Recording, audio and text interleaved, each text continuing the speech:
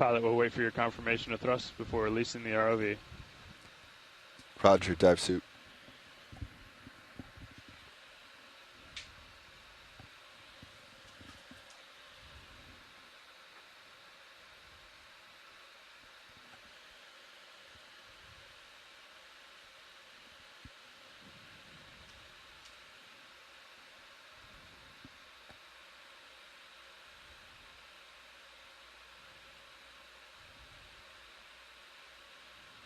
Ready for release. Pull the pin. Stand by for line, pilot. Line's clear, pilot. Push ahead and make your way to center line, please. Wilco, dive suit. Pushing ahead slow. I think push ahead quick if you can. Pushing ahead quicker. We're coming down on our starboard way. Roger that. I'm 100% lats right now. Okay, let's turn our head and push out towards center line, please. Roger. Yeah, there you go. Looking good.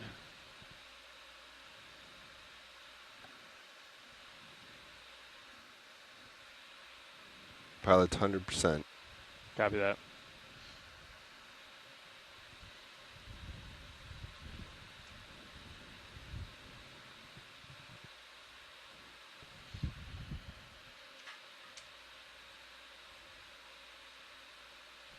Yeah, it's second go, pilot. We'll walk you over.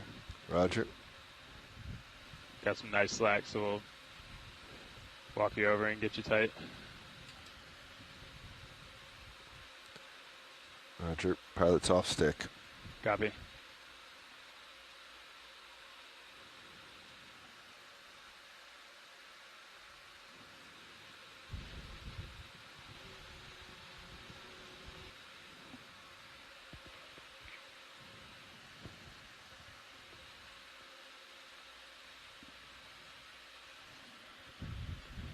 Okay, pilot, you can lock in auto head if you haven't done so. Auto head in. We're walking you over.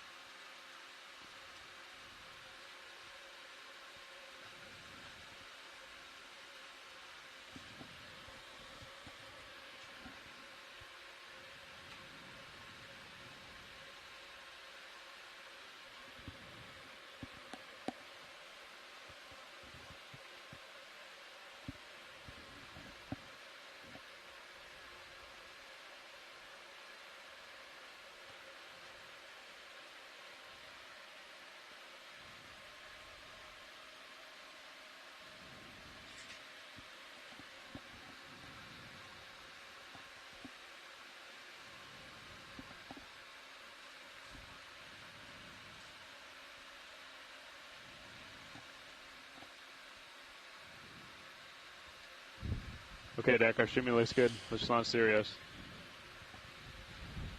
Pilot, I'll let you provide slack as necessary. Raj.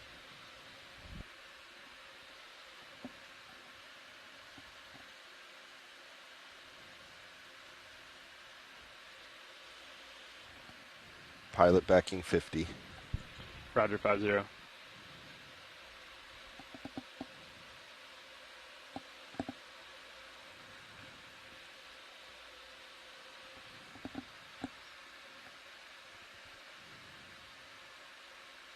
Pilot easing 40.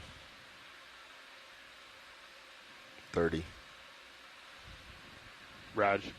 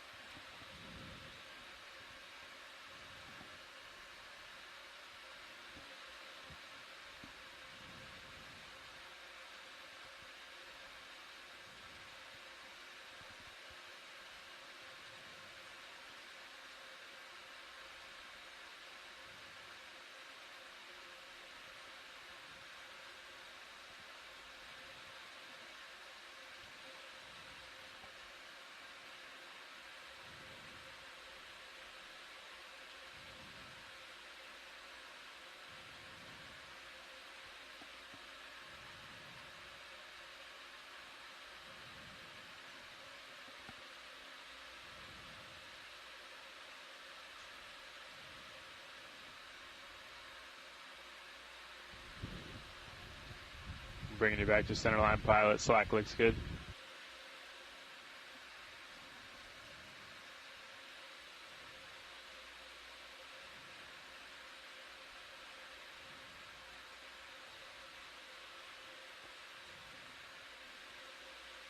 And pilot off stick. Roger.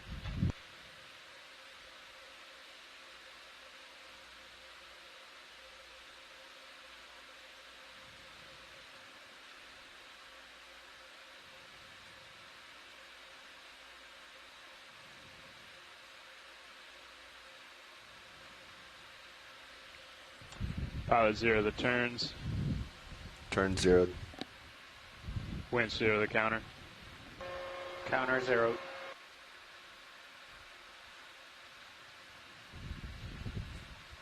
Deck disable A-frame.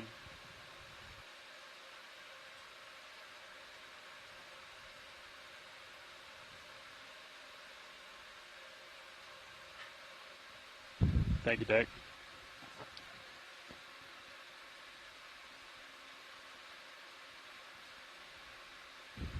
Pilot, are you ready to descend? Pilot's ready.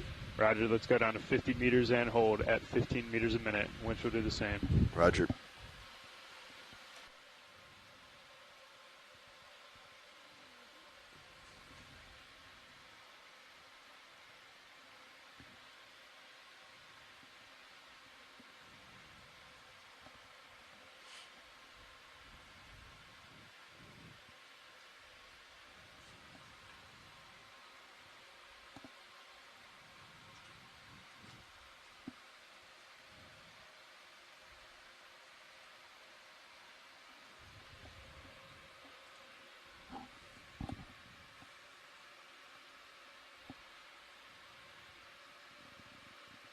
One 0 meters, wire out.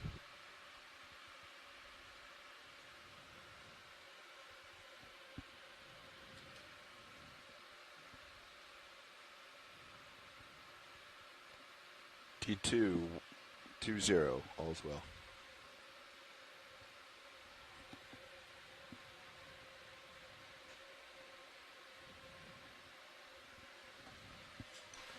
T2 20, all is well.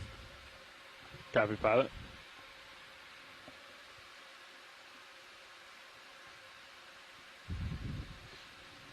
Two 0 meters, wire out.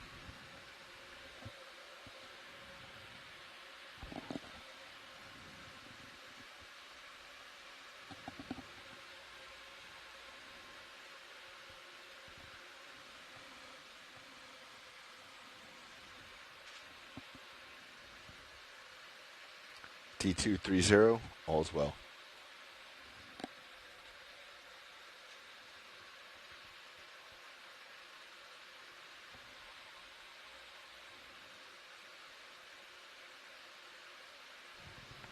Three 0 meters, wire out.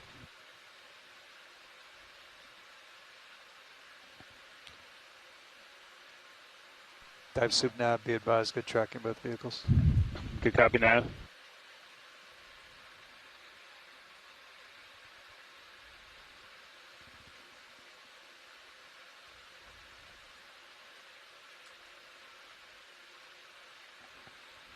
T245, all is well.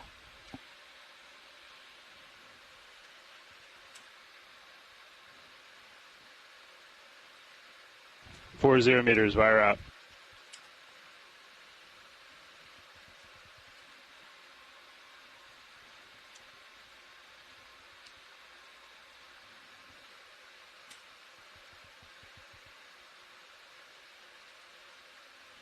D2 all stop, 55. Good copy, pilot.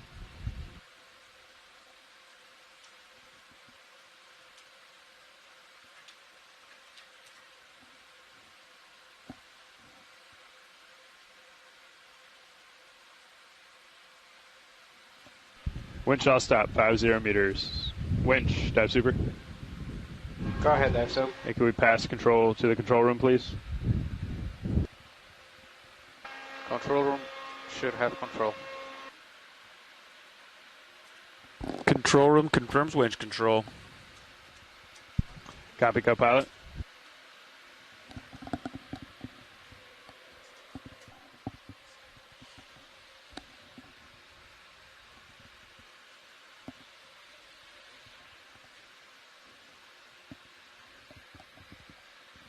Nav, dive super.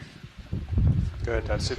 Yeah, I see we're drifting the exact opposite direction that we did this morning. I'd like to pass control back up to the bridge at this time, and then come into auto position so you can work with them to come to waypoint 1. So we'll pass control back up there, and then I'll give you a call back. Good copy, all.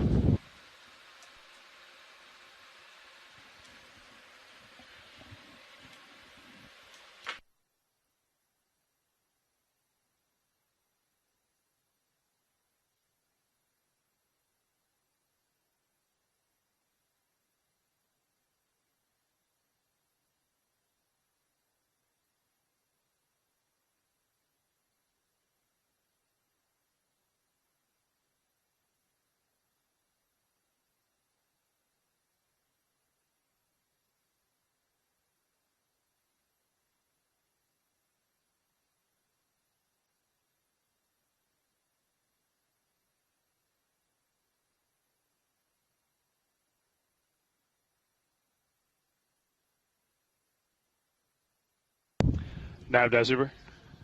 Go ahead, dive soap. Stand by 1. Pilot, dive super. Dive super pilot. Hey, if you guys are ready in there, you're free to continue with the dive. It looks like we have a little bit of a position move, but you guys are free to descend if you want to. Roger. Nav, dive super. Go ahead, dive soap. I'd like to give comms back to you. We have passed control back up to the bridge, so why don't you work with them to get back to waypoint 1? Good copy, all. Nav has comms. Roger, Nav has comms.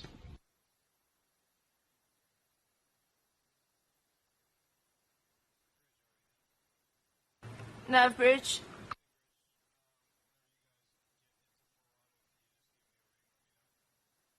Alright, sounds good. We'll be getting to autopods now then. Good copy. Thank you, Thank Bridge. you.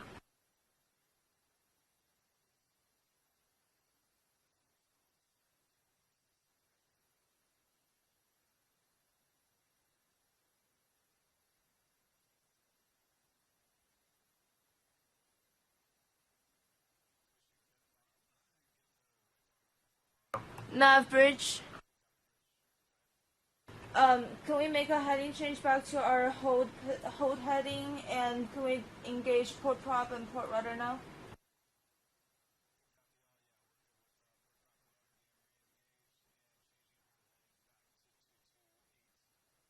Sounds good. Thank you.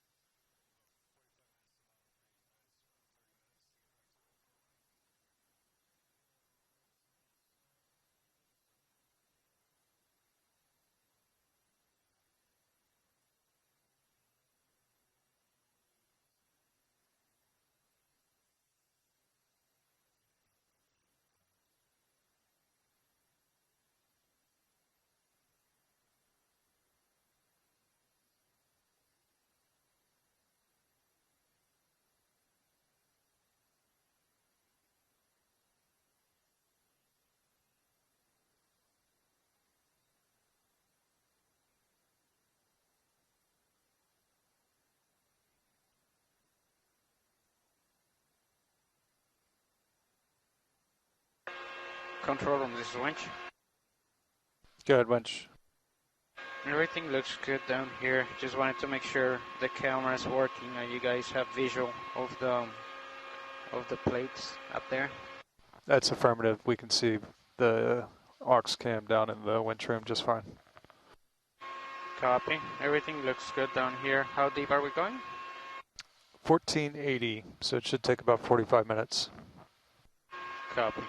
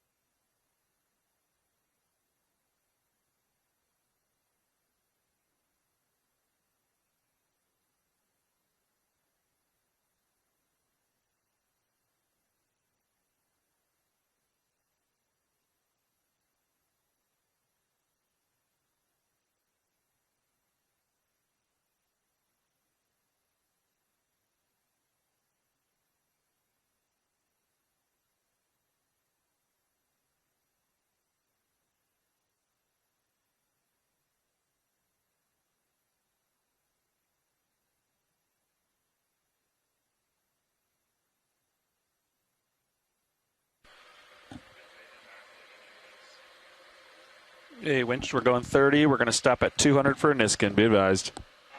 Good copy, co-pilot.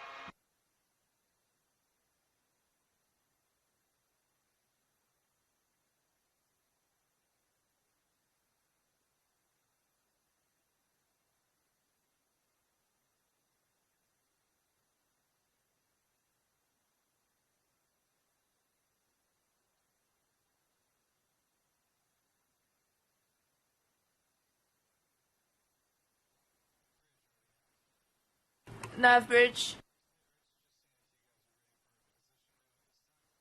We're not. We're trying to find a good heading for auto position right now, because the competition has changed a little bit since the drift test. Good copy. Thank you, Bridge. Thank you.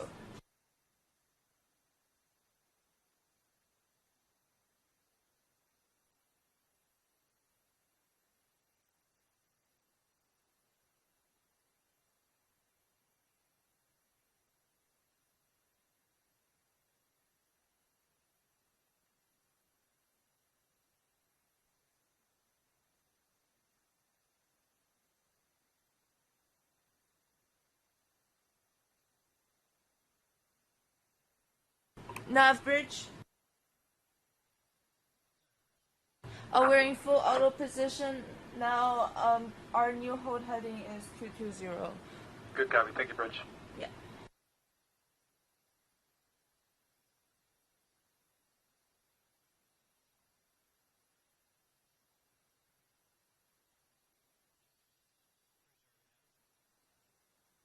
Nav bridge.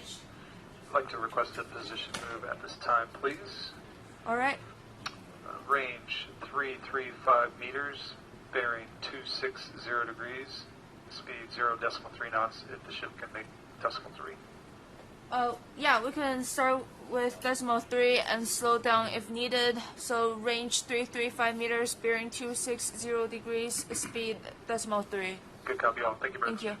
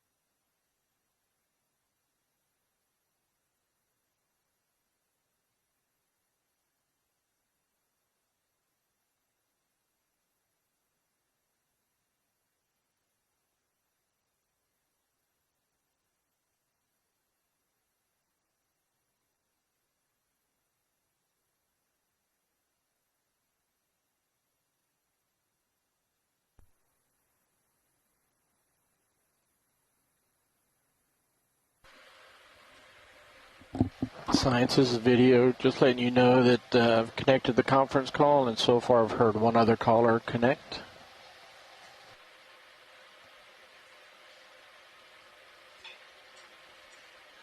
Okay, bud. I want to stop the winch at 195. I'm leaving deck A latch so Fernando can hear me.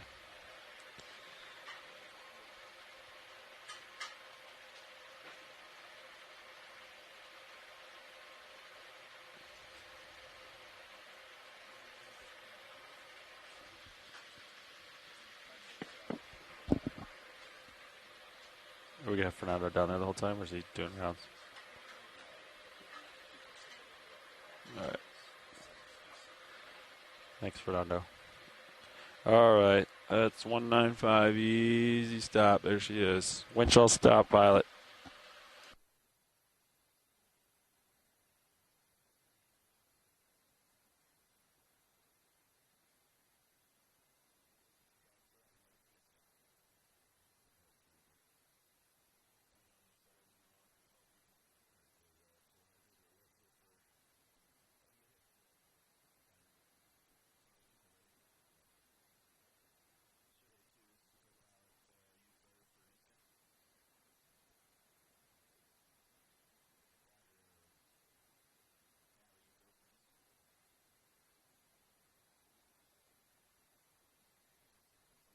Co-pilot, let me know before you start going again. Roger that, winch. Ready for Niskin.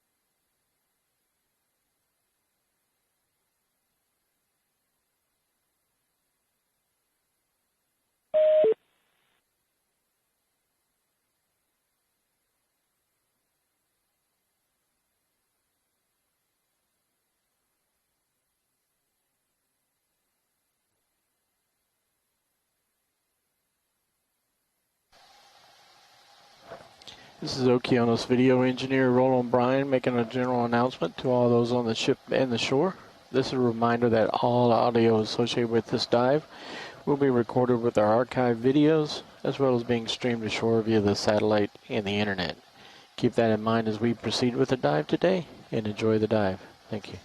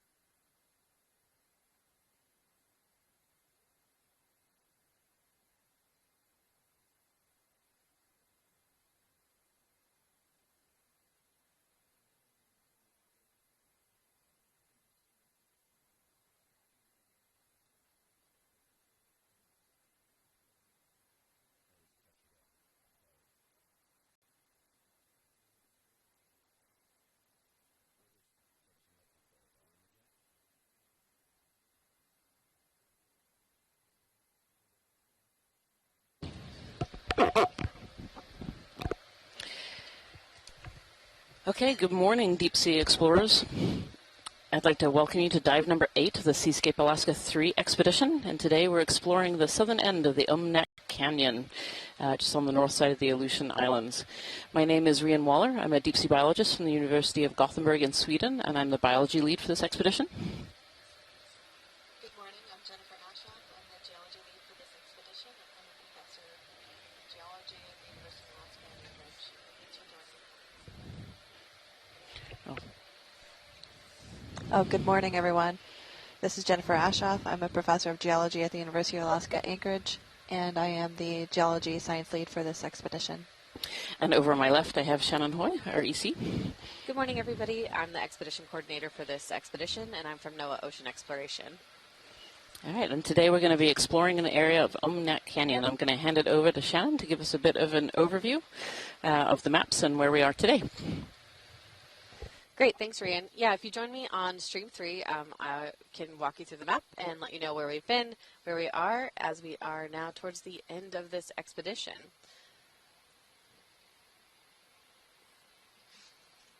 All right, on Stream 3, you should be seeing a map of where we've been. So we left Kodiak, Alaska on July 14th, and we've spent a lot of the expedition on traveling along this arc a bit north of the Aleutian Trench. The first dive was this water column dive where we saw a lot of interesting things. Was exciting, and I can't remember, I think the glass squid was one of my favorites of that expedition.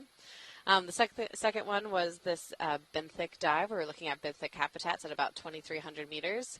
And I'm drawing a blank on my favorite thing that I saw. I think there's a lot of sponges. Carnivorous sponges. Anybody else have a favorite? Want to jump in as we do this recount? Carnivorous sponges were my favorite.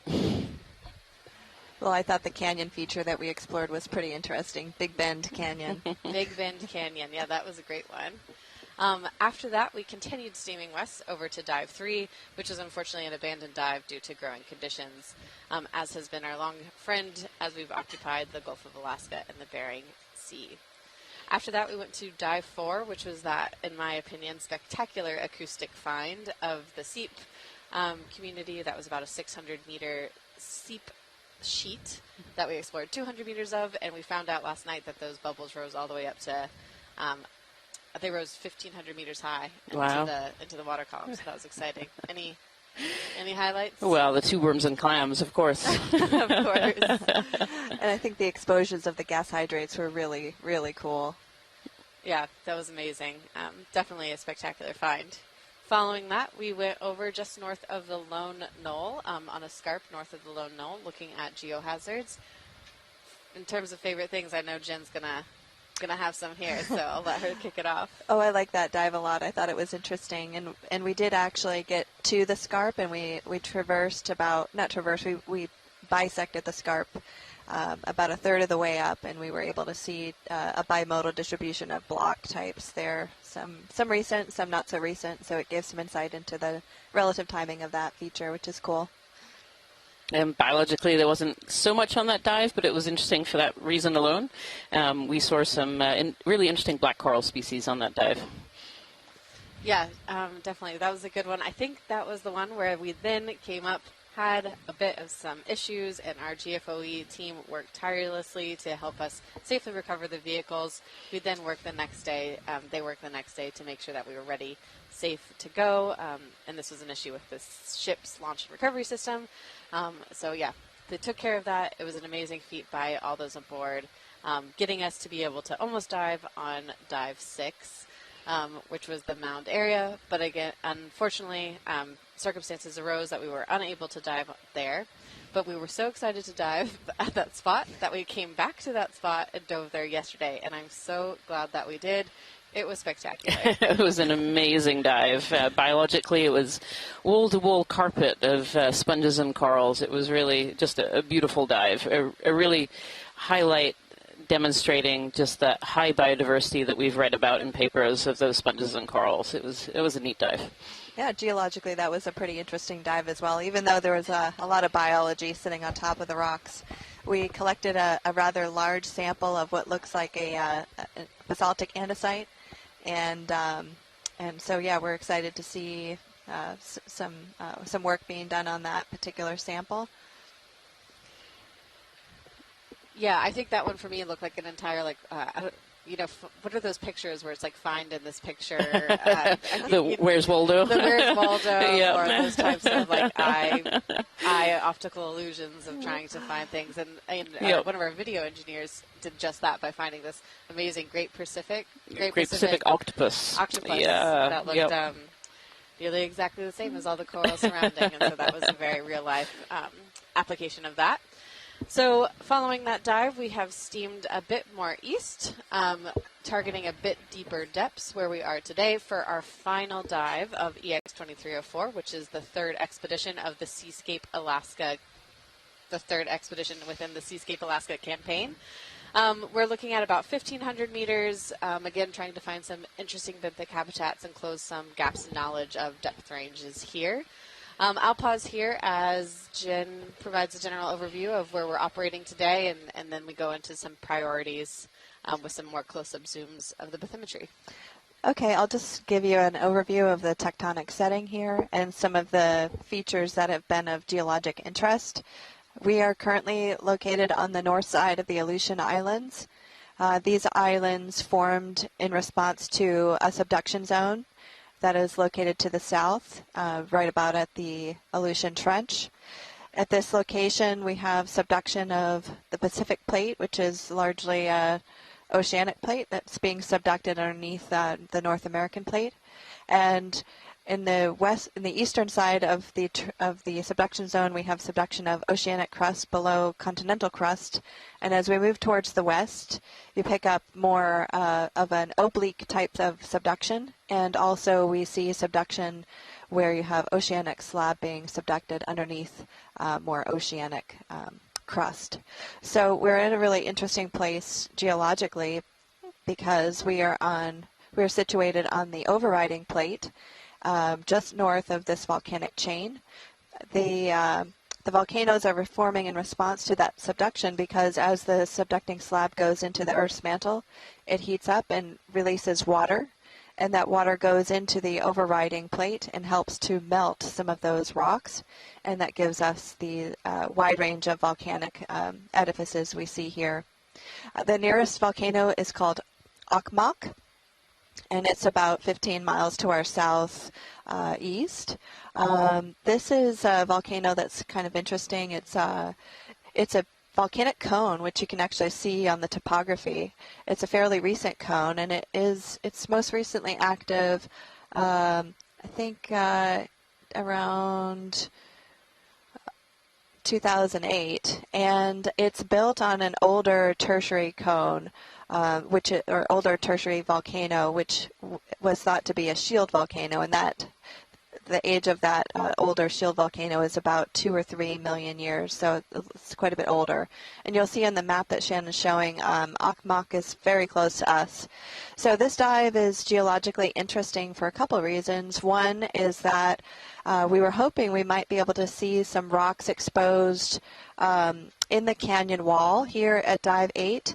And we had to alter our plan a little bit this morning because we've got some strong currents and winds are actually building on the surface here. But we were hoping to see an exposure of some rocks in that canyon that could shed light into the volcanology of the arc. And then also, just geomorphologically, it's in a really cool spot because it's sitting at the confluence of two tributaries that feed down into a very large submarine canyon called Umnak Canyon. Umnak Canyon. Apologies for that. So this is a cool spot biologically as well because what it does is it funnels some of the flows down into this area, which can provide some very nutrient-rich waters for biological habitat. So I'll turn it over to Rhiann. Yeah, thanks, Jen. Yeah, so we know from other areas that canyons can be areas that funnel this water flow to bring in those deep nutrients up across the canyon walls. And so we're at the very kind of southern end of this Umnak Canyon today. And so we're hoping that we get a little bit of that canyon effect and see more of those filter-feeding organisms like corals and sponges. So our dive today, we're starting, I think, just a touch shallower than 1,500. We're hopefully traversing about 100 meters or so in height up the wall to around 1,369, 70 meters or so. unfortunately, as Jem was saying, the weather, the winds, and the currents today didn't allow us to go up kind of a steep side. So instead, we kind of picked this pinnacle where we might be able to just take a peek on either side of this ridge going up. So it should be an interesting area, flow on both sides. Be really interesting to see what biology we have there today. Yeah, thank you all. I just, as we are on the last dive and as you've been following from home, I think you've been aware that we've had a lot of obstacles to navigate through this expedition, including a hat trick of geohazards with volcanic eruptions, earthquakes, tsunamis on shore knocking out our internet. So just from myself and the program, massive thanks to all of those on board and the scientists on shore who have been flexible with us, because I think with regards to all of that, we had originally 23 dives planned, and we are going to end up with 6 full dives. Fingers crossed. That's probably too soon to say. And I think that is a massive feat to the onboard team. So want to appreciate the team here from GFOE, our science leads, our mappers, our sample data managers from the National Center for Environmental Information, and all those involved, because I think we pulled some things out of the bag. So love to give that public acknowledgement. Yeah. All right. Thank you so much, Sharon. And so just before we do our exploration today, I just want to acknowledge the area in which we are working. So as we proceed to explore the deep waters of the Aleutian Islands, we respectfully acknowledge that we are working within and around the traditional Alaskan Native homelands of the Sugpiaq, Alutiiq, and Unongan. We acknowledge their native homelands and honor these indigenous knowledge and heritage of these coastal communities and their relationship with the ocean. We will work with care not to disturb Alaska Native uses of the ocean environment, and we look forward to building upon this indigenous knowledge to add to our collective understanding of the ocean. So with that, we are currently at 1,335 meters, so we have just a short way to go. We will let the pilot set up on the bottom, and then we will begin our dive. Thank you so much.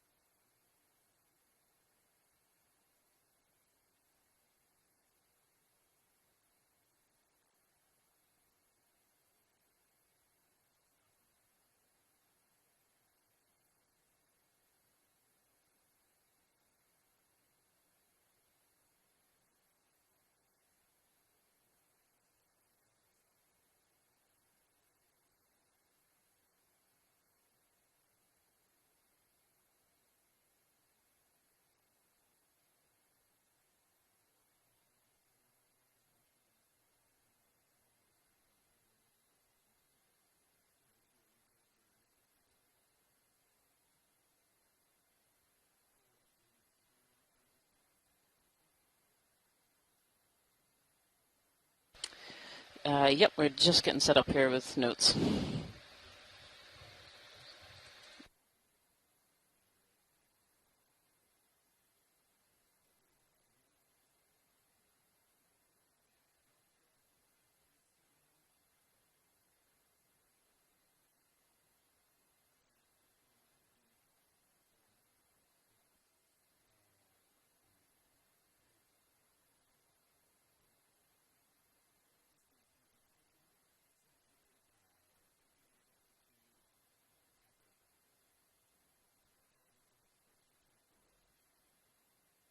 Thank you, pilots.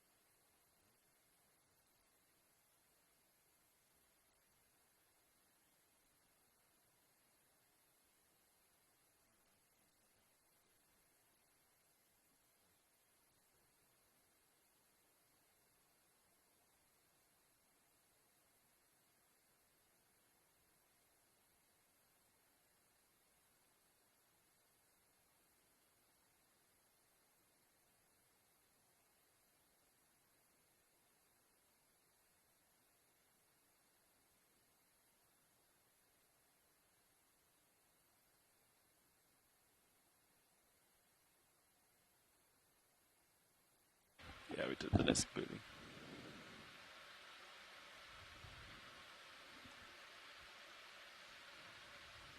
Valid comms. All right. Your hydraulics. Those are the arrows. See if you have touchscreen control.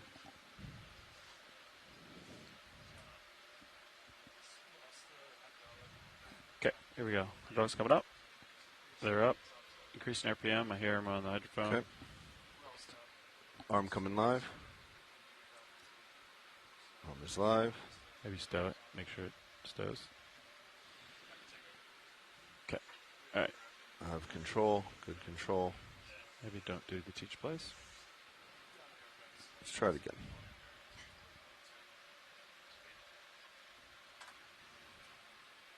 Okay.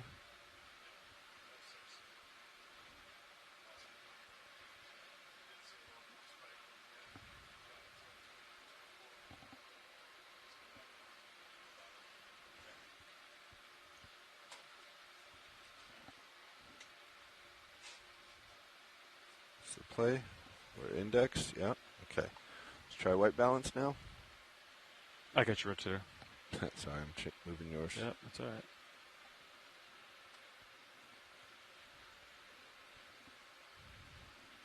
Okay, bringing your shoulder over. Rotator back to you, Bobby.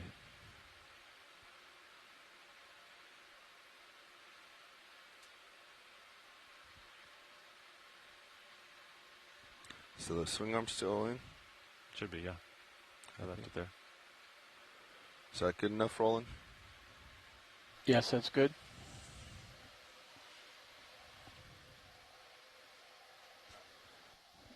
Harrison down, checking blacks.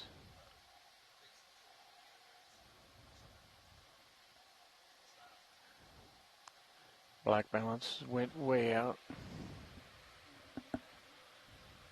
Hey, Workshop, how you doing?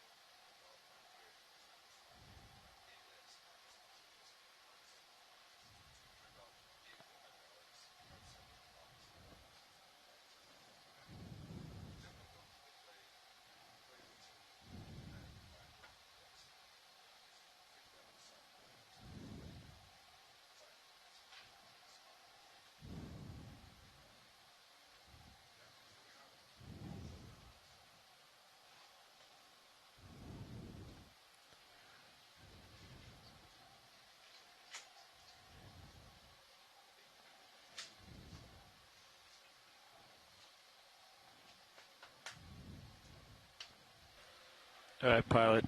Your hydraulics are still up. Your arm is still hot. Indexed out, but still hot. Arm is hot. Understood.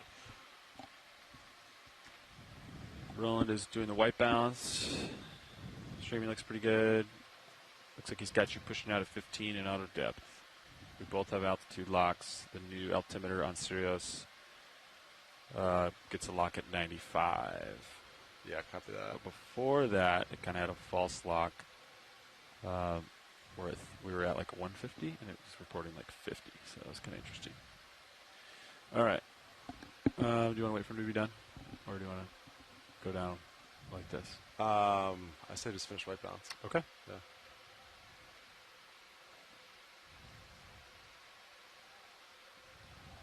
I guess we could come down a little lower, I guess, though. Okay. Do you want to come to 10 more meters down? Sure. I just lost camera communications. Understood. All right, coming down. Just let us know what you need video. What speed? You want me to go 10? Yeah, just do nice and slow. All right, 14, 15, 14. Tickling down easy, Sean. 13, 10. Just ranged out your sonars. Raj. Raj. Looks like blue view, yeah.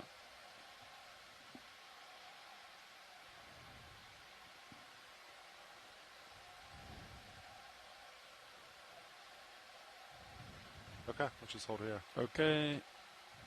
Winch is all stop. I'm still 49 off. You're 35 off.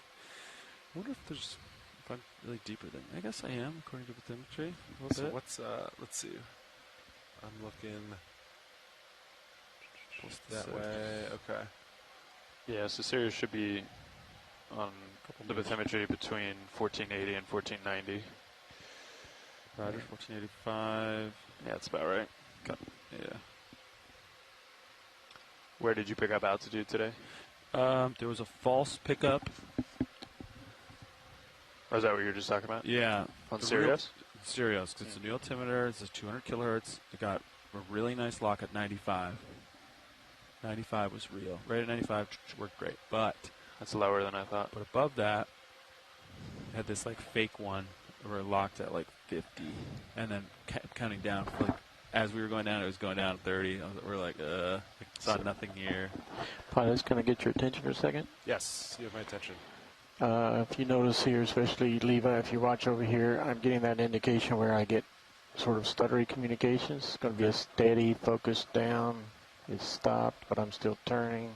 Do you want me to Still bounce the turning. camera, Roland? Yes. All right, let's bounce the camera. Here we go. D2 Zeus coming off. Let's sit for a second.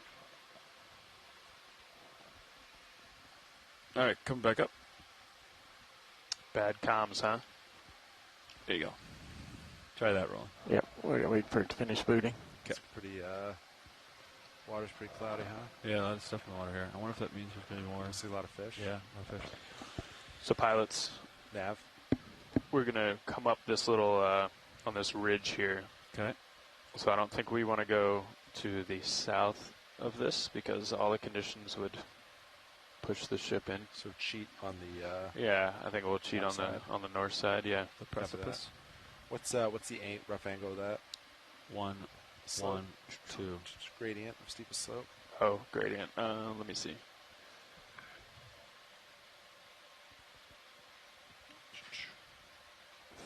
$30-meter rise, 160-meter run, so it's not super I meant steep. direction of the gradient, sorry. Oh, understood. 110. Stand by. basically. Yeah. Yeah, Direction of the steepest gradient. I'd say like Yeah. 109, but if 109. you want to trust co-pilot. 109. Bearing 109. Copy? Copy. So we can meet. I'll turn right. You can turn left. Yes. Meet at 109. Yes. I don't have a 109 on my compass, but I'll make it work. Same indication, but we'll continue the dive. Yeah. All right, Roland, are you done with white balance operations? Okay, let's... Did you do mini Zeus? Yes. We done earlier. Copy that. So we can stow the arm, and we can get to the bottom. Oh, I have opened up a contactor on the Sirius forward lat for ground fault reasons. In the event you need to use it, you can re-enable contactor, and it will be operational. Copy that. I guess just We'll keep an so eye auto on it. heading does work. It should work. We're Just- going to test it once we get there. Just might not. What do you mean it should work? It has less, thrust. Well, no, did you put it in? I mean, yeah. Oh, so you turned it on with one thruster. Yeah, it worked. Yeah. Okay. Yeah. I'm guessing it has less authority, right? That's yeah. So I don't know how I it's was going going to make sure this wasn't. I don't know how it's going to behave. Copy. All right. Craft is off.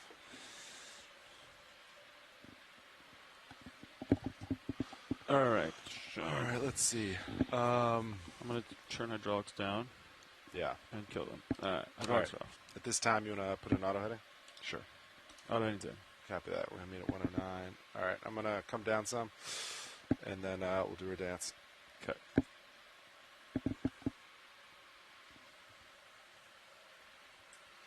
Maxing out my rotator.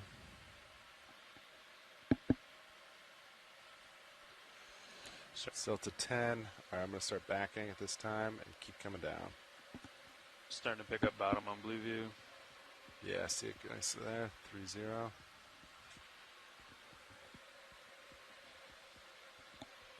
Delta 15 and backing.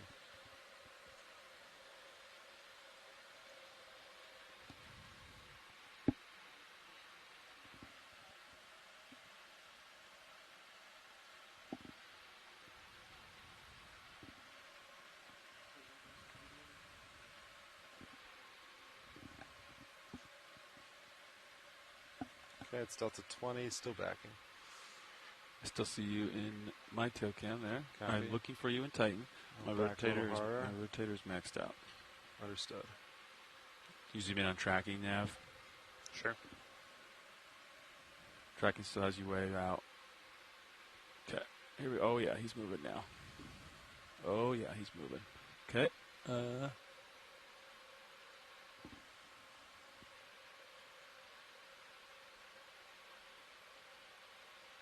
That's me right there, right? Yep. Got eyes on. Raj. Follow me to 90. think Roger. I think with turbid water like this, sometimes it might help to kill the Sirius. You want me to try it? lights. Yeah. Yeah. Because then you pick it up nice and there's no ambiguity. All right, Sean, Then you want to looking down. You want to turn them on. 90.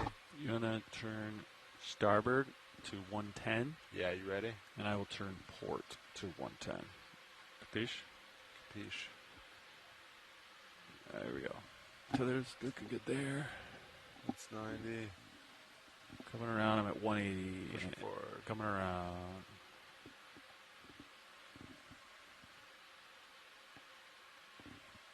Approaching 110. I'm basically there. Nice. Olivia looking Breeze good. out, looking good. Fish looks good. All right. I'm going to push forward, center up. Okay.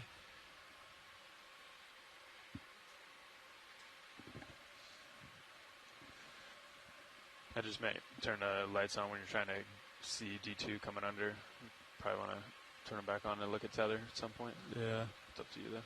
Sweet. It's probably fine. Yeah. Came right. I don't see any. What do you like better, pilot? This? Whatever you think. You're watching that more screen than I am. I like this better. Understood. For now. All right. You can actually see the tether. The camera's on 7. That one? Yeah, 7. That's the wide angle. That's the wide angle down. Yeah. Flex link. You'd see it in there. You can do the 110. We can do our new test. See how CP test 2 looks looking down. There it is. Okay. All right, just pushing forward at this time. All right. 27 meters off bottom. What angle do you want my rotator to be at? What did we decide the best is? There's 47. All right. All right, just stick with that. Ready to come down? Yeah. Come down 15 meters a minute. Co-pilot, do you have all your lights on? Negative. We have them off. Turbid water. I'm trying to see D2. All right, Sean, I'm going down to 13 meters a minute on the winch. Up to that, down to 16, 15. I'm going to try lights here to see if I can see tether. Yeah, there it is. All right, I'll keep the lights on to make sure I don't go over the tether. Delta 17. Got that. And you can pause too if that tether floats too much. Right. Increase downward speed. Altitude 20.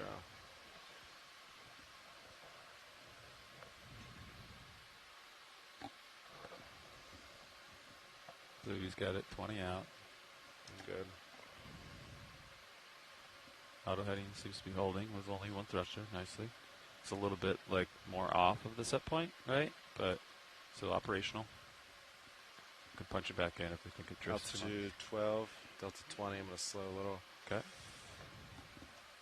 Just a little bit. Altitude 11.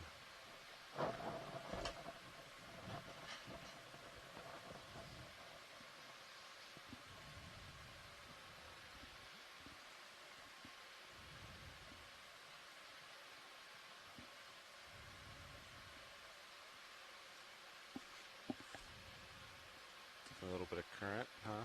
Yep. According to tether. Yep. Lateral a little bit. Say center. All right, Delta 17 looks good. Altitude 7 on D2. I think we're starting to see some bottom. Come on in. Altitude 5 looking good. Pushing forward some. All right, this is bottom. Oh, that's set in your screen. Look at all those little stars. Sure are a lot, huh?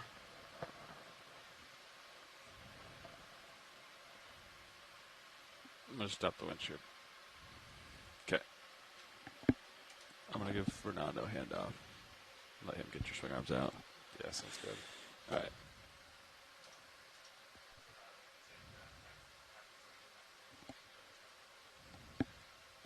Copy.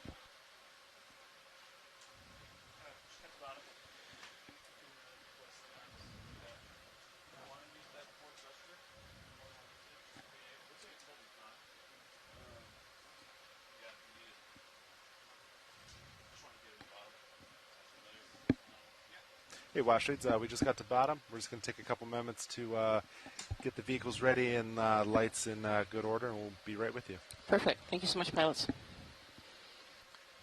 Bridge nav. I just want to inform you the vehicles are on bottom. And we'd like to go ahead and establish a bailout plan of due west 270.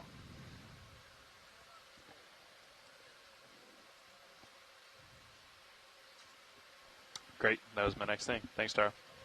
Pilot. Hey, co-pilot, how's it going? Pretty good. Good. All right, let's see. Slope. You want to start working on my lights? Yep. I'm Oh, you're already doing it? Great. taking out the upper swing arms right now. Looking good. There you go. Those are ready. Lower swing arms next. I have auto XY in at while you do this, be advised. Come down a little lower. Okay, Delta 16. I can come down a little bit more. Your altitude. Oh, you're on the bottom pretty much. Yeah. Okay. So Delta 14, I'm going to leave it there as I deploy the lower swing arms. Sounds good.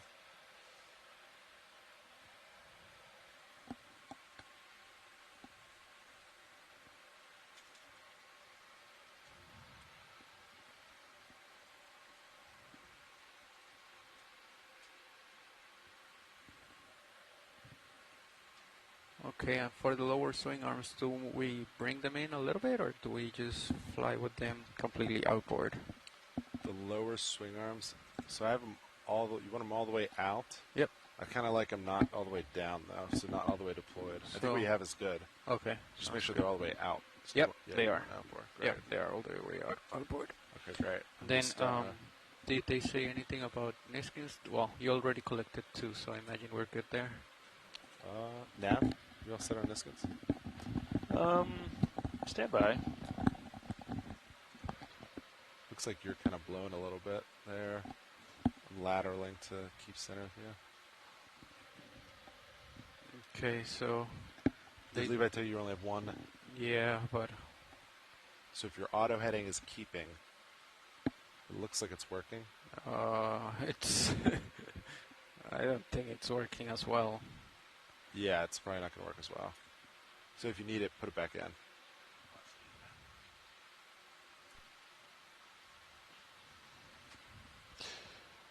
Hey, I see that we took a Niskin at 50 meters. Do we want another one now that we're down here, or? Okay, great. All right, so I'm looking at about like 100 right now. Copy. This is pretty good to start.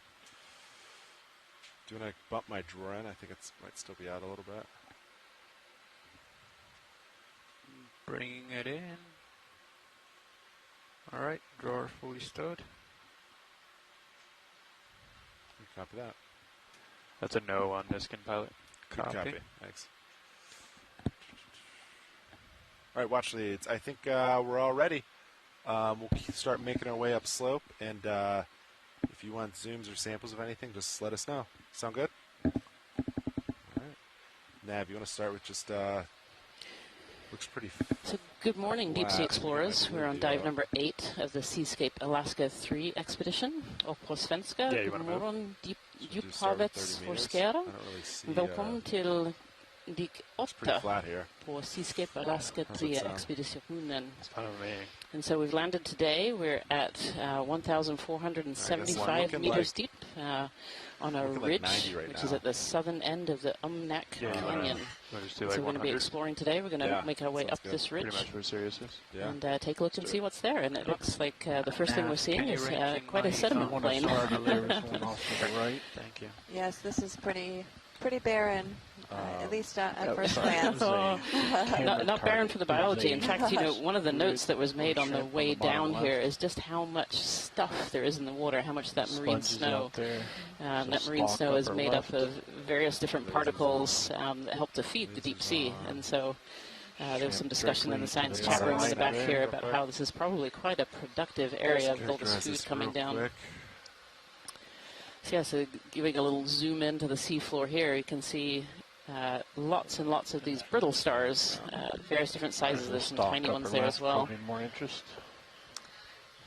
Yeah, it's actually a fairly sandy bottom here too. And that quick little snap zoom we had, we could see some of the sand grains that are occupying these darker patches. And then there's also a lot of mud mixed in So, there. Pilot, you Hey, said watch it. Go The ahead. lighter patches are more organic mud, and the darker patches are more Yeah, coming just more center. sand. Yep. And there's a ctenophore floating by. Yeah, lots and lots of those ctenophores. And then what do we have here in the sediment right in front of us as well? It's really... All right, video, you want to come on in? I'm wondering if that's maybe a... Looks like hydroids. Yeah. Gosh, you can see quite a lot in the sediment once we zoom in there. So a couple of different kinds of ophiuroids. We have these little bushels of hydroids that are obviously, you can see the direction of the current. Actually, this is a great way to see where the current is coming from and just how fast it's moving along the surface there. Yeah, watch it for reference. There's a good bit of Some current really down good here trace right now. fossils as well. You can see this one crawling trace See the going right direction across going the based on, field of view what in the we're lower looking left. Due And are north, I these guess, yeah. worms over here poking out, Ryan? Yeah, so definitely some little worm tubes coming out of the sediment I can see there. In fact, yep, we've got a nice zoom in there. You can see the hole kind of going down. So that's a worm that builds a tube. Usually they're made up of mucus to begin with, and they bring in other particles, sediment particles, sand particles, stones, rocks. Some are made of parchment. These ones look a little bit stiffer than that. So I think these are probably those mud tubes. Seamless. And this branching item here in front of us, yeah, I think this is hydroids, and it's the little amphipods on the inside there. The pilot was just telling us too that yes, there's quite a fair amount of current down here on the bottom, on this ridge line here. There's two amphipods hanging on for dear life there.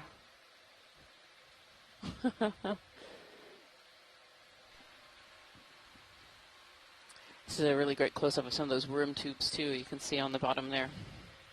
Way to tilt up a little. Yeah, it's a nice view of the sand as well. I'm watching the sand and some of the siltation that's happening on the seafloor here. Although a lot of the sediment that's moving is really light organic matter. There's the sand that's in the background looks to be about medium grain sand, and it's relatively well sorted.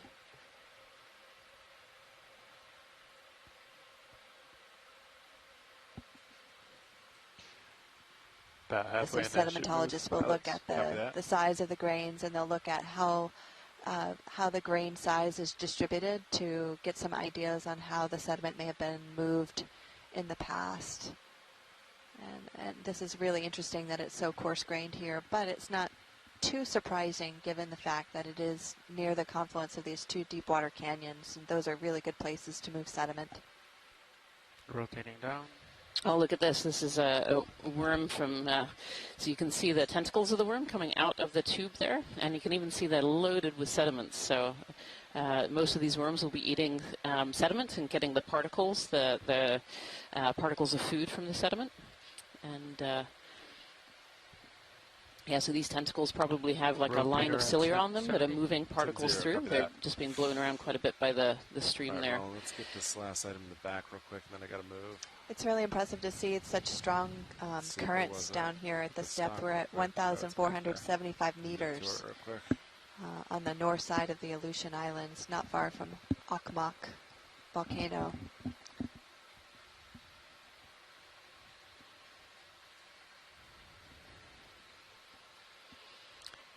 Wow, this area of the seafloor is absolutely littered with these sea stars, with these brittle stars. All right, video start to come in. Yeah, I lost it. I'll get you there. Ooh, not without some dust, though.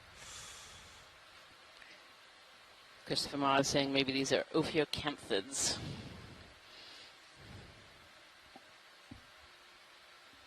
$78. 7-8. Well, let's leave it. I gotta get going. This dust isn't gonna clear by the time I... Yeah, pretty sandy bottom. Some, a little bit of current.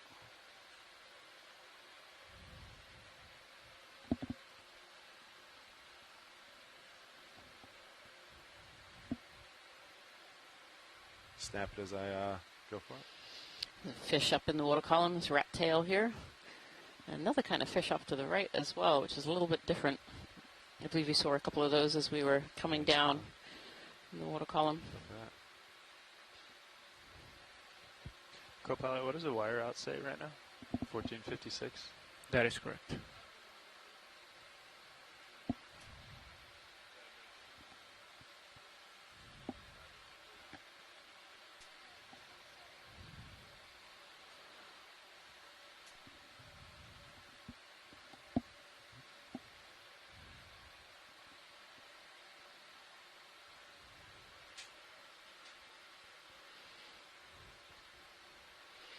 Well, what's that on the left there, pilot? Can we kind of zoom in on that one? That looks like that might be a sponge, potentially. Yeah, copy that. Might actually be one of these carnivorous sponges. Ship move is complete, pilots. Copy. Copy that. Something doesn't seem right on the Again, wire kind of out. leaning over with the current there, we're suggesting deeper this than is the wire, quite a, says? Yeah. Such as a zero. quite a I don't know. Bad a strong zero. current here on the bottom. Fernando, you're a winch. Yeah, I reset it.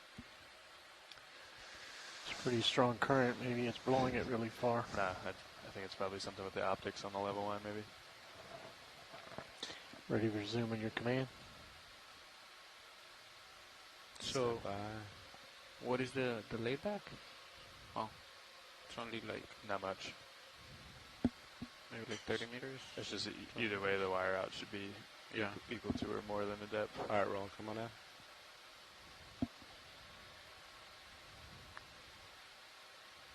Rotating down. Oh my that's goodness, look at this. 75. I should stop swinging shortly, so Copy I that. think you're fine.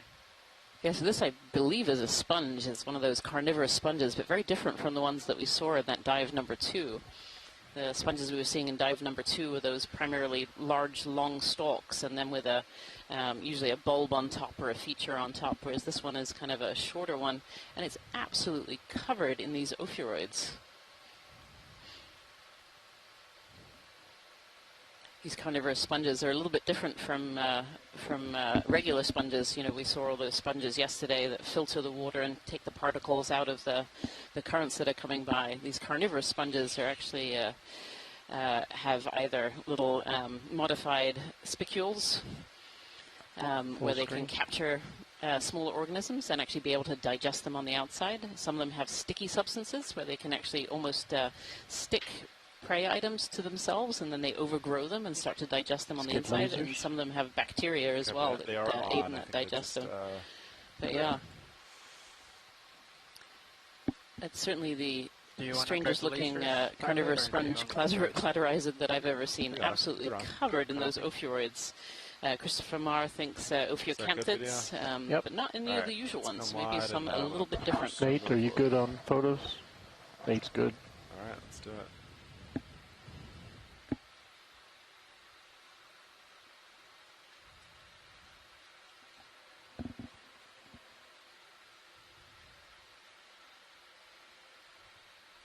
A lot of floating items. Yeah, more of these ctenophores up in the water column here. With lots of this marine snow. It's absolutely very, very cloudy today. Oh, here's another one of those cladorizids, and I think I even see another one in the background. If we can have another zoom in on this one, please, pilot. Yeah, you got it. Just for confirmation.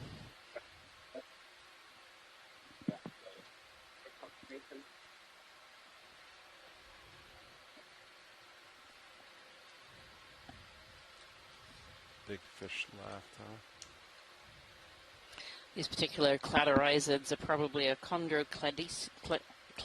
Chondrocladia. See, port rail. With these large balls.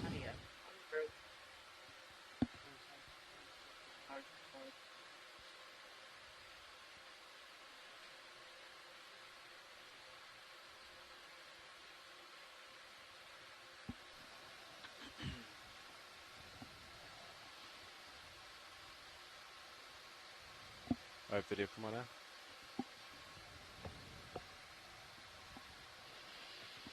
Look, how are we doing, Copilot? We're doing good. Good. Rotator 81. I think I have settled. Yeah, this is a great shot of this carnivorous sponge, this cladorizid, and still covered in those ophiuroids, those ophiocanthids.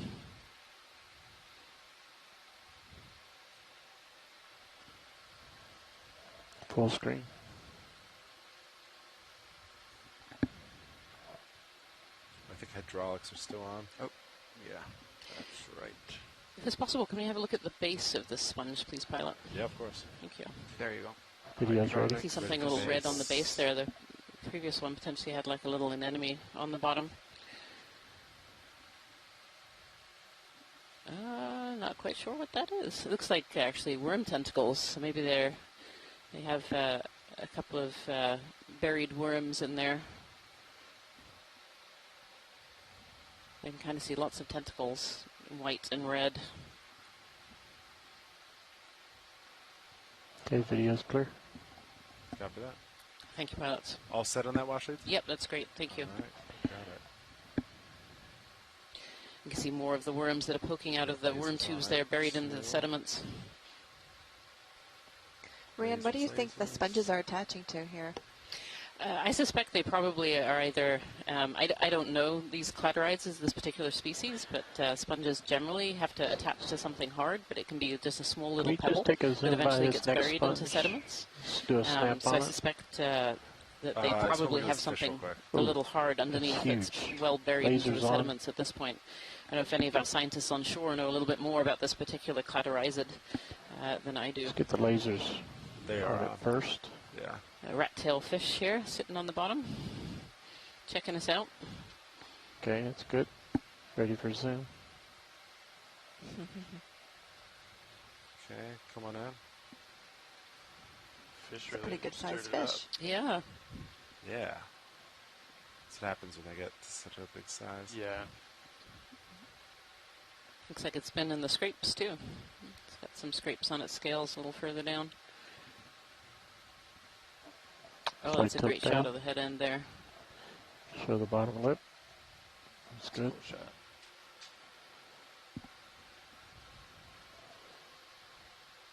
Sorry, I'm backing up a little.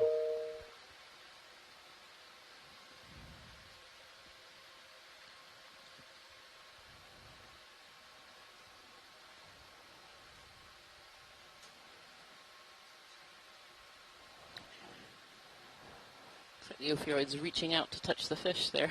I'm going to zoom out on high pack pilots to go over some stuff with Tim. Yeah, copy that. Copy. Fill the screen. So Christopher Marr, a scientist who works on echinoderms from the Smithsonian Institution, says at these densities, some ophiuroids can actually capture fish and squid that get too close to the bottom.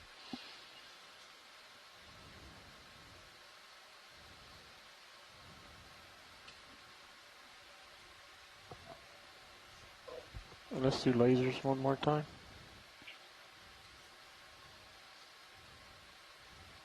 Good deal. All right. All set video? Yep. Ooh, keep moving.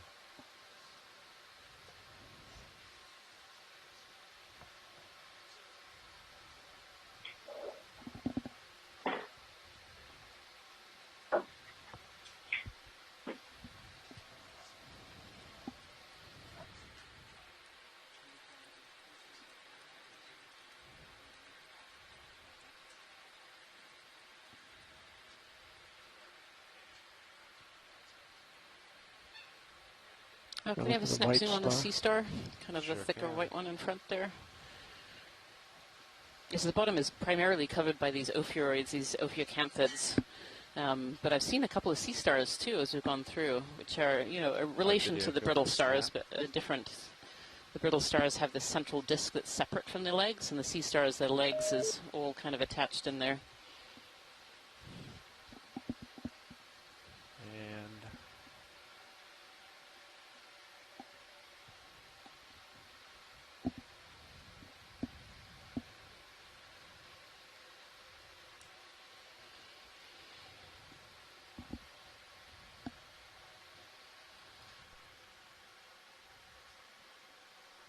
hey, watch it.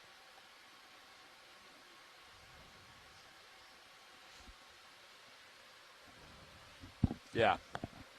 Sounds good. I'll just center up a little bit, and we'll maybe the one to the right here. So, yep. Video, are you all set? Video's clear. Copy that. Christopher Mouse says this particular sea star is a pedicelasterid. Copilot, are you happy with your sample this time? Let me rotate down. I know I'm not moving, so I think we're good. You're on that side of my screen, but I think we're good. Video, is that the same one way out there? Yes, it is. I just go to that. Well, actually, can I go to the one a little forward? Yep. Forward up from Yep, center? that's Great. fine. I'd recommend sitting with the wind coming into your face. Yeah, so I want to center up a little more. So, I can so a get different multi-tune. brittle star there. It It's a looks like big it's one, got huh? extra arms. And then, aside from the water samples, I Maybe assume not. we don't have any other samples? That's correct. Copy.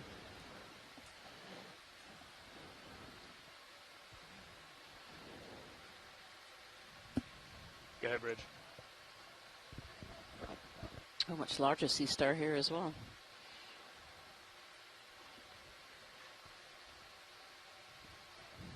So the pilot's just setting up. We're actually going to collect one of these cladorized sponges, Just zoom on it, these carnivorous in sponges. advance. They're Yeah, copy that. relatively unusual, and they're covered in these ophiuroids that are not quite sure what species those are either.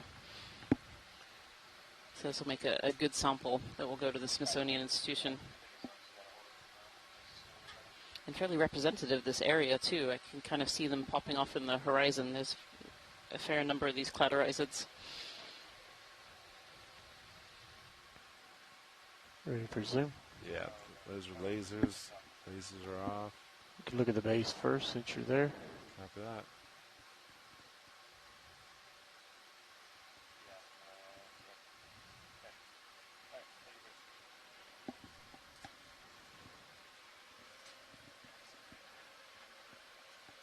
Okay, go ahead and pan up to the top.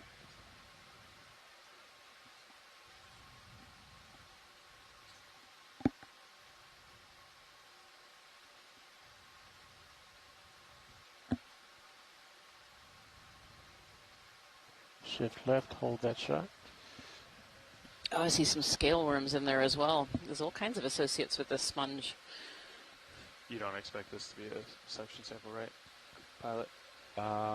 Actually, how much of this do you want? What's a good spot to do you want the whole thing, or is this a snip of? Yeah, I think so. Just determines where we'll put it. I can try to get at the base. Yeah, I can try to do that with the fingers and see what we get. Does that sound like a plan? No, I think you're right. I think it'll fit nicely. Let's throw on the extra lights. Copy that. 50%.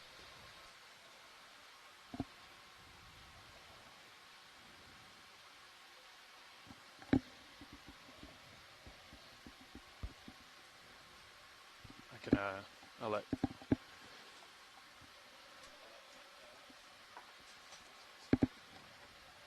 Yeah, copy that.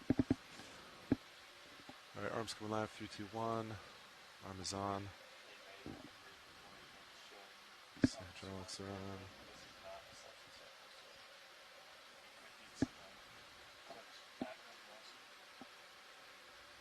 Full wide. Copy that. Yeah, copy that. Just want to have both boxes ready. I am ready. Everything's ready. Let me know if you want not coming on this one. Yeah. I'll center it. Sounds good.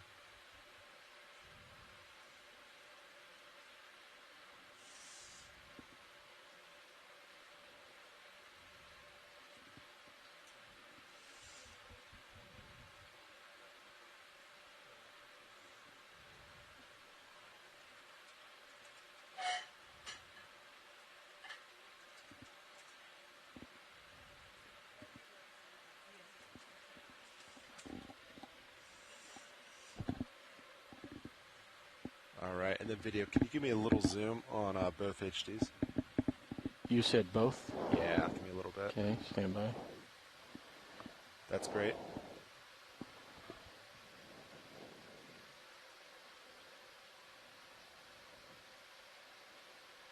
And that looks good. Thank you.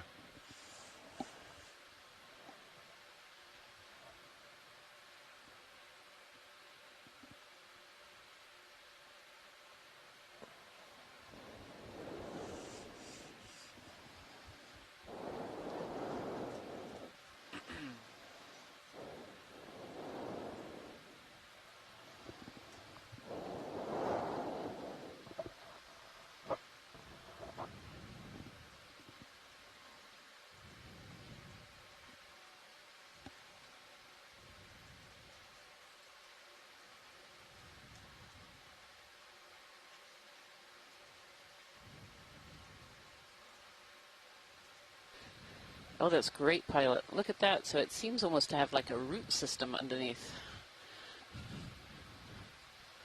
I was wondering how it was so well attached. We did just do a quick There's snap. a lot of and loose then, sediment here and we'll hardly put it any in the real box. rock. Really interesting. Yeah, that root system Let's is just really go, cool. I'm going to go port side. Copy. Let's look at the roots. Just tilt your camera down or lift your arm up. Do you want me to push out the door right now? Will it come out? You test it. I might have to And spin let's over. position it for the still camera.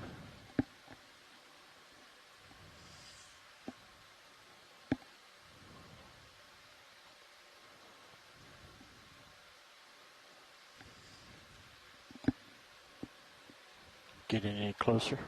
I sure can.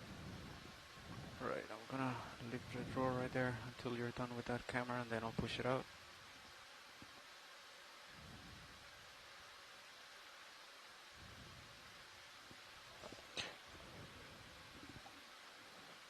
Okay, looks like he's good. Okay. Okay, pushing out the drawer.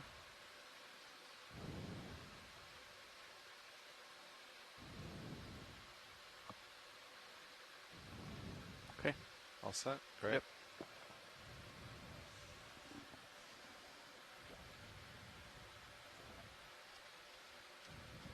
And then can you just follow me as I Will do. I'm ready. the minis is, yeah, thank you, sir.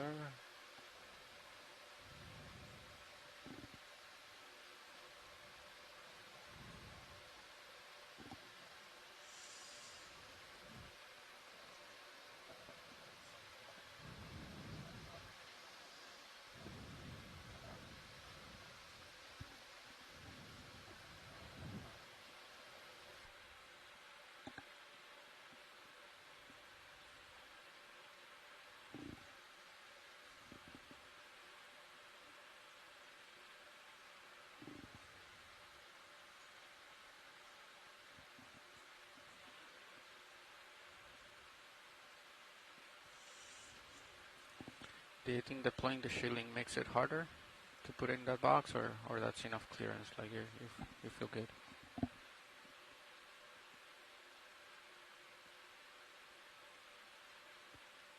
Okay. All right. I feel good, co-pilot. Okay. I feel very good. Hands clear. Bringing drawer in. Nice work. All right. Excellent. The pilots just collected an example of one of these carnivorous sponges called ophiurid. All right. Covered in the ophiurids. Oh, Yeah. covered in ophiurids. Yeah. And what's the sponge? The sponge is a chondrocladia, a type of cladorizid. Yep. Interesting. Yep. All right. Nice work, everyone. Thank you, pilots. That was a great collection. Yep, if we of could course. do, while we're Thank you, here, pilot. just to zoom in on that big Go ahead, Rudy. starfish, that would be great. Thank you. Do it.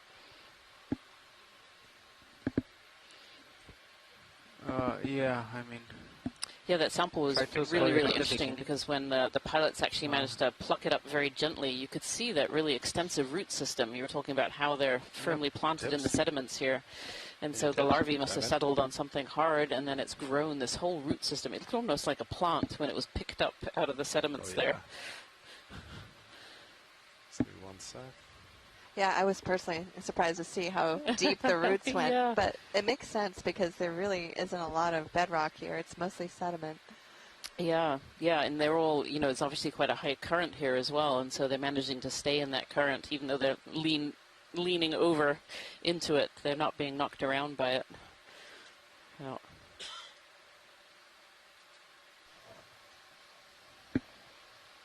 All right, tilting down. Lasers are on. Those are lasers.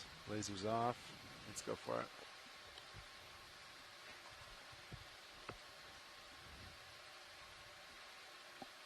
And you can see the sediments raining down on top of this poor sea star here. Absolutely covered.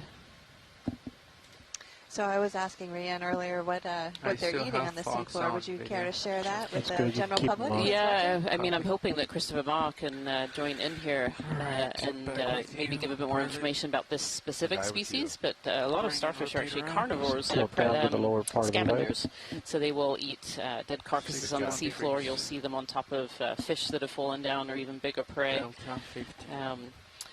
And then a lot of these smaller sea stars actually eat the sediments, so they'll take the sediments and absorb the nutrients out of the sediments, the food out of the sediments, and then spit them out. So there's a variety of different feeding strategies. So interesting. So Christopher Ma thinks this is a benthopectinid. Let's center back up, and we'll get one full screen. Potentially. It's got some serious spines all over this particular sea star. It's really interesting. It almost has a couple of skeleton shrimp or something on top of it. Are we at full zoom, pilot? It is max zoom. I think these are skeleton shrimp on top of that this. That is max zoom science. This is max zoom, okay. It's a crab coming in. Yeah, you can see clear little bodies and some white, some red running through it. And I think those are little skeleton shrimp. Yeah, actually, Elena Jorgensen spotted them too. Hi, Chris. Hey, so this is really interesting. So this is, as I'd mentioned, this is a benthopectinid. I'm not entirely sure which one. I think the one that occurs frequently in the shallower waters is called Lewidiaster or some such thing. These aren't really well known from in situ imagery. So there's a lot here that is really interesting to unpack, the least of which is all of the marine snow being caught on the spines and the proximity to all of the brittle stars, because I think when we were looking at these further south along the coast, they were also around brittle stars, and a lot of the brittle stars around the animal are actually kind of missing. So it makes me wonder if they're predatory on some of these ophiuroids. There's a lot of speculation that they're things that feed on sediment, but that's largely because they are always found in bottom sediment plains like this. Is there any possible way that we could collect this? And it'll play nicely with probably anything else that you pick up, so you can double up on one of the bio drawers. I'd just like to figure out which one this is and whether or not the gut contents, which is a sort of double value, could be insightful to understand what it's eating and what it's doing. Yeah, pilots, could you put the lasers on that again? I think it might be a bit big.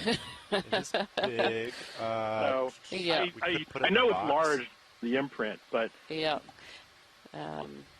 Yeah, I mean, the center there, so those lasers, for those at home, those are 10 centimeters apart. And so the body of that sea star is actually 10 centimeters wide. So that would be a hard fit thing to fit in the bio boxes that we currently have. We can do another one. Okay.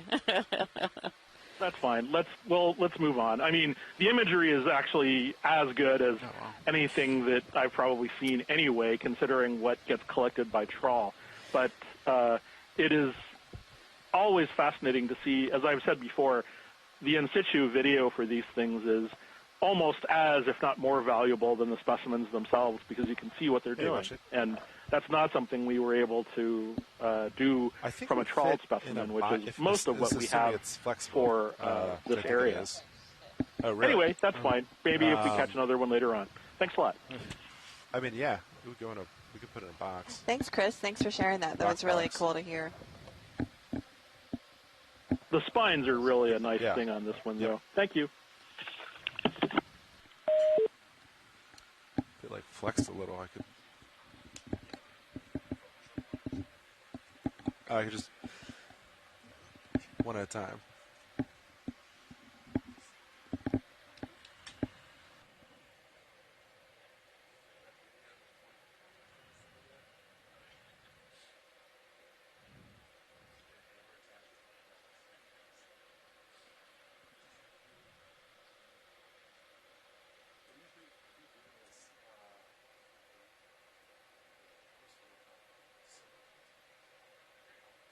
Hey, watch it go. Rock box. Understood. Okay, understood. Yeah, alright, we'll set up for it. Thinking of, like, almost trying to just get underneath it with the claws. Instead of, like... With the claws closed. Like, I think that's worth a shot. Yeah. So big, this one. Yeah.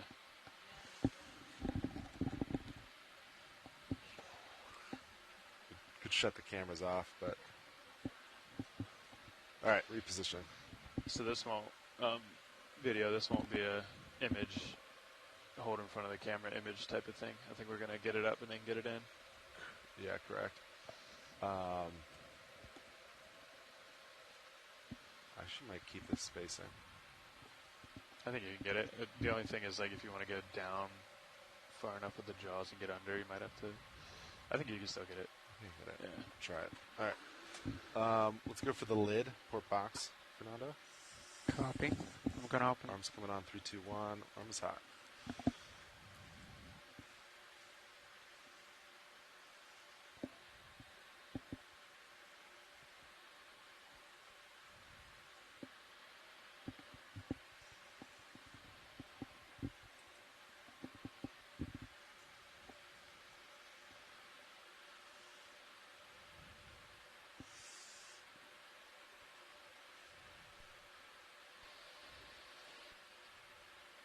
Do you want to go the other way? Yep, sorry.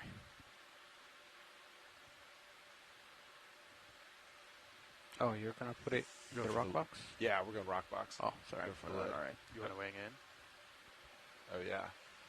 Wing me in. Wing in. Yeah. All right. There you go.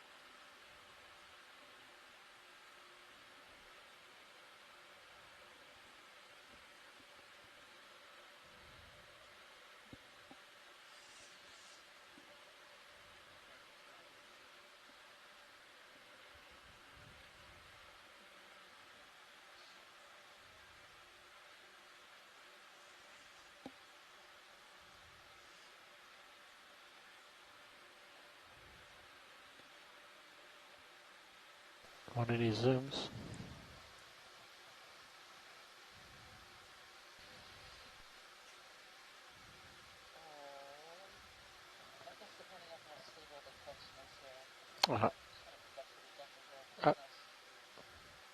I was just meaning the pilot asking him if he wanted any tighter shots.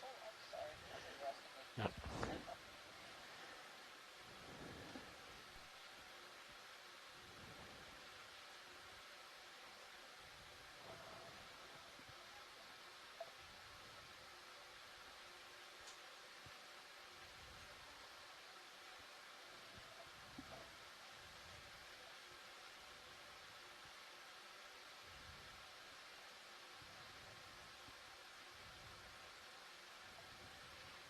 Drifting a little bit. It's kind of what I'm trying to do. Yeah, watch it. I'm going to try to, like, kind of scoop it underneath. Yeah, however you think intact.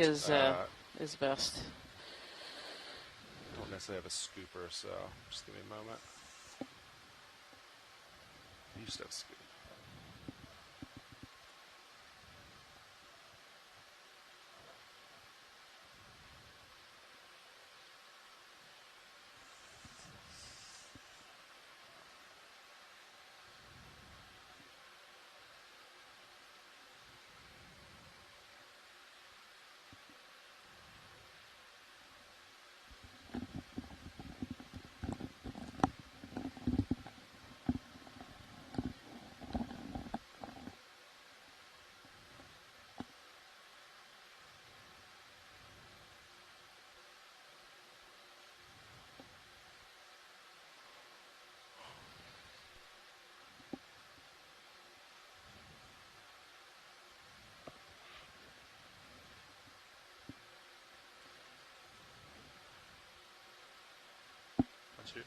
you're under, you could open your jaws and then give it a wider base, you know? Yeah.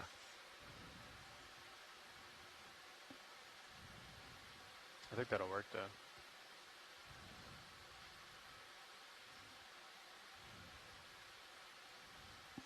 Vehicles are good. We haven't moved in a long time. Don't rush me.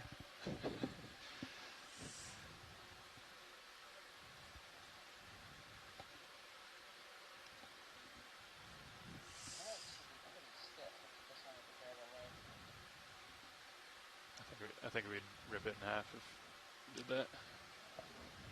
We'll try one more time and then we can go for the other option. Yeah.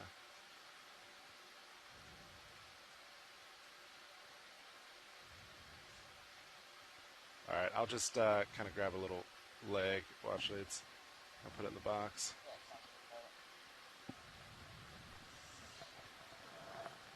Might get a little mangled, be advised.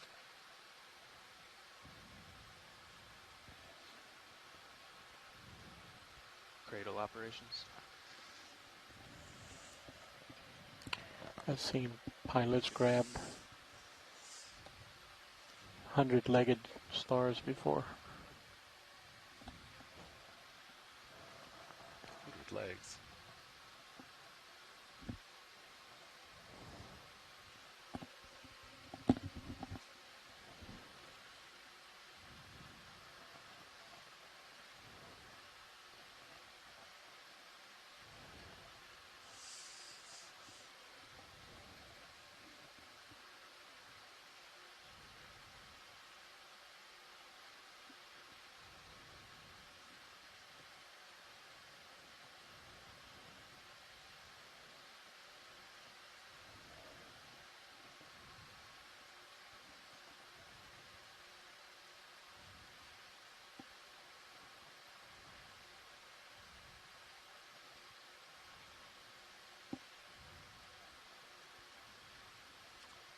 Co-pilot, follow me.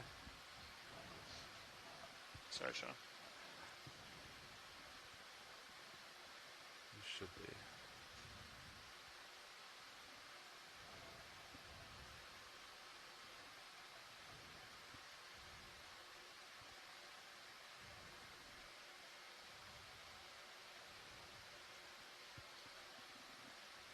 All right, it is in the box. Close and load. Thank you, pilots. Yeah. Do you want me to try to close it just by moving it out, or do you want to close it yourself? I can close it. Copy.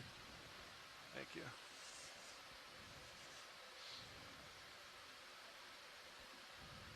Nice.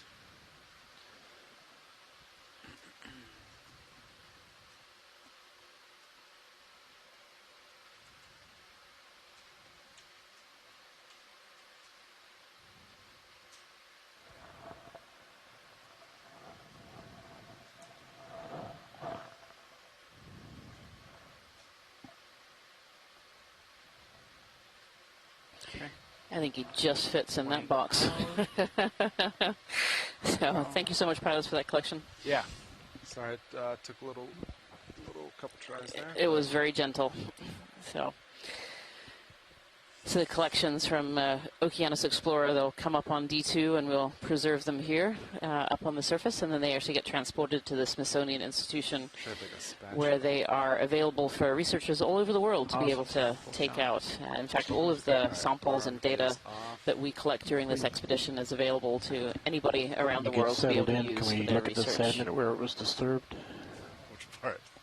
Anywhere. Pilot, before we move on the seafloor, over towards the left, almost by the toe, there's kind of a smooth orange, I know color's not good, sorry, on the seafloor. It's like a rounded structure. I'm just kind of wondering what that is.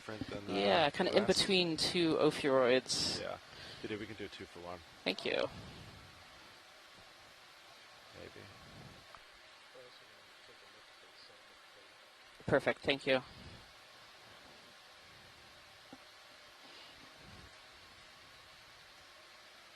Come on in.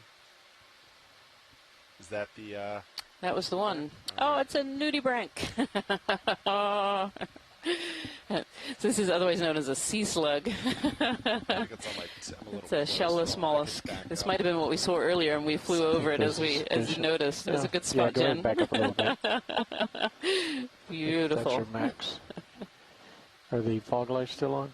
No, they haven't been on for a while. Oh, yeah, they are on 50%, sorry. Everyone loves a nudibranch. They are pretty cute, I have to say. Very cute. It's actually quite unusual to see. These are aeolid nudibranchs. Thanks so much, Kelly Markello. And their gills are on their outside, and you can see their two long tentacles out the front there. And they have this muscular foot underneath. This guy's trucking along here. So remind me what he's eating. That's a really great question. Probably sediments. Okay. Pulling out sediments. It might be a carnivore. Okay. I don't know if any researchers in the chat know a little bit more about what this little nudibranch might be eating on the seafloor here. Okay. Some nudibranchs are eat corals and sponges, so it's not impossible. Though I don't feel like there's quite enough of those around here to be a food source for the nudibranch. Watch it. Anything else? Do you want the sediments? Sediments? Just where it was.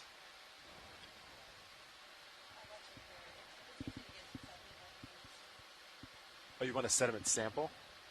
Or is it just a views of it? Just a view, yeah. Yeah, you got it. So is this what you're looking for? Okay. Yes, we just have to zoom out, and we'll get them on. We can do that. We'll get some close zooms, then we'll back out and get the lasers in view. So a couple of thoughts on what that nudibranch might be eating. Generally carnivores. And maybe they're eating some of the hydroids. There's certainly a lot of hydroids, which are another cnidarian on the seafloor, and we've zoomed in on a couple of those, so they might be eating hydroids on the seafloor. Watch, is anything else I can do for you? Okay, keep moving. Oh, that was a great zoom in on the sediment. Also, you can see how coarse-grained the sand is down here. Geologists use terms like fine, very fine, medium, coarse, very coarse, granules, pebbles, cobbles, to classify the size of the sediment. And so in this case, even though this water depth is quite deep, we're down here near the bottom at about 1,480 feet or so. There's still quite a lot of coarse-grained sediment, which isn't uncommon for some of these deep water canyons, since they do funnel. They funnel a lot of sediment from nearby land, and just if you're not using it for the blue view, if we could between look just at near the toes. Yeah, the land and the deep water. So they're really good ways to funnel sediment to the continental shelf in order to build out the continental shelves. Dead ahead, which is good. Especially during times of sea level low stand. Good. How about you can put blue view down now? To answer your question, pilot, to the navigator, yes, we have moved 100 or 200 centimeters. Do you want to put 20 meters in? Sure. Good with Echo Pilot? All right, let's get moving. Great, thank you. 20 meters, So if you're just joining us today, we're on the 8th and final dive of the Seascape Alaska 3 expedition, where we've been exploring waters off of the Aleutian Islands. And today we're on the north side of the Aleutian Islands, out in the Bering Sea, exploring an area called Umnak Canyon, and we're at the very kind of southern end of Umnak Canyon, on an area where the canyon actually starts to split into two. We're diving up a ridge today. We started our dive a short while ago. It's 1,480-ish meters depth. We are currently at 1,470 or so meters. So far this dive, it's been much as you see right now. It's very, very sedimented, but absolutely, the floor is absolutely carpeted in these brittle stars and sea stars, and we just saw a nudibranch. I think that's, we've seen a couple of those. And we've seen some of these carnivorous sponges, but very different from the carnivorous sponges we were seeing down much deeper and on the south side of the Aleutians.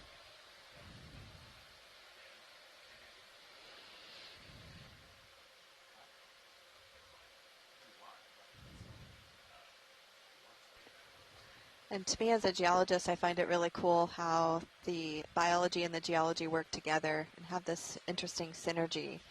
So the site we were at yesterday, we had a nice hard surface because of the basaltic andesites that were present on the seafloor. And the corals really liked to grow in this area, nice hard substrate. And there's also a lot of nutrients in the water column, but here it's very sedimented, as Rian said. We're looking good. But so despite having all these rotator nutrients at in this 54. marine snow that you see floating around, The they don't really tether like to is grow looking here good because as well. of the Feels like geology, because of current's the actually, sediments. Down a lot. Yeah, a lot of the species that we saw yesterday, for instance, are all require that hard bottom environment to be able to grow, and they require significant hard bottom environment too, not just small little pebbles. They need kind of these larger cliff areas, and even some of those When kind you of were nooks coming and crannies. down, you had auto XY. Well, at there's some point. something just down below us. We just went over it, Pilot. Okay. Sorry, Washington, did you hail? I think we've gone over it. It's okay. Something you We just saw went something a little past. different sticking out of the sediment there. Okay, It's understood. okay. That's okay, though? Yeah, Okay. it's behind us now. Got it. Yep. Try and be a bit quicker. But yeah, so yesterday, we saw that hard bottom environment that had lots of little nooks and crannies and caves and cracks, and those are great areas for larvae to settle because it keeps them out the way of predators and competition as well for space. Look at that And so object left. the area yesterday was absolutely carpeted in corals and sponges, whereas here we have that more sedimented habitat, and we are seeing that carnivorous sponge and seeing some other things as well, but we're not getting those larger corals and sponges that we saw. If you could zoom in on this in the center there. Thank you. Snap zoom.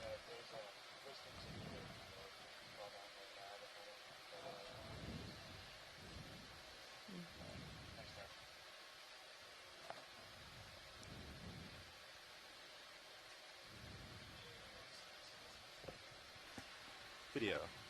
Snap zoom, please. So ever so often we've come across something sticking up from the sediments, and here we have an old stalk of something and this beautiful crinoid up on top there with more of these brittle stars also wrapped around.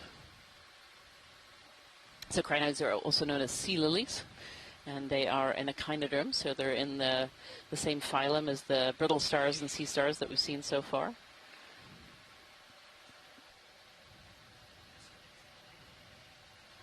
That's beautiful. If there's any chance of a zoom in of the oral area, that would help us ID.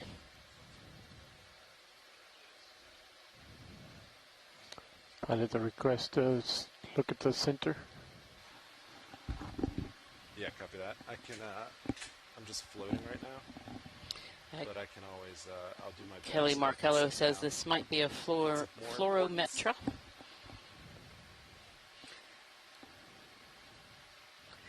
And unlike the sea stars and the brittle stars, whenever we look at them, we're actually kind of looking at almost their backside. The mouth is always on the underside. With the sea lily, the mouth is in that central area there. And they have these special feet that move the food from the arms. The arms are out in the water current catching food, and they move them in towards the mouth area.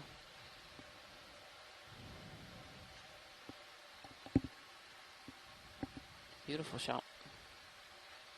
Lasers. Oh, they're on. I'll get them down.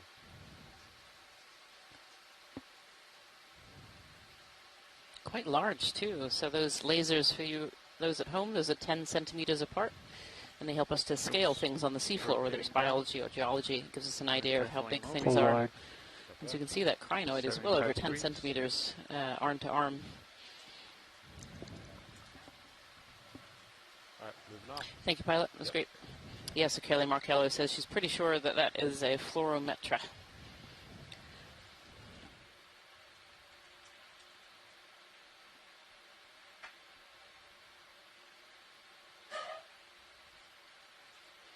And all throughout this dive, even as we were dropping down in the water column, we could see that this was an area with a lot of stuff in the water, a lot of that marine snow. And that's certainly the case even close to the bottom here. Yeah, that's strange because like right here it seems very sandy, and DVL is locked 100%. Yesterday I assumed it was harder bottom and it was coming in and out. Yeah, agreed.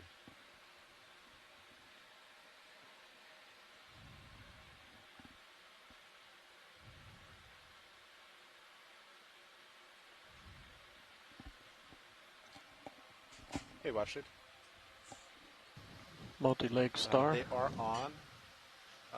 They're just hard to see. Do you want to point it at something specific? You find it hard? You say harder to see?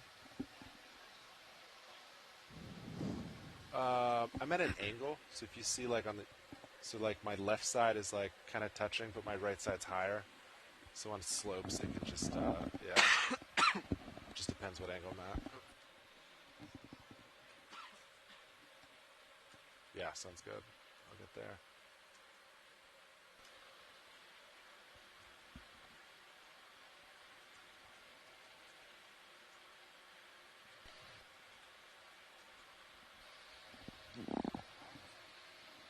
Yeah. How long was that move now? So this is a sun star. It was 20 meters. Sure, 20 meters. Christopher Marr will give me a little bit more information on this star in the chat room. So we said that you've heard from myself and Jen up here on the Okeanos Explorer, but we actually have a whole team of scientists in the background working on what we call the science chat, and they are watching the video at home and are able to help us identify what we're seeing here on the seafloor. Wow, this guy's this one's a big one too. Yeah, good 10 centimeters. Oh, nice. Confirm that ship moves complete. Co-pilot. These sun stars are also a type of sea star, but they have more arms. So usually these brittle stars and the sea stars have 5 arms. Sun stars can have many, many more. Actually, another good close-up, you can see those tubes, those polychaete worm feeding tubes coming out of the tubes in the surface of the sediment as well.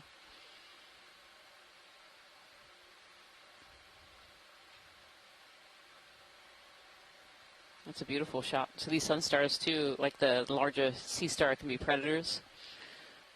I feel like you're slowly drifting back. Yeah. Thank you, pilot. It was great. Can we turn off the fog lights if they're Hey, Rianne. still on? Hey. Sorry to be calling in so much. So you're right. This is a solasterid. At this depth, it could either be Solaster itself or another weird genus called Heterozonius.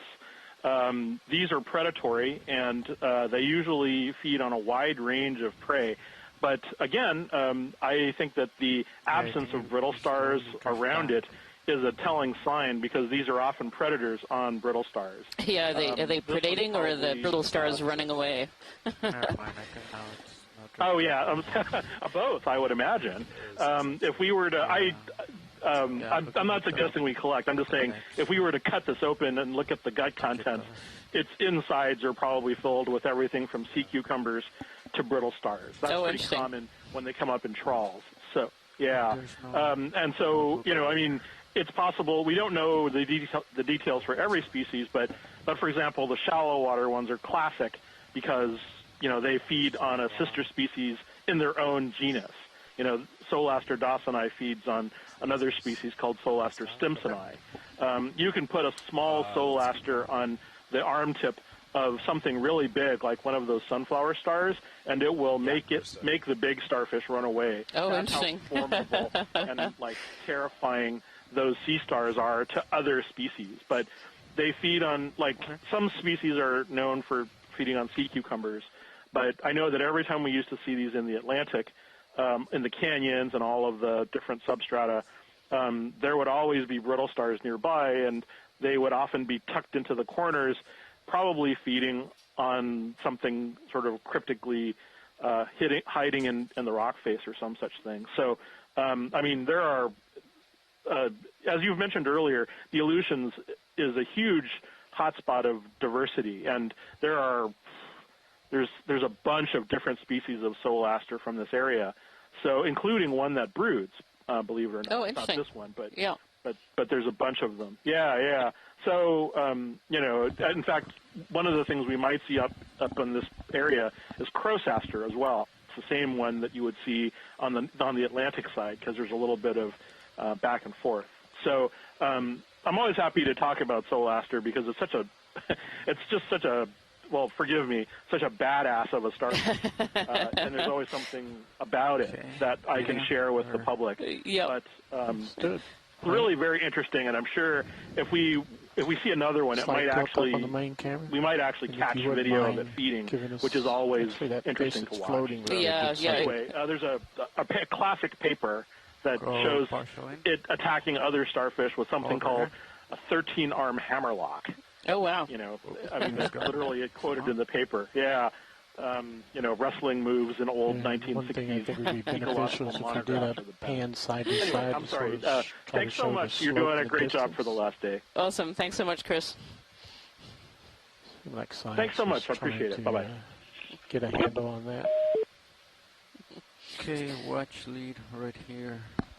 You can see facing south. You can see kind of the slope that we're going up. It's not too steep.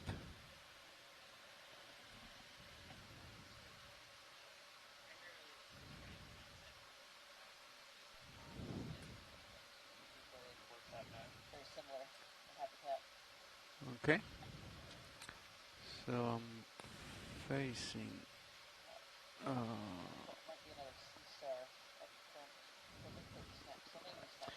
Is that the same one? Did we drift past it? No, it's another one. Okay. You can Yes, forward. snap zoom. There you go. I'm gonna keep going. Yeah, There's another one of those sun stars, and then a Turn crinoid as the well, pilot. sitting on the bottom there. Looking So definitely in a 45, echinoderm-dominated 20 meters. habitat, this one. You're looking, what was that? Bearing? Thank you, pilot. 100? Yeah, 100. Big fuzzy upper left. 20 meters? Yeah. Okay. I thought you said 145, sorry. Oh, nope. Thanks for checking, though. No problem. And Kelly Markello in our chat has indicated that the crinoid was a fluorometra. Yeah, same as the one we saw earlier that was sitting up on that stick, Let but me that know one if was I sitting get down too in the far, sediment. co-pilot. Yep. Yeah, those are interesting. So I wonder what this is here. We could zoom in on this prominence here. I'm not quite sure what to call it. A massive hydroids, maybe? Hold on, video. Let me position on this Moves in, side. pilot. Yeah, I think Copy. another one of those large crinoids on top, those fluorometra. All right, coming. Tilt down. Lots of the brittle stars, of course. A little fish behind. Hard to tell what's underneath that mass there. It could be a stone, or it could just be a Rotate right. mass of biologic material. Yeah, hard to tell, but it's definitely covered in hydroids. I see some amphipods. Looking at the There's fish. some tube worms on it, so maybe it is kind of a massive tube worms. Little fish, one of these, I believe they're the snail fish. Okay, back to the mound. Yeah, I wonder if underneath all of that, somewhere in there's a rock. Yep. More of the skeleton shrimp as jumping well, up. sticking up.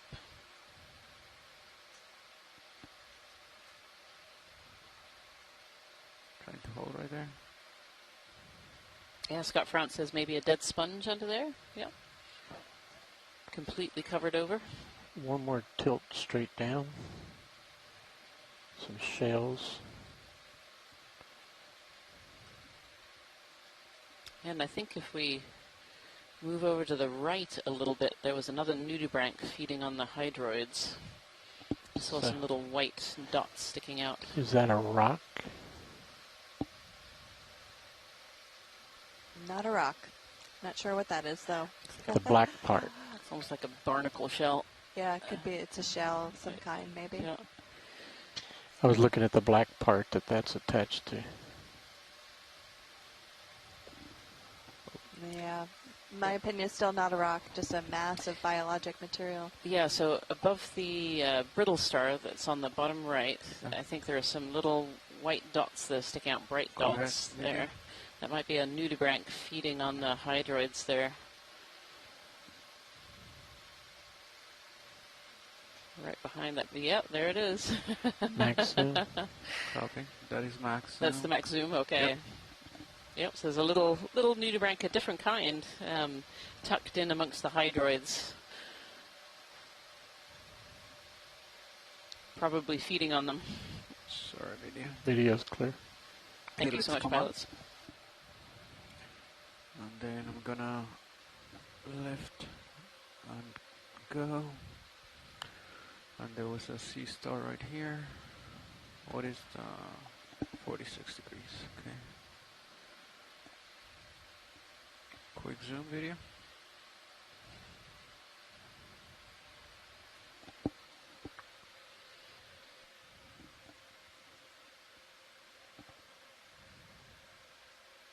Is there any interest in this one, watch lead, or should we just keep going? Copy. Tilting up.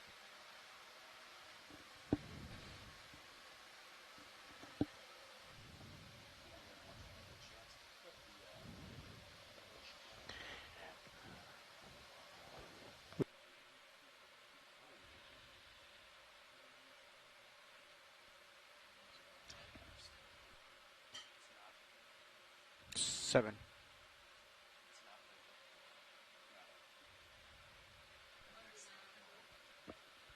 Go ahead, Bridge. Copy. Thank you, Bridge. Move is complete, pilots. Copy. Tilt down a hair, pilot. You're still time. Yep. 6-0 for reference. There's another interesting Quick little zoom. community here. Tilt down. Potentially on another rock that's sticking up.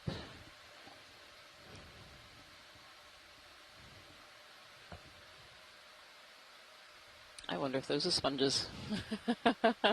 Yeah, they Rotate look more right. biologic. I'd guess they're sponges. Yeah. I wonder if all these little mounds are sponges with material on top. Yeah, material that's kind of grown over. Oh, look at it moving. Yeah, Oh, look that's at that. neat. Yeah, Bottom so one this with is the a little dark opening. a hydroid, which is another type of cnidarian.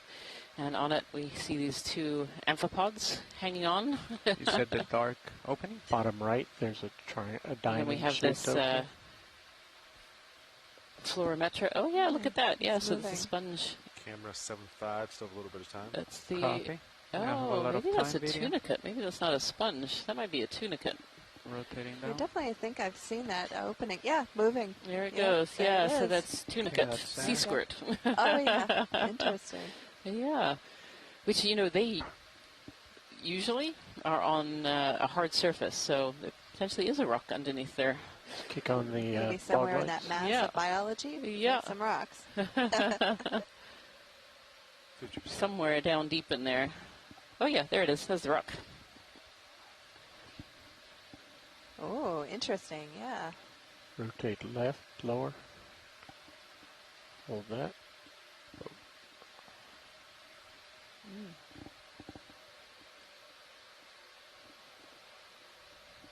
Well, looks like you could see some Going to the amphipods. some square feldspars perhaps weathering out of that rock underneath there, but otherwise it's really hard to tell. And look at this hydroid colony, just absolutely covered in these two larger amphipods and then tons and tons of little tiny ones. And Scott France says these amphipods are brooders, meaning that these could be offspring from the larger two. Oh, sorry.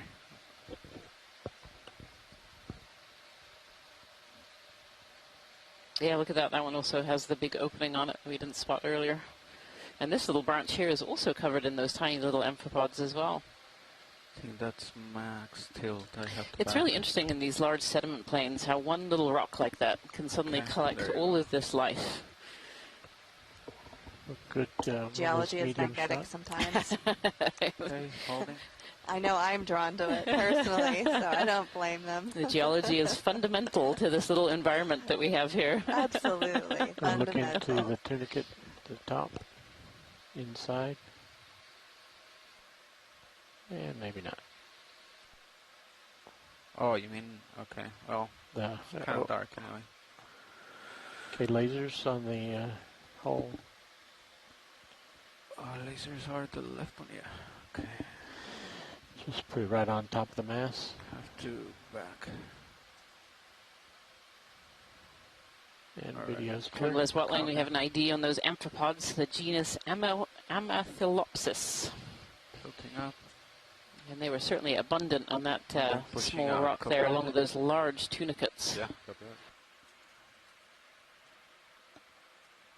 Okay, going back down. Follow Fog you up lights as we off. go. Fog lights off. Oh yeah, fog lights are now off. Copy that. Okay, we have another sea star right here. Now I wonder if we, as we make it further up the slope, whether we'll see more of those stones, because I see another one up here in the distance. Yeah, potentially I would expect to see more and more as we get closer to that steeper surface. Right, I don't think there's Does look like another rock right over there. Yeah. a lot of interest. Can I zoom with your blue view real quick? And so the reason Yeah, go the ahead. organisms like these rocks, any kind of high prominence, we saw some on a stalk as well, that was absolutely covered in life, is it just gets them just up off the surface and up into the water column, which is often where a lot of these feed. What is that? I thought I saw a return, like 30 meters back. Looked like a Maybe it keeps rock them a little bit away coming from up, predators bouncing. as well. Might have just been that mound or something. Copy that. Blue view looks pretty clear ahead. Copy. To the right, Sean? I thought it was dead center, our track. I thought I saw something in the Sirius sonar too.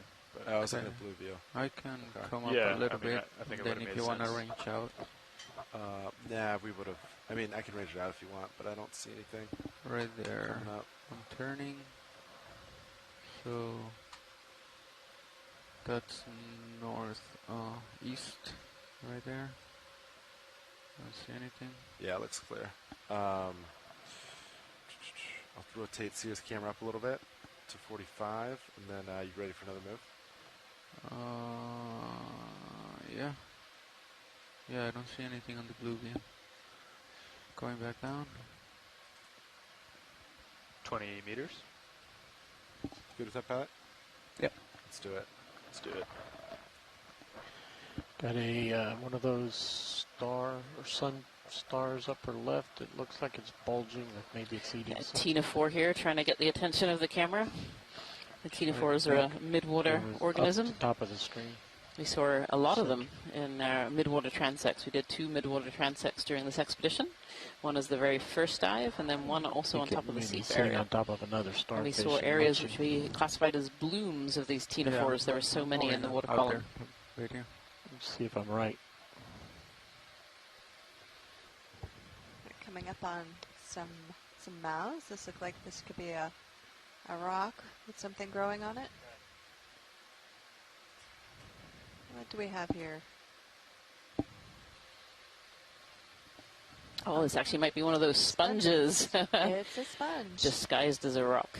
Yeah, sure did. Yep. So this is one of the carnivorous sponges. And what's the name of this one again? So this was the chondrocladia. Chondrocladia. Interesting. Yeah. Oh, we have a sea star with a meal. Ooh. So actually it's a sun star. Now we've kind of come around it and seen more arms. Yeah, so potentially this is one of those crozastas, maybe. Or potentially the solaster, as Christopher Marr was telling us earlier. And when they have this behavior where they're all humped up like this generally means that they have been eating a meal, have something that they're digesting inside there. Oh, look at those amphipods all around the outside there, no doubt scavenging for food that's being thrown out by the sea star.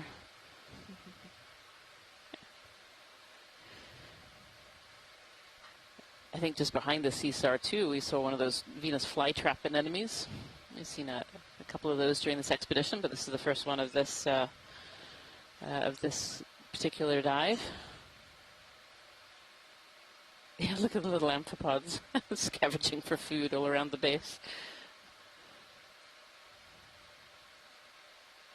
Where are you focusing, video? I'm not moving There, right now. where the white is in the left, little amphipod sitting there. Okay. Of course, the question is what is that sea star eating?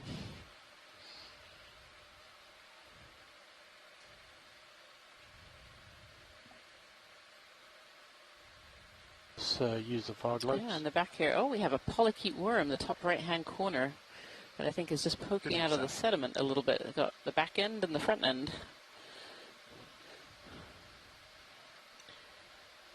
Okay. No more It's details. interesting to see such a wide range of traces down here, both crawling traces and then dwelling traces like this worm, some feeding traces, deep water. Video's clear. We're currently at Come up. 1,465 meters. Going up. It's quite deep. Lots of traces. That's it. Yeah, so we have one of those Venus flytrap anemones in the background, and one of those What's the rotator? crinoids that we were seeing earlier, those sea lilies, Florimetra.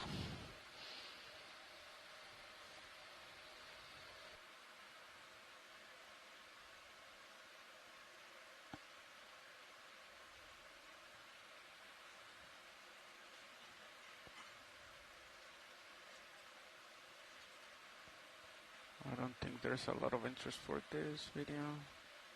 Let's just do like a quick zoom.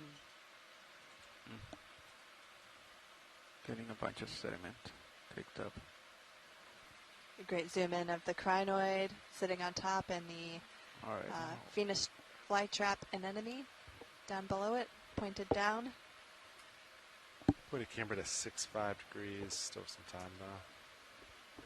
Shouldn't have just stopped, so it should only swing. We're making our move upslope. If you're just joining Looking us, up. we're at a Yeah, it location should that move we slowly. call I'll follow you Umnak up, Canyon. got it.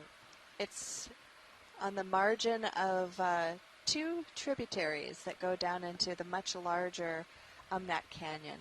And even at these very deep Camera water 5-5. depths, we can see Copy. deep water canyons that have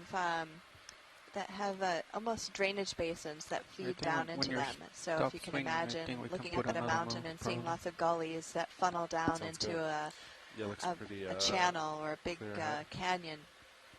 It's sort of like that, except that we're at deep water depths here.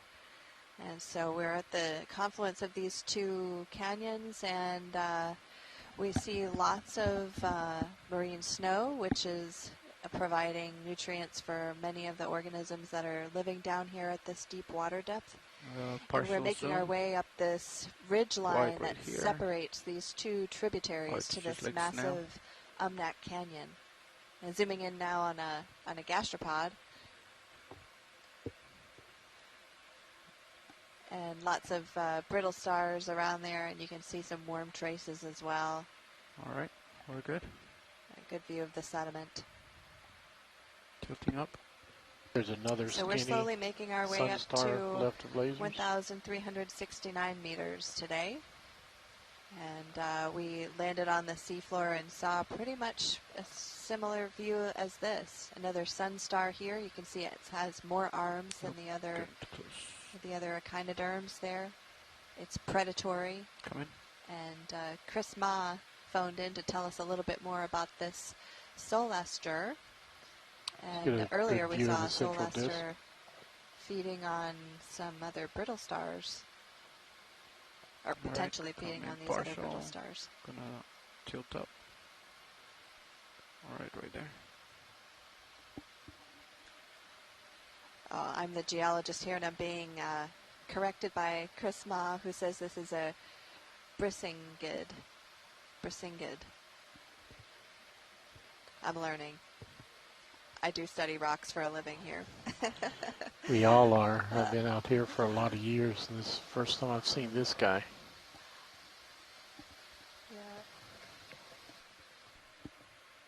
Yeah, and there's some comments in the chat from Scott France about some sediment being pumped out of the surface here and some of the lighter patches in the sediment. And you can see some of these worm tubes sticking off on the right-hand side here.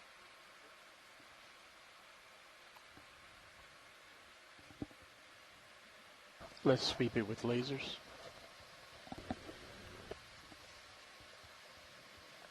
Beautiful brisingid there. And the lasers are 10 centimeters apart, so a pretty good size one.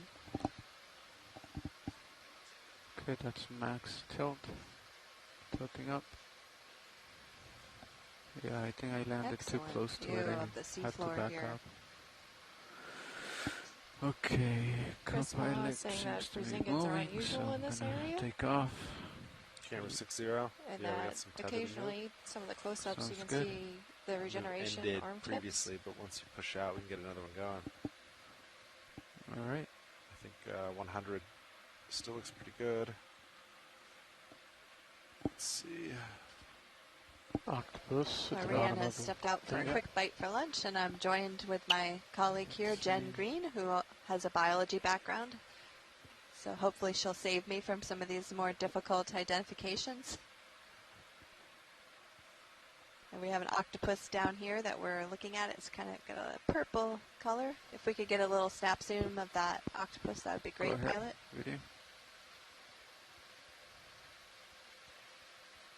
Oh. Wow, just look at that. Oh, he's looking right back at us.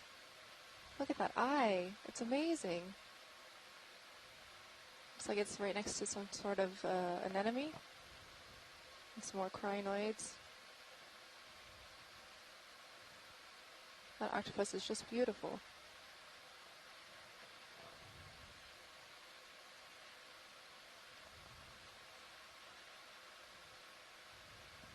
Is that maximum? That's maximum. Okay. You can see the texture on the octopus around its whole mantle. I mean, if and I down its arms. get closer, I can get closer, but How's your move? Ship move? Ship move is complete. Complete, yeah. We're good. We're good. So I can get closer. Sure. I might kick up a little bit of sediment, though. What if you went down current? Yeah, but we wouldn't see the eye. Like, I would have to, like, come at it from this side. So, let me see. Okay, that's a little bit closer right there. I can point the mini Zeus down if that helps or not, but I might not see it. Yeah, so I'm closer right there. Oh. Okay, let's come in.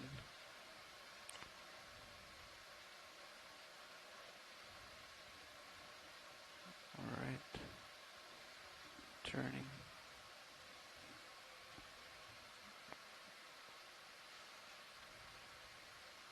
Okay.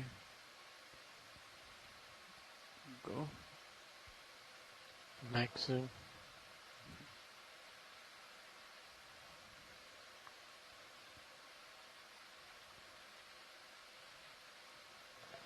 Let's turn on the fog lights at 30%. 3-0. My colleague Jen has a big grin on her face. She's really excited about this octopus. He is beautiful, or it is beautiful. I guess we don't know the sex of these. Yeah, no. But just really, really interesting creatures here. It is pretty amazing. There's all this life down here at 1,460 meters at this point. Just tilt up. Center everything.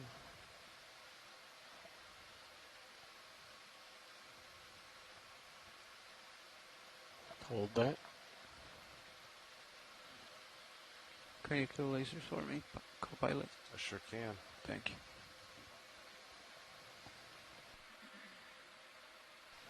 It's a real good shot. I think it's a little bit too small for the R3. I can tilt down, but yeah. Well, let's see what we can do with the R3 now. Video's clear. Yeah, it's pretty small, huh? Yeah, it's very, One of very the small. shoreside scientists, That's Selena max Jorgensen, tilt, so pretty much commented and said that it's that's a all you Voltas can get. octopus. And Hiding then there under some when you're clear, hydroids. And They're clear. okay. there appears to be a sea spider Tilting too. Up, I'm taking off. Oh, Lasers are back on. sorry. Okay, tilting up. Yeah, that octopus was Coming a back really down. good find.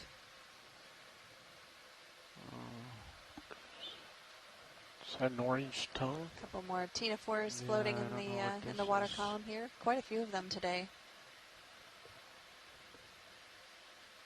And there's something down here with a really Sure. long tail. Go ahead. Yeah. Oh, what is this? Keep going. Upper right. Yeah. A bit of kelp, probably.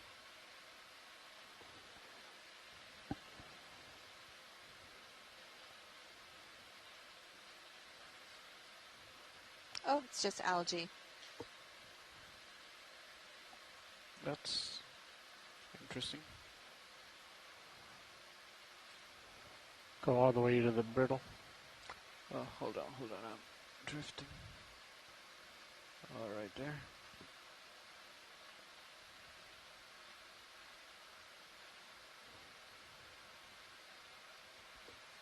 Yeah, great view of that. And so Rian texted from lunch, and she says this is a little bit of algae. Okay. It looks like this brittle star is having a feeding good on lunch. this algae. Is that right? Yep, kelp or an enemy tentacle captured.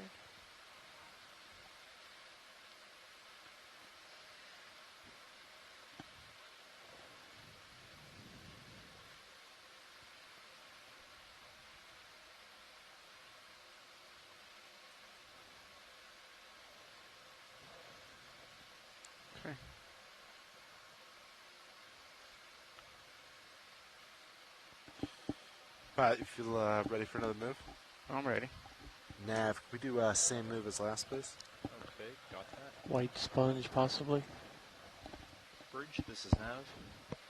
We would like to request a So move we don't really at know what that long 20 stringer meters was. at, There's some conversation, either Big algae snail. or kelp or Laser possibly a across the tentacle. snail.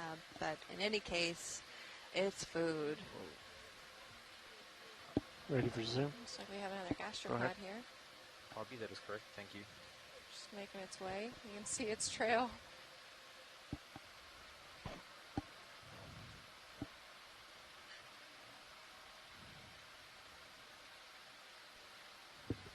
That is quite the snail pace. Yes. Moving right along at a snail pace. Yeah, and you can see the siphon sticking out from the shell.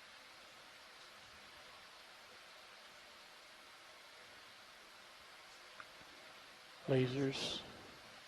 They're on.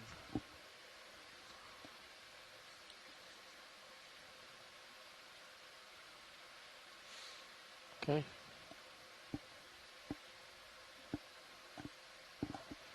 Picking up. It's a fish, right? Something. Relief. Maybe it's just a sponge stalk. Directly right a laser. Yeah, definitely not a fish. Laura Beckman points out that there were some hydroids growing on that gastropod we just saw. Okay, if I get too far, co-pilot, let me know. You got it. You're looking good. Camera's at 4.5. Copy. And we're coming to you. Sounds good.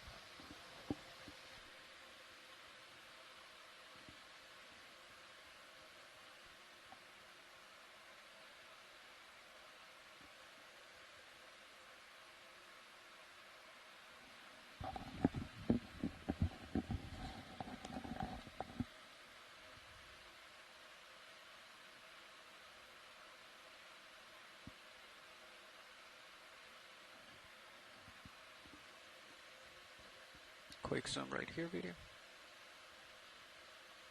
Another snail. I think so, right? It's like another gastropod.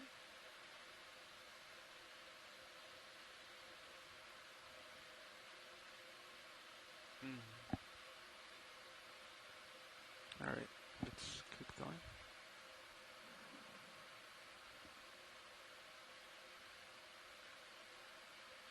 Potential another octopus up there. Maybe an enemy.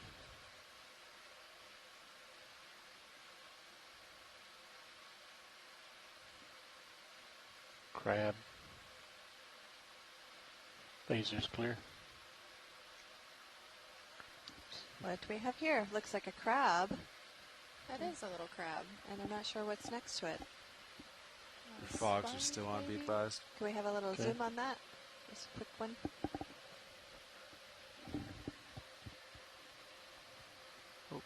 Go ahead, video. Hold right there. Sorry. Okay, tilting down. All right. Trying to hold right there.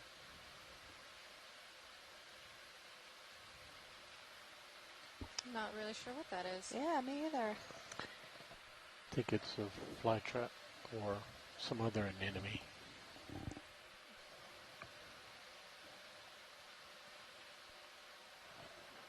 Okay, let's go to the eyes of the Scott crab. France is saying maybe a contracted anemone.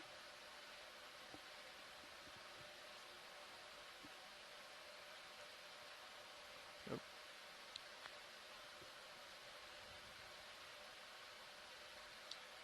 Or possibly a dead sponge on the stalk.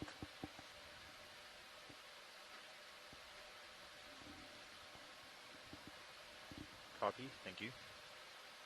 Bridge just called. Move is complete. Copy. Stand up. Thank you, Nav. Holding. Yeah, so that's an anemone all closed up right there, right next to that crab. And let's fill the screen with the stalk too. Top of the stalk. It's good. Good little find as we make our way up this Actually, slope. the rotator's working pretty well. Today look much better than the past few days. I would agree. Is this the same one that the second one or the very first one that Levi? I think it's the second one. Yeah. If as I move You're forward, right. you're kind of So shifting in the off chat to my here, side there. we So have next move, some talk that might wanna was center a up. contracted Venus flytrap, Alternatively, I could, like an anemone that was attached to possibly No, a dead head a little sponge bit, stalk I'll come back. behind the crab. Yeah, sounds good. Camera's at 6-0 for reference. And then that ship just, that move just stopped a few minutes ago, right? Like maybe Those flytrap anemones are couple really cool minutes, looking. 1 minute. They really are. Looks like it's still going. Looks like it's almost done now. Or did it finish? No, Yeah. the move Okay. is done. They It's called. Copy finished that. at 26. Copy So- that. It's 26. Yeah, I might just have a little bit of swing left. Copy. I don't think I can go all the way out there video, but let's just do All like right, we're a quick zoom continuing our from way here. up the slope. Copy. We're currently at a water depth All of right there. 1,455 meters. Nav, what's our Looks bailout? like we've got another anemone here. And Bailout is possibly a carnivorous 270. sponge behind Okay, it. Copy. just come back video. Thank Yeah, you. it looks like that was one of those Venus flytrap anemones. Opened up a little bit for us. Tilting up. Rian was saying that these Venus flytrap anemones have kind of a bumpy skin on Do you them, want and to bump that's your one of the fogs ways off? you They're can still on. identify them. Yeah, go ahead and turn them off. Got it.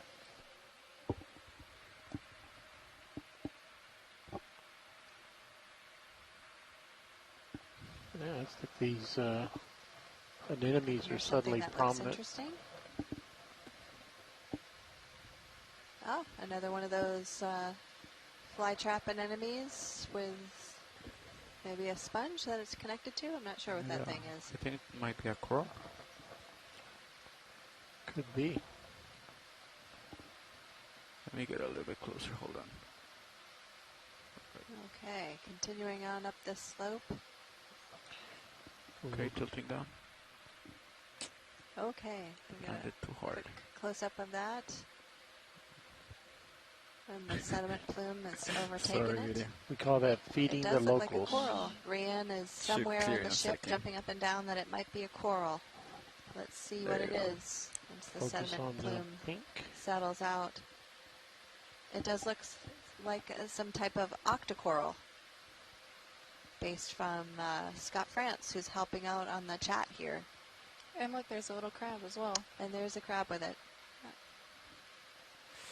Sorry, video. Lithidid crab from Kelly Markello. I guess if I push down, like I'm gonna. Thanks a lift lot, more Bios. I sediment. appreciate the help.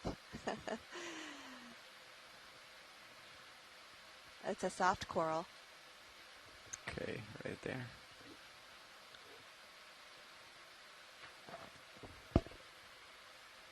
Gonna tilt down a little bit.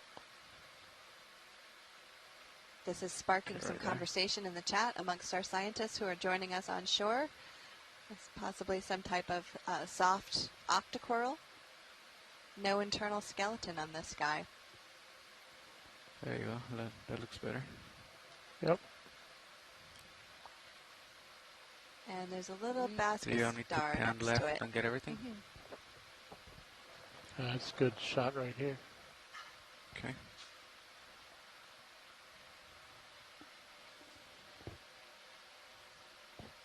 Ah, yes, and Rihanna is definitely jumping up and down somewhere on the ship because she's saying it's an unusual coral. Let's go to the bottom right white thing that's on it. Go ahead.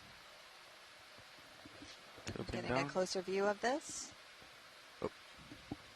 Max soon. Okay. The pilots are fighting the current a little bit in this location. It is quite strong current here. Earlier we could see sponges that were bent over because of the current. Let's bring up the fog lights at 30%. You got it. Yeah, let's take it to 50. 50. Yeah, I'm not sure what that is, but maybe like a brittle star. I think it's a basket star because its arms branch out. That's what science said. Okay. All right. Well, Right, you're good. video's clear. Copy. Fog's coming Lasers. off.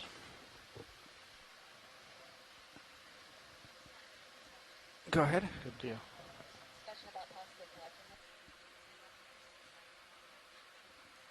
Ship stopped this time. Copy. Yeah, we're not moving, so we're good. We're in good position. Let's see if your port outer's gone. That's it. Copy. Tilting up video. Pilot, now that we're moving, how do you feel like another move? Yeah, go ahead. Fog lights clear. Yes, sir, they're off. Nav, could we please do the same move as last, please? Copy, same move. You've been doing 100 or 110? I've did 100. What do you feel? How do you Copy. feel about that? Yeah, I mean like this relative direction. Slope is. We could do like 110. Do you want to look at 110? Yeah. Let's see. You want to do a 110 move instead? Yeah, sure. 20 meters, 110 nav. Okay, 20 meters, 110. Thank you, sir. Okay, well, we've decided to continue moving up the slope here. We can see a couple Bridge, more this is nav. sea stars down below. One thing I learned today was the difference between a sea star and a sun star. Sun stars have a lot more arms than these sea stars. And this looks like one of these sponges. One of the carnivorous sponges. Carnivorous sponges, yeah. Yeah, it is okay. We collected one of these earlier. It was really cool to see how deep the root system goes to help it attach to this loose sediment. Okay, if I get too far, Yeah, I was pilot, not expecting to see that. That was really fascinating. Yeah, you got it. You look good right now. Copy. Alright, let's come this way. What do we have here?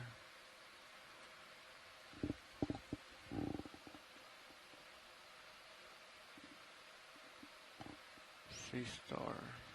More sea stars. This particular star here is a sun star. It's got extra arms. Looks like it's lost some leg Or at least tips. that's what I think it is as Let's a take a look at geologist. it. We'll see what Chris Moss says about this one. Oh, Yeah, no, it's- it's a, what's this one again? They called it a Brisingid before. Brisingid. This is a Go ahead. Brisingid. Brisingid.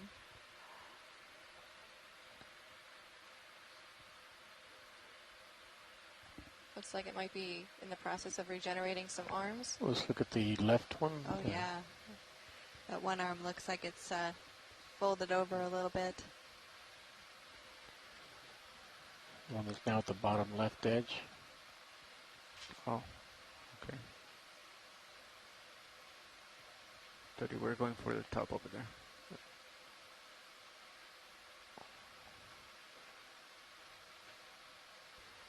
I got excited about those And sun now stars. continue I want down to see another that one. lowest leg. Those are pretty interesting looking.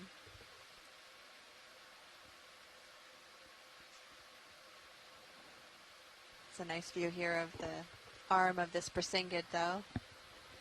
And just pan up the body. Copy. It's also a good view of the sediment again here. Hold there. Fairly coarse-grained sediment. This is, I'd say, would be medium to fine-grained Sorry, sand here. Drifting.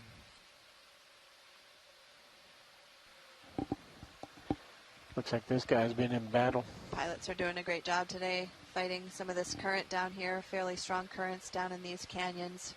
As you can see, some of this marine snow is whizzing by the front of the camera. Ready? Lasers. And earlier we could see the strong current by the carnivorous sponges that were bent over by the current. Okay. Let's come out. Hello, this is Chris Ma again. Hello. Hi, Chris. What do you think? Hey there. So, well, this is another Brisingid, but it's really interesting because, we had seen a Brisingid a couple of days ago, and typically Brisingid sea stars are suspension feeders. They hold their arms up into the water. Snail, right? And you may remember I was talking about this, but they have spine covered with bear traps, and they capture prey as the water currents move past them. And so typically when they're feeding, their arms are upheld into the water in a basket to capture food as it swings by. These, we've seen two of them already, and I don't know if it's just because they've both been damaged or if there's just a different mode in this, whatever this is, because it looks like a different genus. And their arms are shorter, and they're like all flush or close to being all pressed onto the bottom. So that's a really strange kind of behavior. I'm not quite sure what is going on with that. Scott noticed it as well. And so that's really interesting. I mean, for all I know, that could be another genus or, another species specific type of behavior or morphology. But that's the thing, is we often don't know what's going on with a lot of these things. The arms could have all simply been eaten, or it could have been the soulaster, those sea stars. It could be any of the fish that are around here, because they also look like all of the arms have been bitten off. So, there's lots of interesting sort of trying to put together what is going on, what is new, or what is, the result of ecological interaction at this depth. That's what you're talking about. So, the fact that we've seen two of them already, if we see 3 or 4 of them, I might ask to collect. But at this point, I'm just going to say, well, maybe you just got some hungry fish, so that's fine. But they're also flush, like I said, all of their arms are sort of pressed down onto the bottom, which is not typically how their behavior works, because their feeding apparatuses are intended, for plucking food out of the bottom. The other thing I just wanted to mention is that every once in a while, we're also seeing some of these ophiocanthids with their disc raised up above the bottom, and that's really odd. I don't know if that's a thing or not, because in the Antarctic, there are certain predatory brittle stars, and they actually have a behavior for it called tripoding, where they will hold up their disc away from the bottom, and I don't know why they do that. But they certainly do that here with 4 out of their 5 arms. So even though we're passing a cajillion of these brittle stars, there's all sorts of stuff that we know very little about. I hope we'll get to see something interesting happening. We're already seeing a lot of these brittle stars feeding, which is something that isn't something we get to see that much of.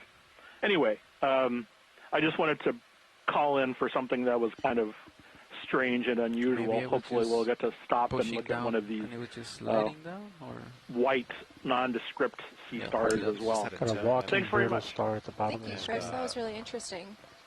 At the bottom of the screen. Yeah, it's great. I really appreciate all the contributions that you've made so far, and we just regained Rayanne, so she can continue to Walking help us brittle out with some star, of the bottom bio. lip of the screen.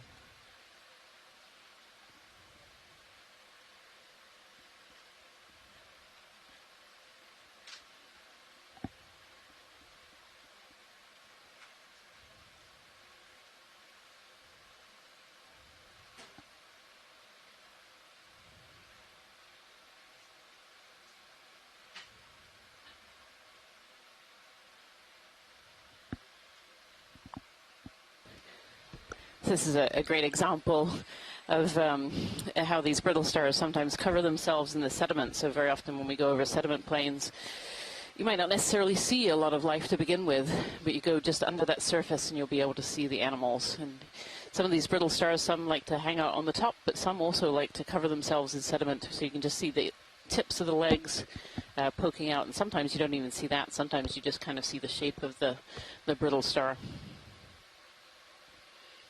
Fish diagonal up ahead, floating at you. Go ahead, partial in.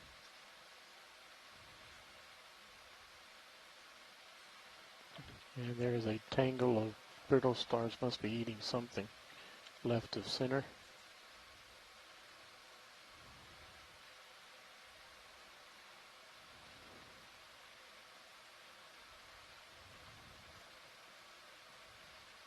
Okay, quick zoom right here.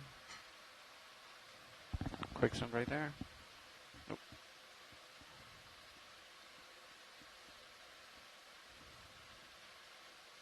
A little brittle star pile up here. I can only assume that maybe there's some food under there that these brittle stars are competing for. Okay, when you're good, video.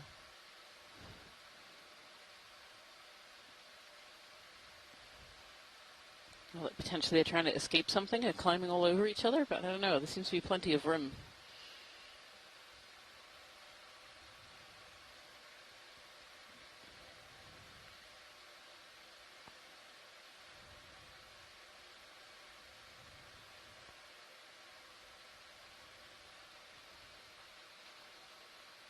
Okay, video's clear.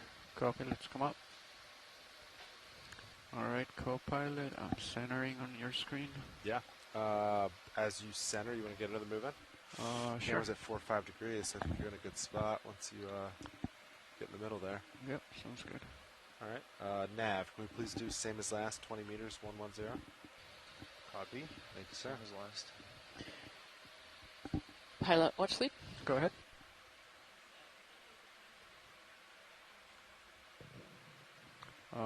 Yeah, of course. Maybe our co-pilot can do the introductions for us. Yeah, sure can.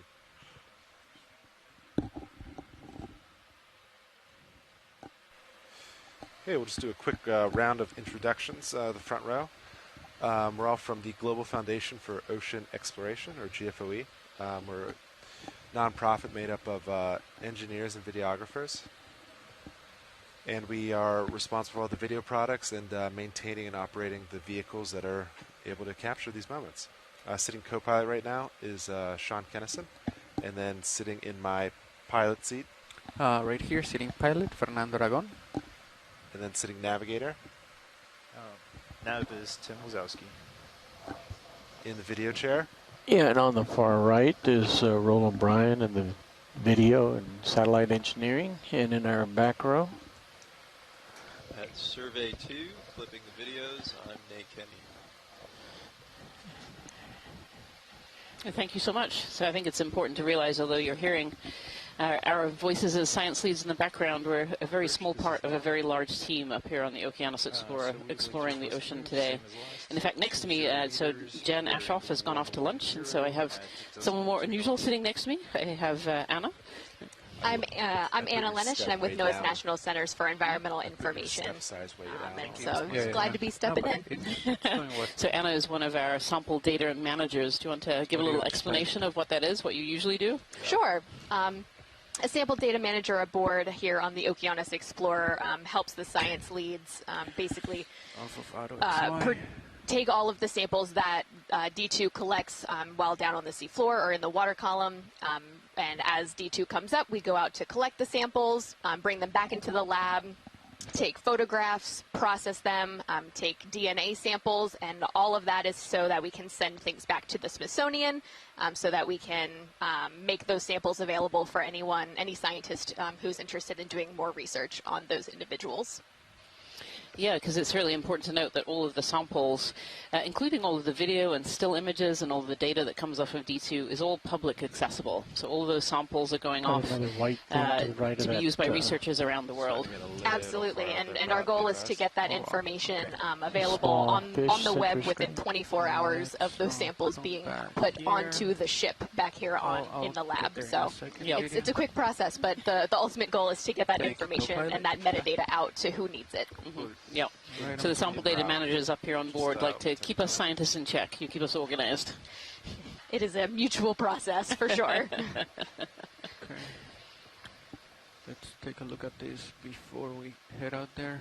Video, going. Is this another Venus flytrap anemone? Which one do you want, left or right? Yep, this is another Venus flytrap Let's go to the anemone, upper one and since in that's the what back they're here we have talking another about. one of those cladoryzids, which Laura Beckman has just given me the common name for, which I love. It's the ping pong sponge. Now they're talking about the sponge. So ping pong sponge. It's got two of these large crinoids, sea lilies that we've seen before as well. So this is the flytrap anemone. And the flytrap anemones are a fairly common component of the deep sea around the globe. Not a huge amount is known about them, even though they're so common. They're very commonly seen. Okay, we're going to tilt down a little bit. So in terrestrial Venus flytraps, they have triggers that will cause them to close. Do deep sea Venus flytrap anemones have something similar? Do you know? I don't know. But actually, there's something really interesting on this one. I don't know, pilot and video, if you could zoom into those tentacles that are a little bit banded. If they're looking at Not quite sure what's going on there. It's max zoom. Oh, we're a little bit far. That's okay. Yeah, if you see some of those tentacles are very straight, Scale and then at the some of them bottom. have these interesting bands on them. And I don't believe I've actually ever seen that before. It's a little bit unusual. So I'm not quite sure what's going on. I think I'm drifting, sorry.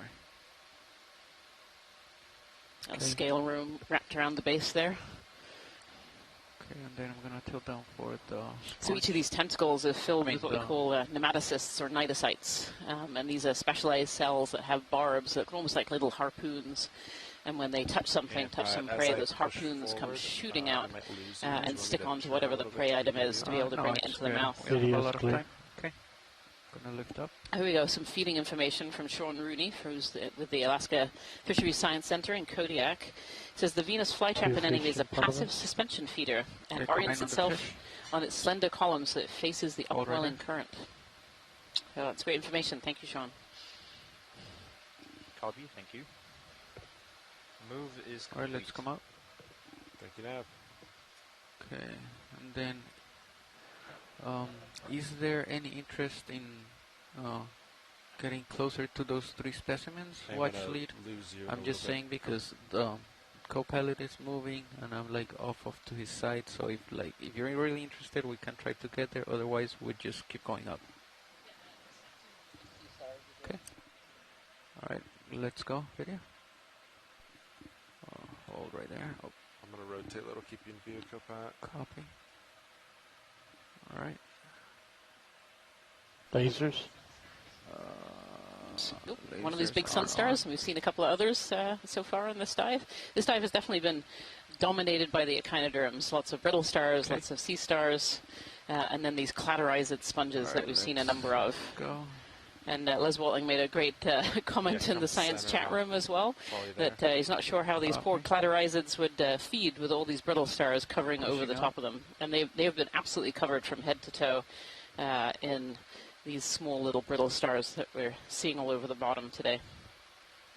I didn't notice I was rising so much as I was doing the close-up of the star. I thought Z bias was pretty good before. Maybe I was pushing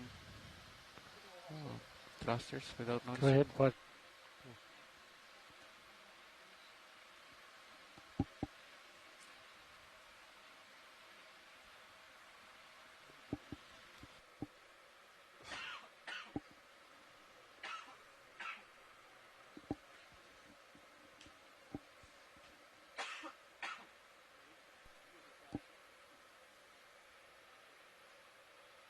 Alright, I'm centered back up, pilot. We're looking good. Copy. Still moving a little bit. Camera's at 6-0. Sounds good. Blue view still looks pretty clean.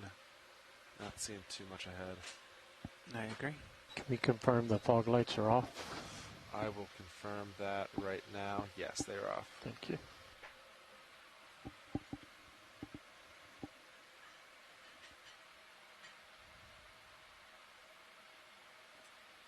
Look at the white stuff, bottom center.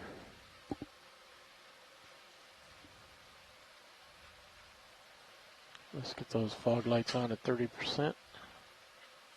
I'm pretty close. 0. So hold right there. So if you're just joining us today, we're on dive number 8, the final dive of the Seascape Alaska 3 expedition. We've been exploring the deep waters off of the Aleutian Islands. Today's dive has been around an area called Umnak Canyon. We're in the far kind of southern end of Umnak Canyon, where the canyon actually starts to split into 2 different directions. It's been a very sedimented dive so far. Lots of sediments, lots of echinoderms, and then this is a little bushel of hydroids with all these amphipods on the inside. And we heard earlier that these amphipods are often brooders, and so there's a bit of speculation as to whether all these little tiny amphipods are actually the brood, the young of these 2 larger amphipods. And we've seen a number of these bushels of hydroids, for a better term, that have those 2 large ones and then a lot of little small ones in it. Okay. Small fish upper right. Hold the lights. Holding. We've also been lucky enough to spot some nudibranchs on the bottom as well, and some sea snails. And here I think we have a fish. Partial in. Coming almost center. Hold right there. Yeah, a little fish sitting on the bottom there with a brittle star arm draped over its back. Okay, come a little bit closer. Hold right there. I wonder if this is a type of, potentially a sculpin, though I'm not a fish biologist. I'm a coral biologist. So. Okay. The thing is, if I don't go down, like I start just going with the current. Like, Yeah. Let's come out video. Let me reposition. The danger is if you Good slip, enough. that Lasers. much rust on, you could jerk pretty good. Lasers across the fish.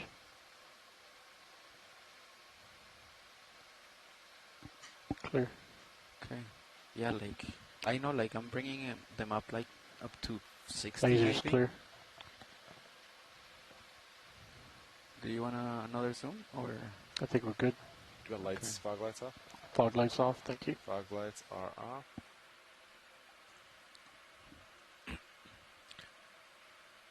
I feel like if it's not up to like 60, like I start drifting back. Well, I guess I could fight it with this, but then... I think if you just do like 40 down. Yeah. And then... try to go forward instead. Use your stick, yeah. Because when you're on a slope, you're gonna... You don't want to hold still with verts. Copy. Alright. It doesn't feel that steep though. I guess my mind is just thinking that it's a lot less steep than it actually is. It's not that steep, but it's just so soft. It's also, yeah, it's you're gonna like sedimented. just sink and move, you know? Yeah. It's not like you're going down on like a hard rock. Yeah, makes sense. I'll put camera to 45. Yep. That's 45 there. How do you feel about another 20 meters? Yeah, sounds good. All right. Nav, same as last, please. Copy, same as last. Bridge, this is Nav. We would like to request to move. Same as last, 20 meters, bearing 110 at decimal 2 knots. Top center of screen, brittle star that's lifted off the sediment. Yep, thank you. Looks like a good image of what he was describing before. Okay.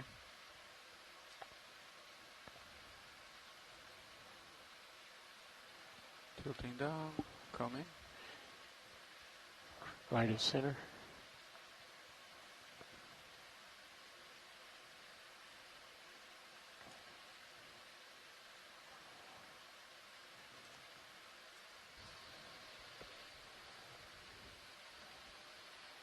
Taking a good look at the bottom here and zooming right in, we can see lots of these brittle stars. They've definitely been the dominant fauna throughout this dive so far, but we're also seeing lots of little brittle stars too that are just kind of tucked under the sediments as well. You'll see some polychaete worms. I think I see the head of a polychaete worm sticking out of a mud tube there. And its back end, or maybe another one sticking out of another tube crossing over. Yeah.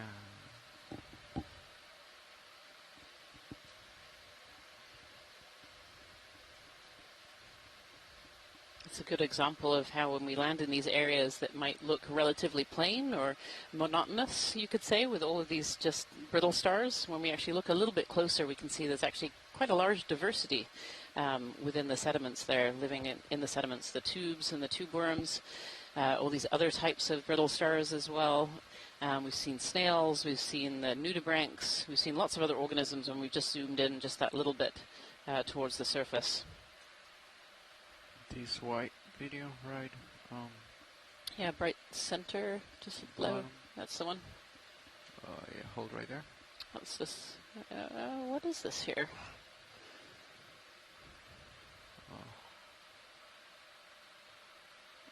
Okay, so I'm right there. Gonna tilt down. I don't know what that is. Something that's been eaten, maybe?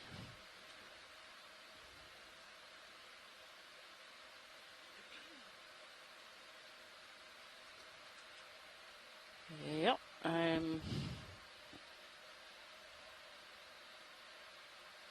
yeah, I don't know what that is.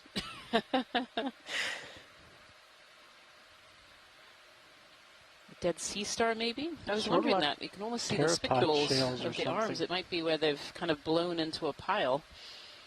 Is that max? The That ossicles, is I should say. maximum. Let's Okay. bring up the Scott lights, France 20%. suggests maybe a pile of digested bits fog that was lights, under one of those sun 20%. stars. That could be true as well. We saw some of those sun stars that were 20. raised up in that Let's bring it up feeding 50. position, and maybe this is what was left 50. behind. It's not Interesting. helping bring out any details.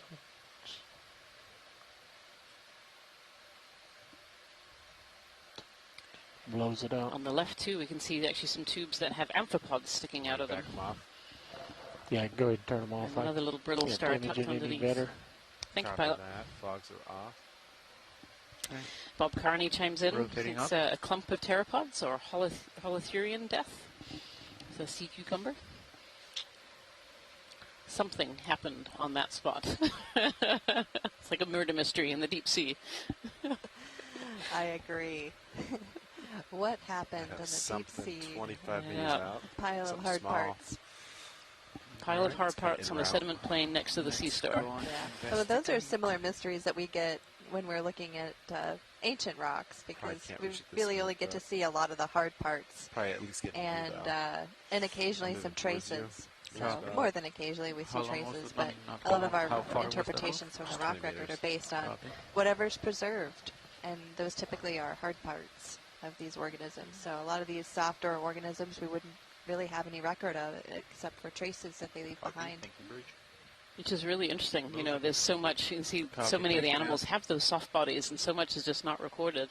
And I know you've mentioned before that some of these tubes are also sometimes recorded. Is that right? Oh yeah. These so the crawling traces we've been seeing, we see a lot of those, and the feeding traces we sometimes see that in the deep water. As I flow over. There's just a lot. There's a lot more burrowing here than I expected, to be honest. Typically in the very deep water, Come on. geologists are Tilting up. they tend to lean towards the idea that there's less life living in the deep water because it's less oxygenated and it doesn't get any light, et cetera, et cetera. And Okay, I so think I see. we tend to See it lean right towards more deeper water environments when we don't see a lot of burrowing. And so it's really interesting Yeah, for let me me know if to I see get too the far. deep water, seafloor, and for it something has else. impressed upon me that couple there's a of- lot a little living more. here. There's also But something a right lot there. of this would So- not really leave No, It's, much we're looking behind, 15 Right. meters aside out, from the a little to your right. traces. Oh, but that's not So it. that's really it's interesting. not Farther away. It is really interesting. Yeah, It's well, I'm sort glad of we've changed your mind, yeah, at least. I don't know what to do about it. Once you You look know, at these two, I'm trying then to you need to feel reconcile like you what need I've another learned move. as a Go ahead geologist and over the call it in. years in Yes, that's stratigraphy good. Probably and most interest on the upper and left. what I'm seeing right now. All right. Certainly, Put one in it after seems that. like our models need a little adjusting. So but it's hard to take all the complexity of the modern environment and try to apply it to the ancient, because most of the pieces are missing in the ancient. It's like reconstructing a jigsaw puzzle where half the pieces are gone. And but that's one of the reasons why I think it's really valuable for geologists to see this, even if they don't work in the deep ocean, even if they don't even work on modern oceans, period. It's really valuable for them to see this kind of stuff. That's great. Center it up. There you go, right there. Go ahead. Yeah, of course. All right. So you're gonna decide, or for sure it is collection target? Copy. All right.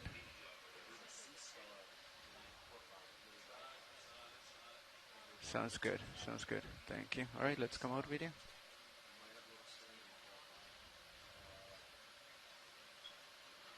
Okay, it's a little... Oh, okay, we're gonna swap right here. So I think, all right. Fernando, did I hear potential sample? Yeah. Or confirmed? Confirmed. Suction or grabber? I'm not sure yet.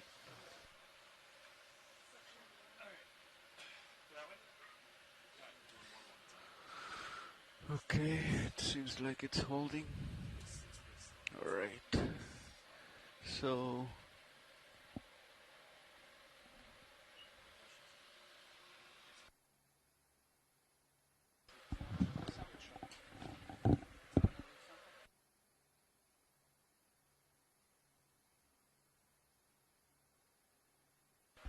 Okay, Pat. Hydraulics are on RPM 1000. Valve pack's enabled. Are we too far? Or do you think that's a good distance? Should That's I a get good closer? distance. Nope, that's perfect. Okay. Then you said hydraulics are enabled. What sample box you thinking? Or suction? Watch lead. This is pilot. Do you think it would be better as a suction sample? I don't know how much of the... Is that a coral? A hydrate. In a box. Okay. Alright, so I think we only have the starboard boxes, if I'm not mistaken. Port inner as well. Okay, maybe we'll go in the port inner. And then let's come in video on the main Zeus. How long ago did we stop that move, Nav? We completed the move 4 minutes ago. Copy.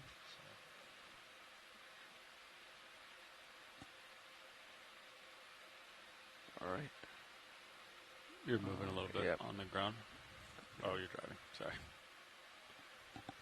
Do you guys want to deploy the port arm? Yeah, I'll do that. If pilot's okay with it. Hold on, yeah, go ahead. Let me just settle. Back. There you go. Okay, center. Okay, that's going down.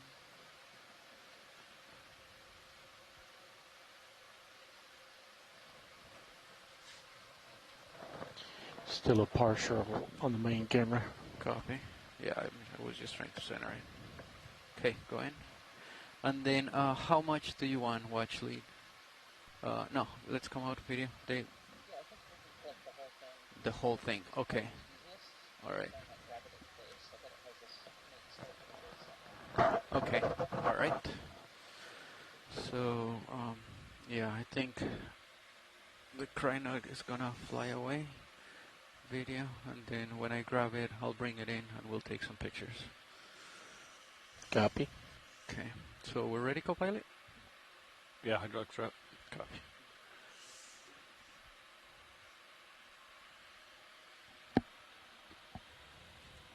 Okay. GV2, this is co-pilot. How's that angle? Options are swinging out like this. We're swinging in. All right, I got your port bio box ready to go. Copy. Port bio box. Inner. Right. Looks like you're drifting a little bit, Fernando. I don't know if you noticed. Yeah. See where you were? So you're drifting back. Yeah, the port. Do you want to reset down? Yeah, okay. So looks like you're not. Yeah. Pushing pushing down very hard. I've been sitting down at like 45%. All right. I mean, like... Or 50, that's good, yeah. Okay, 50, and then right there.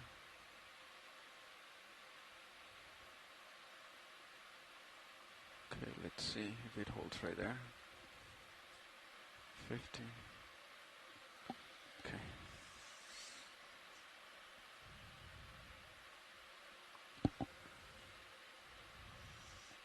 Before we sample it, can we tilt the main camera down to get a photo with the R3 camera? It's in a pretty good position. Okay. Got some? Lasers are now on. Oh, there's one with lasers. Got it, thanks. Lasers are back off. Copy. All right.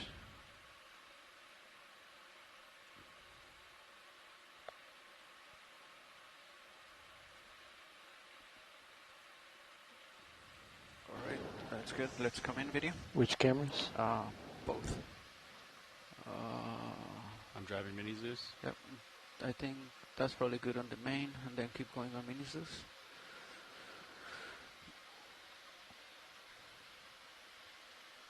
That's really good right there. Thank you. Okay. So.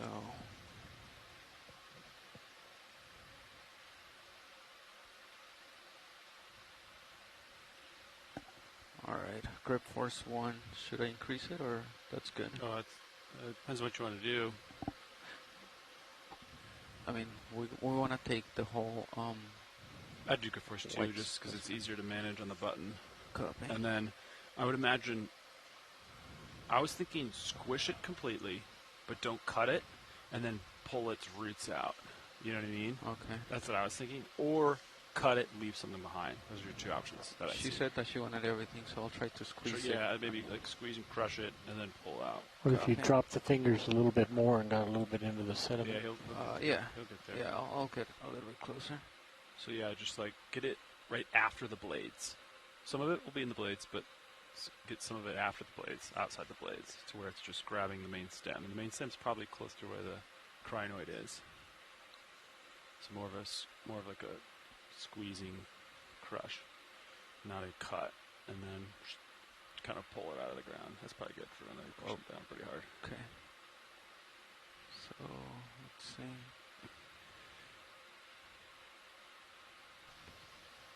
Think it's already close all the way, or I keep going? Right there. A little bit more. Let's see. Okay, so now you're closed all the way, likely. All right. So now it's. I think it came off of. Yeah, you're good. It's coming out. Yep. All right. You Let's got the root come out. system. Oh, look at that root coming out. So, there's a Oh. rock under there. Okay. This is great. This is awesome. This is fabulous. The rock is we're an going straight associate into to the this box biologic. It is. Let's Nice come and out gently. of the drawer. Oh, how close am I to the camera? All right.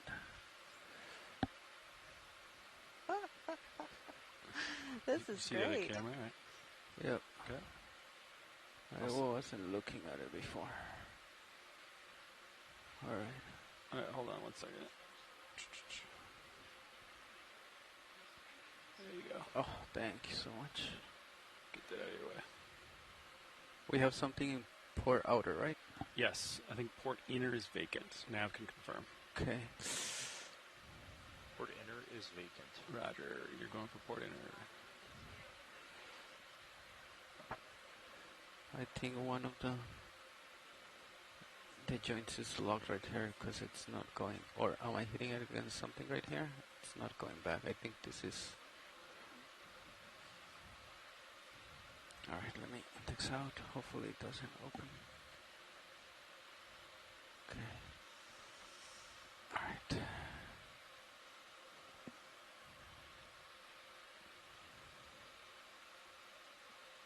Okay, there you go.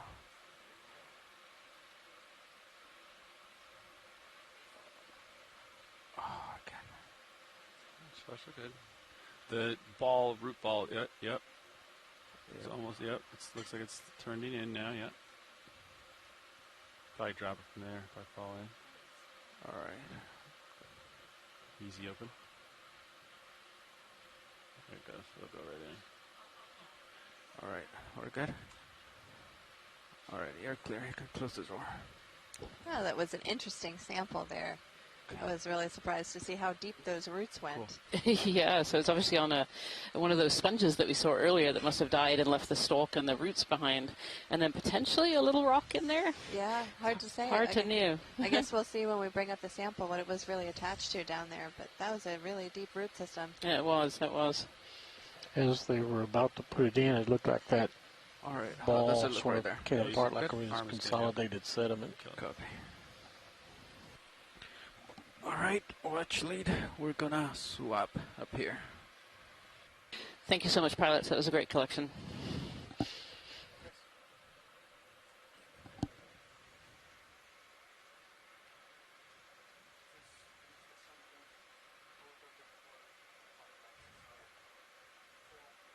Co-pilot, Yeah. I see red on your screen, control screen. Yeah. This thruster? Are you talking about? That one? Yeah. Had no FBL. Yeah.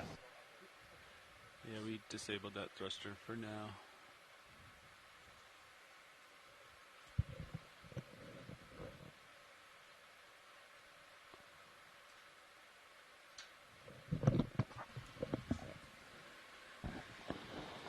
Which way we've been going, Levi? All right. Basically, you're heading. You want to get another move in? Sure. Is it okay if I leave this arm out a little bit? Yeah, I think so. Okay. All right, don't take this monitor back. Right on. Sled HD. We'll let Nav swap out, and then we'll do it.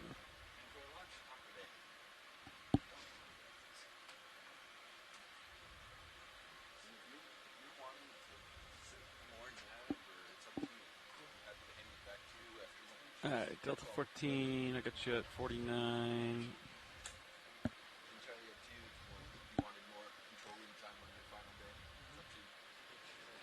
Pretty flat. Yeah. I'm going to bring hydraulics down. I'm leaving the arm out. Like that. Let me know if...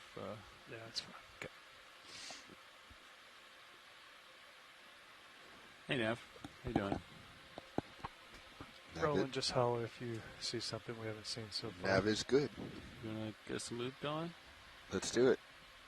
Previous nav had Pretty 20 fat meters at star 110. upper left. That sounds good to me. Roger. Upper left. Can work. Bridge, Roby Nav. So Yes, can I do a ship move, please? Same as the last. 20 meters, bearing 110.2. Looks like we're coming up on another sea star that's had a meal. Thank you, CO.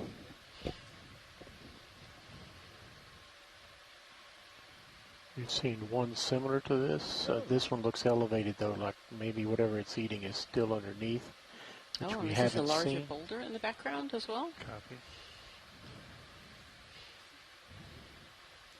20-meter move in. Roger. Run the move. It's a nice boulder. Yes, these sea stars, when they're feeding, kind of puff up in this shape. What do you want to see, Big Roland? fish. So we First know the that they've, star, and then we'll go to that had a big meal fish. sometime recently and have some food underneath them that they're currently eating away at. You get set up here. We can see on the bottom around the sea star, we see lots of brittle stars, but also some hydroids. So we'll want to look under the lower left leg. Yeah, that's going to be... I could Go go ahead. around. It's just going to put the current behind me. That's okay. I mean, just what you've got, that would be our first part Isn't of the that what you target. wanted? Let me slide around, see if we can get him from this side.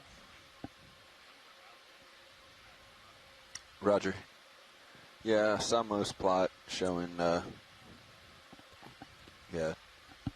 26, 28. Got 30 on the wind dial right now. 31. Roger. Let this sediment clear here from setting down.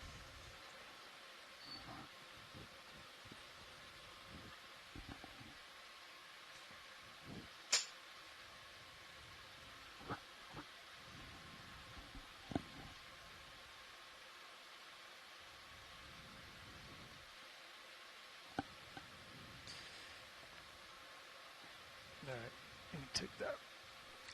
Yeah.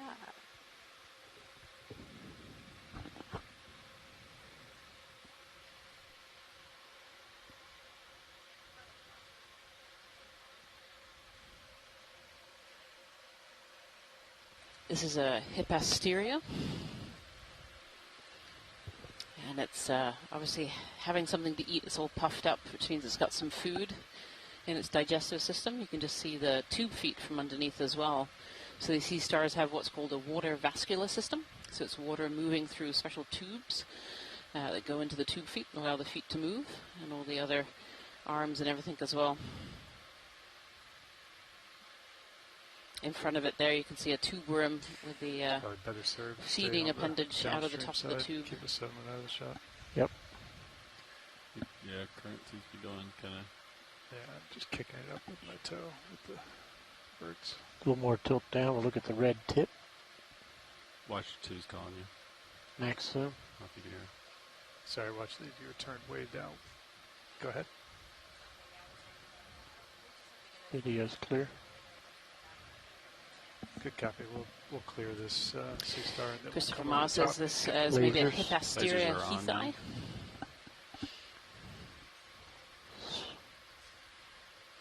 That's quite a large one. Look at that. 10 centimeters. That's probably a good 15 centimeters arm to arm. Okay. Full wide. Okay. And Christopher Moss says these are documented coral predators, so we're not really sure what it's eating. I wonder if it's eating the hydroids there. This fish is on the left edge. Which are a close relative of the corals. Fish is on the left. Thank you, Another Bridge. Cnidaria. Yeah.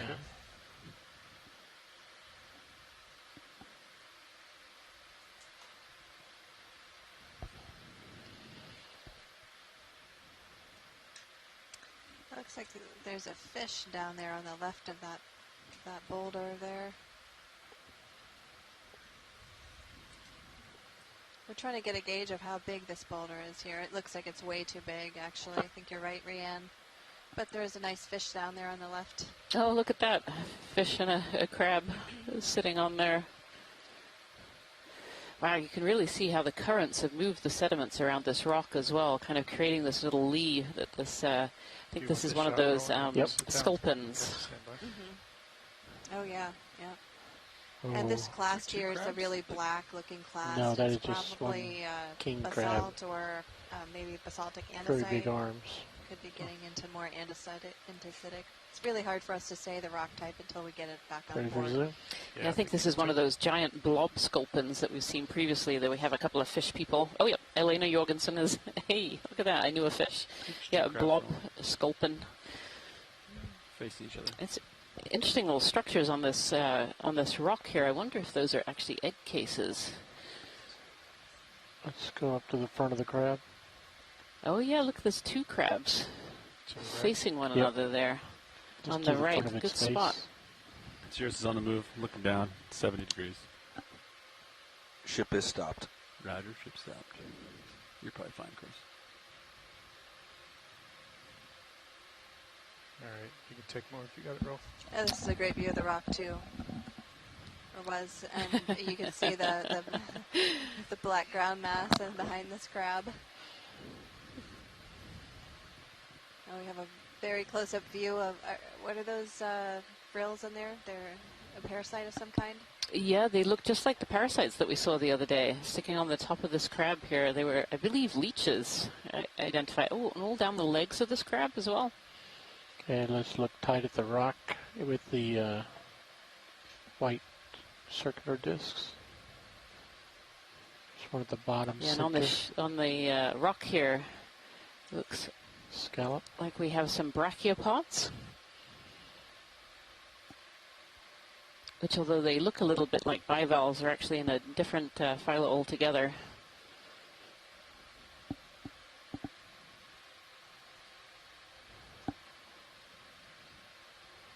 Lower left, fuzzy dots. There's not too many species of these brachiopods in the modern, but there's a lot in the ancient. Oh, and there's some bryozoans on the rock there as well. That's Max. And the amphipod sitting on these hydroids here. And let's continue over to the fish. Understood. Handing over. Merlin Best from DFO in Canada say they found leech-like critters on recent surveys as well. Never seen them in the deep sea samples before this year, so that's really interesting, an interesting observation. Are they clear lasers? A good close-up of this blob sculpin here as well. It's a really interesting markings on the head of that. So many kind of scratches and scrapes. Right. Going tight to the fish. Looks like a tentacle arm. We'll go to the eye. Its head there. It does almost, doesn't it? Yeah, the little round circles.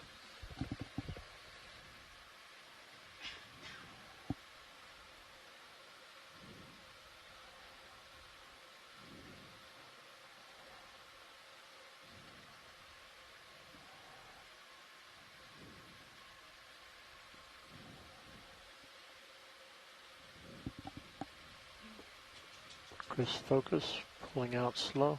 Okay.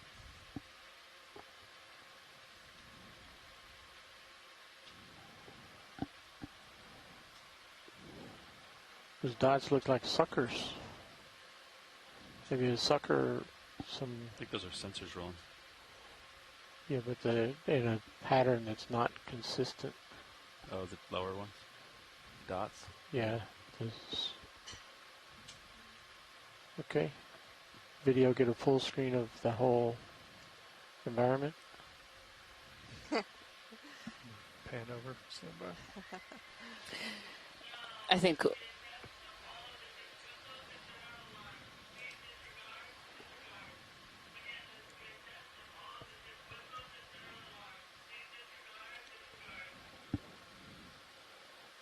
Whenever you're ready, Will. Okay, let's get lasers on. Lasers on. And one, just a snap zoom on the red stuff at the bottom. Well, there's definitely a lot of interest in this rock from the shoreside component. I'm afraid it's definitely too big to fit on D2.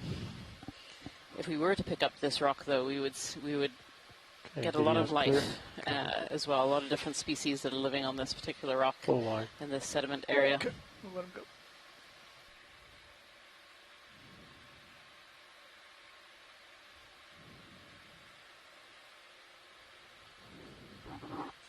We've seen this big guy over here before. We have not. These rocks are literally magnetic. Right. Magnetic to the animals. Yeah, yeah. Any kind of hard surface like that, they're just these species that need that hard bottom to be able to survive. And then you have other species that like the hard bottom to be able to hide from predators and keep out of the way. True, and also some of these volcanic rocks have magnetic minerals in them. Oh, okay, there you go. Maybe there's something to that. Maybe there is. Look at this giant sea star here.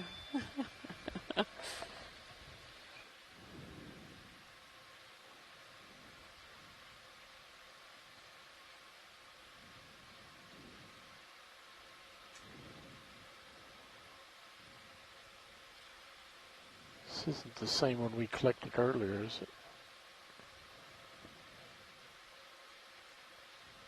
Looks similar.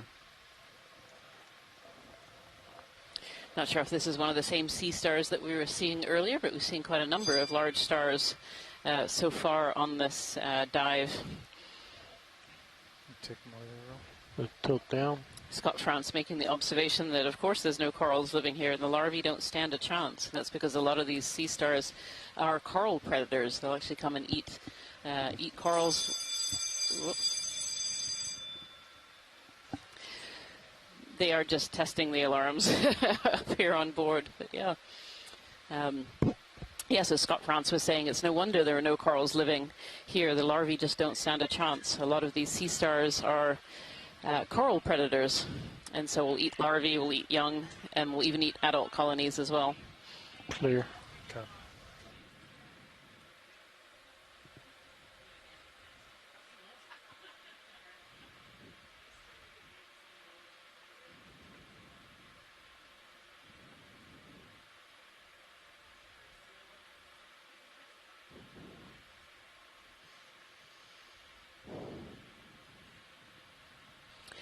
Talking of sea stars having a snack, here is one with, it's again got that feeding behavior on top. Lasers on them on a flyby roll. Keep moving. And so Christopher Ma thinks this might have been the one we were just looking at previously, a benthopectinid. near caster, potentially.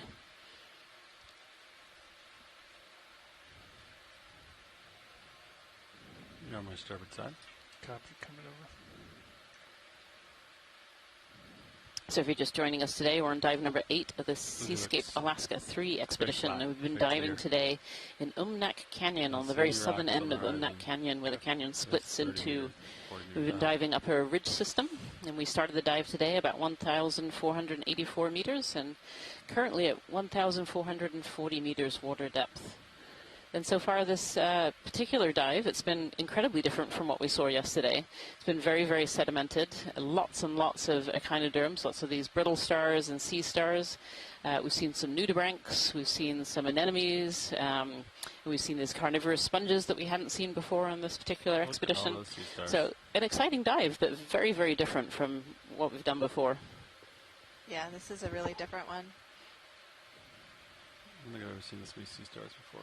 And this location is unique because it's at the confluence of 2 tributary systems that feed into this very large canyon called Umnak Canyon. And so a reasoning for choosing this location was because of all of this snow that you're seeing in the video here. There's a lot of flow coming down both these canyon features, and because we're at the confluence of these 2 little tributaries, you see a lot of nutrients being transported to this location. Yes, and can you please we were repeat initially that hoping to get 20 a view meters, of the canyon bearing walls of this 110.2. tributary, but the surface conditions here out in the Bering Sea were not cooperative with that idea. So we're good copy. Thank you. Checking out this ridge that's just adjacent to it and seeing some of the biology that's living in this area. Yeah, and it's really interesting, having seen all of this marine snow here. Had we been able to do that wall dive, I think there would be a fair amount there, so that's definitely a potential target for the future, having now seen just how much food there is in this system. Right, yeah, yeah.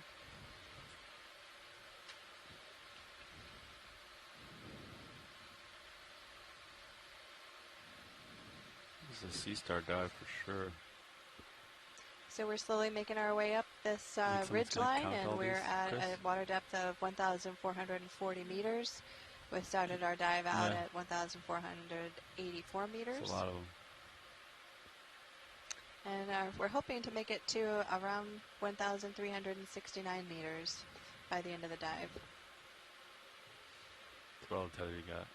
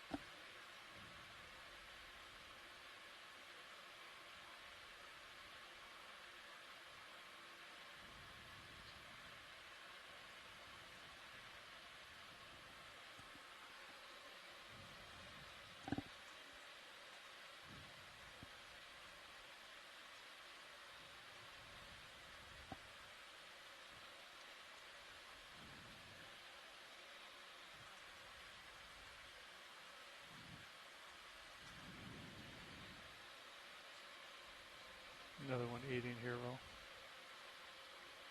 Copy. Oh, it's big. Definitely should brush lasers over that. Yeah, we can.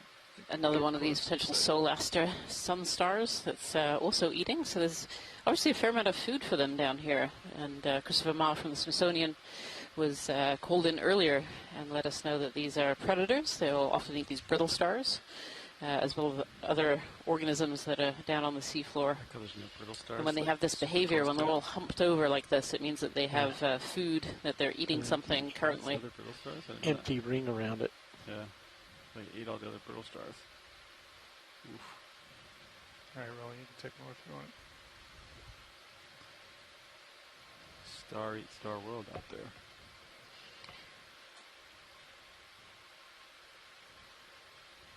So some interesting information about that blob sculpin that we saw a little bit earlier from Elena Jorgensen. And if you noted, it had all those little circles on the side of its head.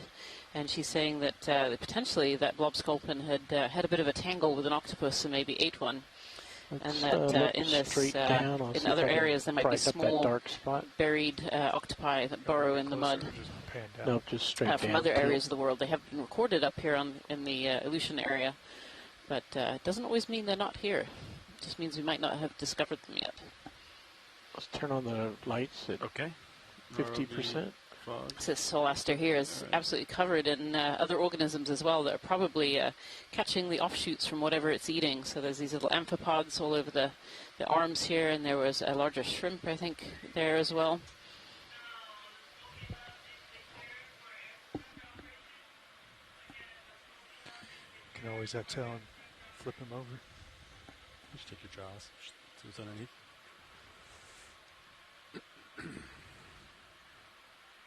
Let's look at the little creature on the left. Little creature on the left. All right. I see some skeleton shrimp in there as well. Copy, move complete.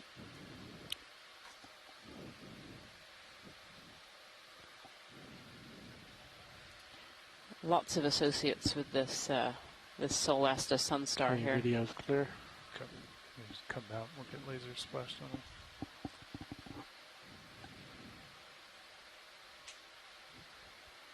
Certainly seems like that one has a big meal with how far that one's humped over. All right, fog's coming on. Yep. All right, let him go.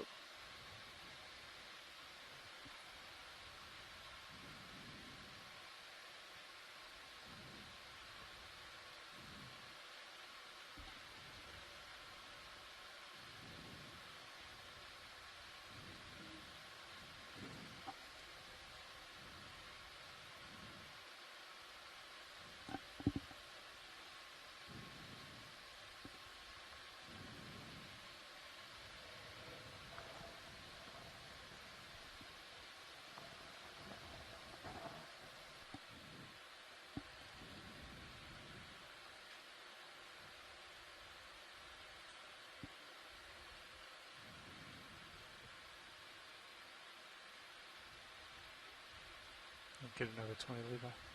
Yeah, let's do it. Okay. Bridge, RV nav. One more time, please. 20 meters, 110.2.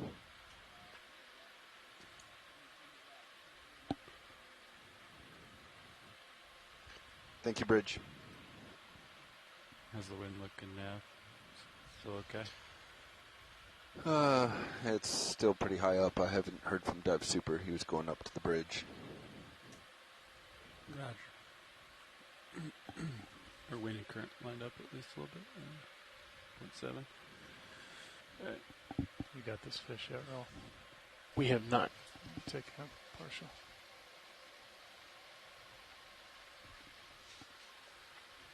He's coming. This fish is trying for its close-up today. Right in tight. All right, we'll let him go. Eel pout. Not sure we haven't seen just about everything in this zone we can. If you guys wanted to pick up the pace, if there's anything up ahead that you know of that's different. Yeah, we've got moving now. Yeah, we'll keep moving.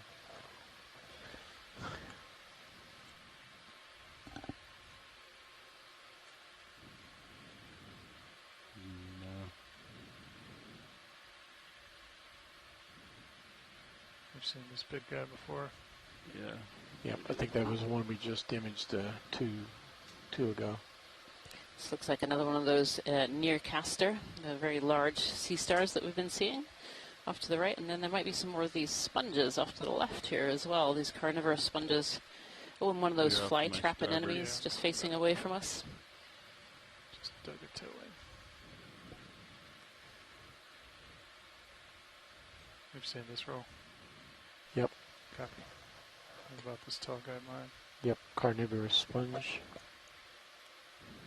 Okay.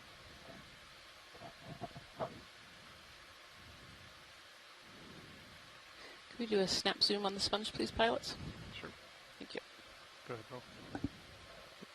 When you're ready. Yep. Yeah, so this is another one of those carnivorous sponges that we've been seeing. They're absolutely covered in these brittle stars, and this one has a small anemone at its base as well.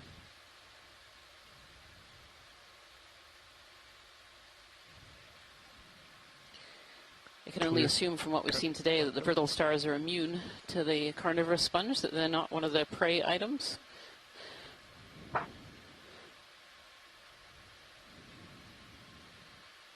And are utilizing the height that the sponge gives to get them up into the water column to be able to feed.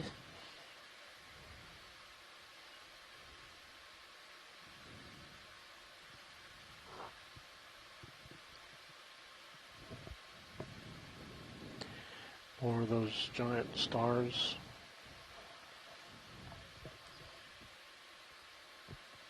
One of the 5 arms and one of the sun stars. Thought there were rocks off in the distance, but I think it's actually if you have more the time, sea stars. You can fly over and get a 2-shot as you fly That by. would not surprise me on this dive. You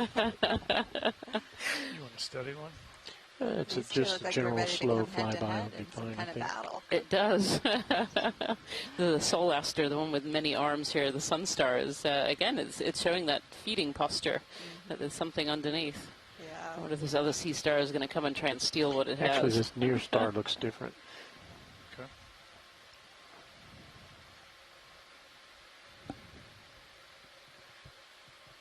Oh, what cookie it is. This one in front might be a pterasta. A little fish there swimming away.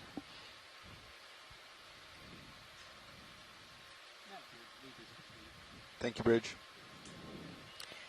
That's like the perfect sea star right there. Like that's the kind of shape that you imagine when you think of a sea star. Yeah. All right, roll. Take it. Tilt down.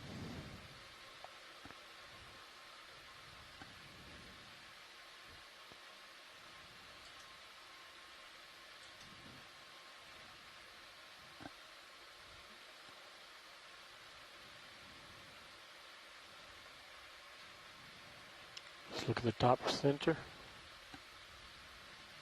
I'm moving the port manipulator, just so you know, pilot. Copy. There's some discussion on the chat about what this star is. Chris Ma and Sean Rooney both think maybe a pteroster.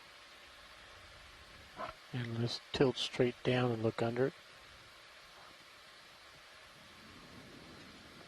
I have the jaws very close to the ground on the port manipulator, just so you know. It's good over there. Chris Marr is saying this is otherwise known as a slime star. And if we were to collect it, it would slime us. That's okay, Chris. I think we're quite used to slimy things here up on board.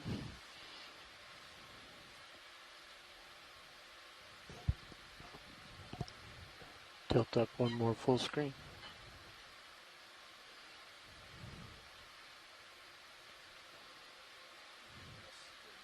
And lasers.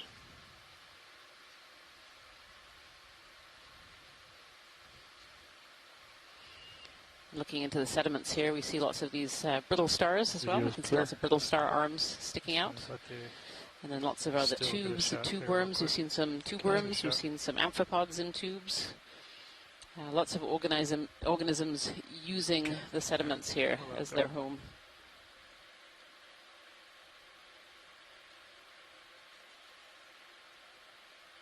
Pushing out, Levi. Okay. I think I stopped moving, so you're good. Okay.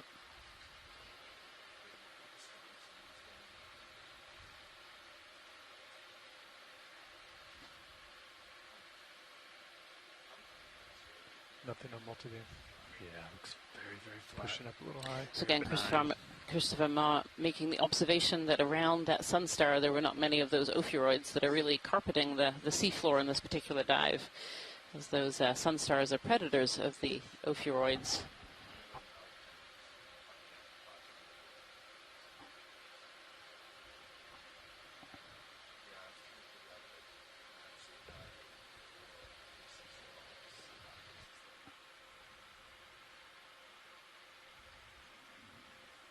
Knots wind. Yep. You seen this guy roll? I think we have from a distance, but not up like this. You want me to get a shot? Yep.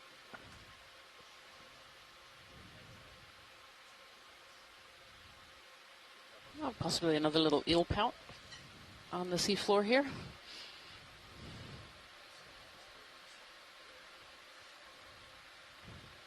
All right, you can take that.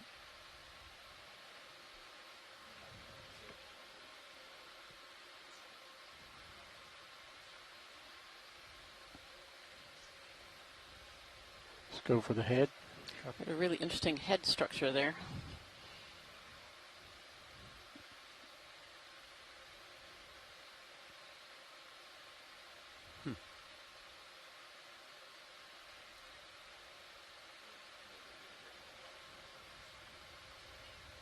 That's an eel pout. Had some confirmation from the science chat room.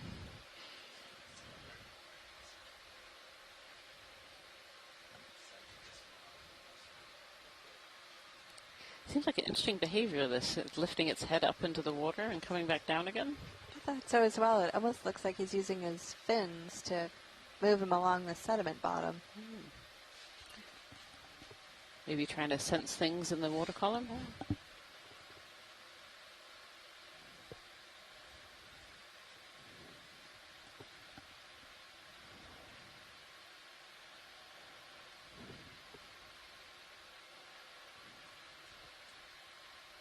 Oh, there's a larger fish coming in here as well. Oh, no, that one was not interested in being in the shot.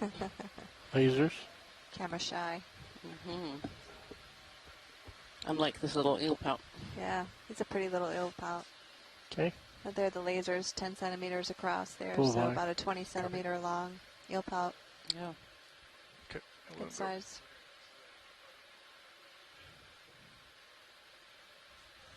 We're getting ready. Yeah, you can keep going forward. Maybe. Copy. He'll call us from workshop if he wants to call it. Okay.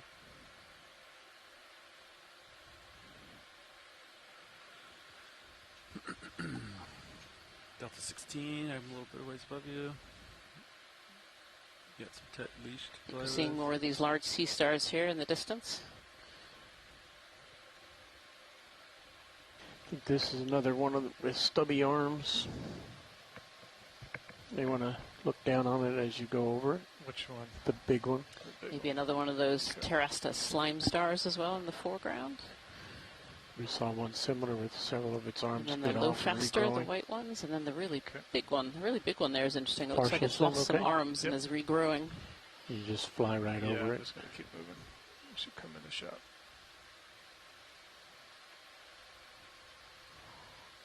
Look at that. What if crabs cut them off or something? That one definitely looks a bit beaten up. Yeah, it does. How is that happening? It doesn't seem like there are a lot of predators down here. How do you think he's losing his arms like this? It certainly doesn't seem like it. Yeah, and I'm intrigued to hear what Christopher Ma says, but I suspect, the only predators that could eat these larger stars would be fish. Okay. Maybe crabs, maybe some of the larger crabs as well. Yeah, there's definitely not a lot happening geologically to cause that kind of damage. Yeah. Yeah, Christopher Ma agrees crabs are possibly fish. Okay, larger predators of these sea stars. Yeah, that's interesting. You want this water column?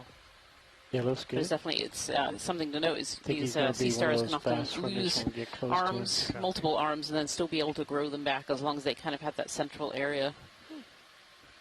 Another one of these eel pouts up in the water column here. Coming straight at us. It's doing some acrobatics for us. It is. Straight up and down. So graceful. Look at that. He's inside us. Yep, full wide. Yep. Nice tracking.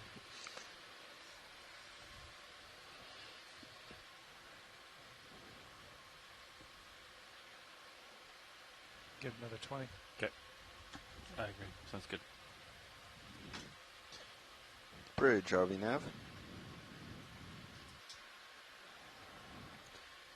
Can we please repeat the move? 20 meters, bearing 110.2. Is that one of these large crinoids sitting on the sea surface here? We've seen a number of those throughout this dive as well. There are also another echinoderm, also known as sea lilies.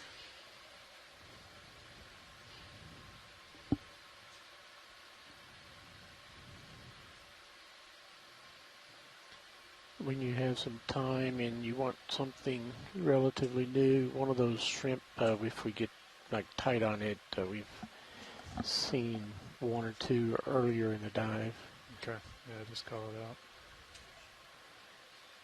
Though that wad of stars may be eating something, right of lasers. Right, no lasers coming into screen Yep. center now. Yep. Copy. It's a mass on something.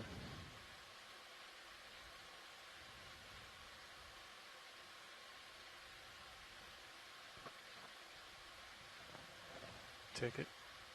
Tilt down.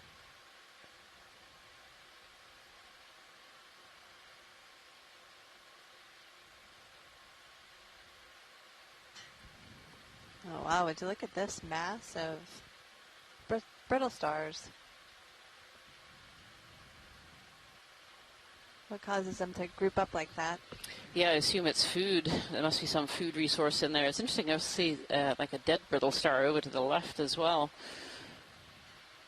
clambering over some kind of food resource underneath the pile there. Let's tilt up just a little bit. We'll get the top center one. Copy. What's that transparent stuff on the right? That's a worm tube. Yeah, on the right there might be part of a worm. On the right there, let's see. Oh yeah, you can see the feeding tentacles of this worm. These kind of worms eat sediments, so they'll actually have specialized cilia on the inside of their feeding tentacles that can pick up particles of sediment, and they'll transport them inside the tube. Well, they'll be sorted into particles that are yummy and tasty, and then particles that aren't, that get ejected out.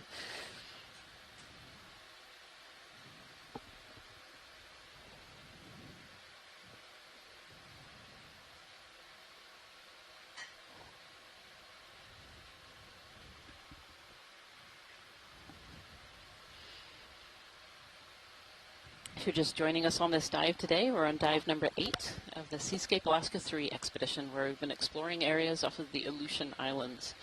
And today we've been exploring an area called Umnak Canyon. We're right at the southern end of Umnak Canyon, where the canyon kind of splits into two tributaries.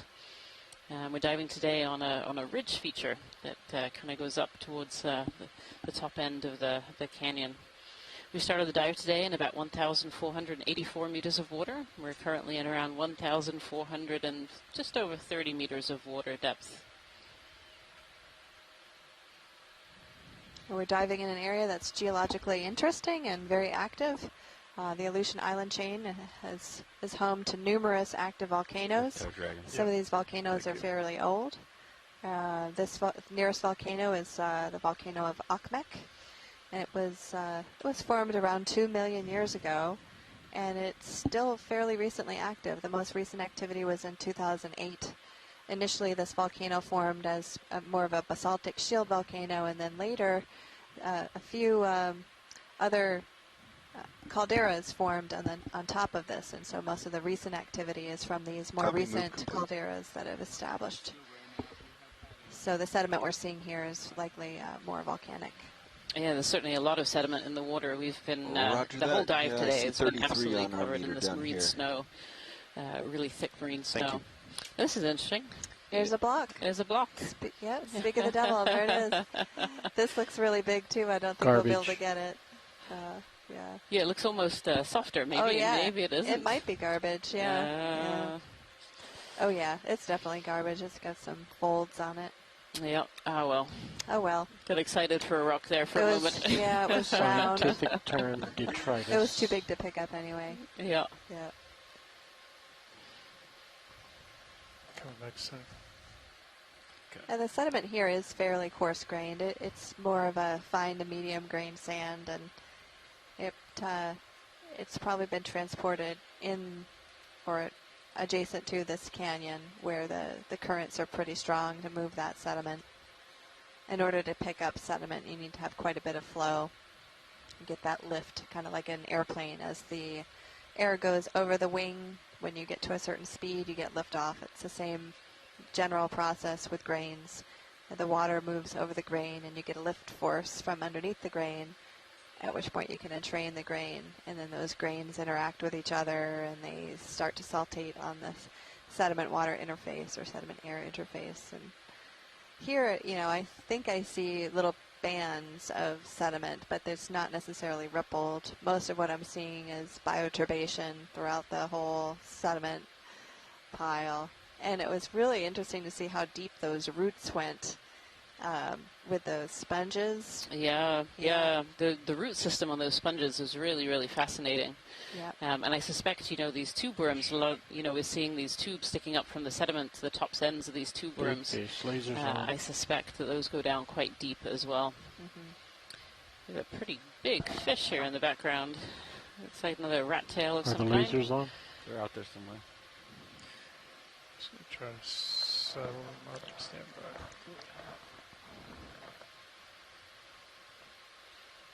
So thanks for joining us today. I'm Jennifer Ashoff. I'm a professor of geology at the University of Alaska at Anchorage. My specialty is in sedimentology stratigraphy.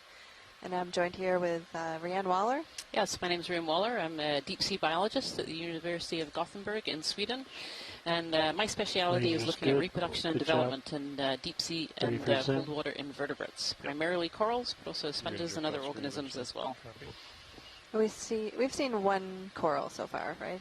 One coral. We saw one coral, one soft coral. Well, I saw it from the lunchroom. Right. That's where I saw it. Right. Yesterday we had so many of them. And today? A very, very different dive today. Very different dive. We're at a little bit of a different depth, and we're also not quite on as steep a slope as we were looking at yesterday. Right. Looks like this fish has also been in a bit of the scrapes. Look at its fins. Lots of scrapes and damage on its tail there and on one of its fins. So Sean Rooney is saying this is a giant grenadier, Albatrossia pectoralis. Tilt up.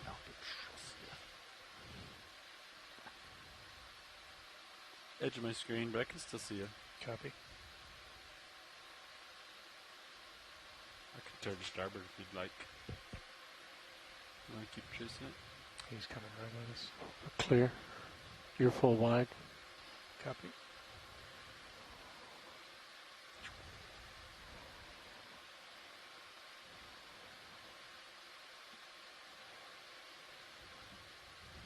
All right.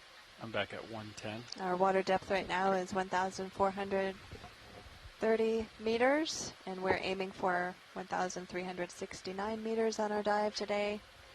And we again are in this interesting feature that's between two tributaries of this very large canyon called Umnak Canyon. And we've been seeing a landscape that looks very similar to this, with lots of brittle stars and other types of starfish. Same move, please.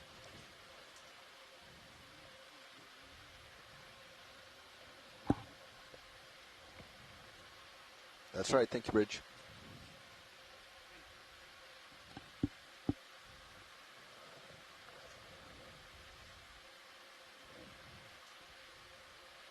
Yeah, auto heading. It's pretty snappy. Just what was left on when I took over. Yeah.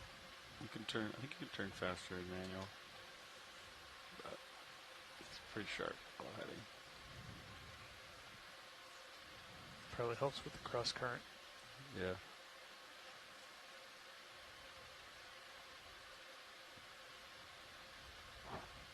I find that I always naturally put my head into the current, when I'm flying around. I just find that. Do you do that, Bobby? No?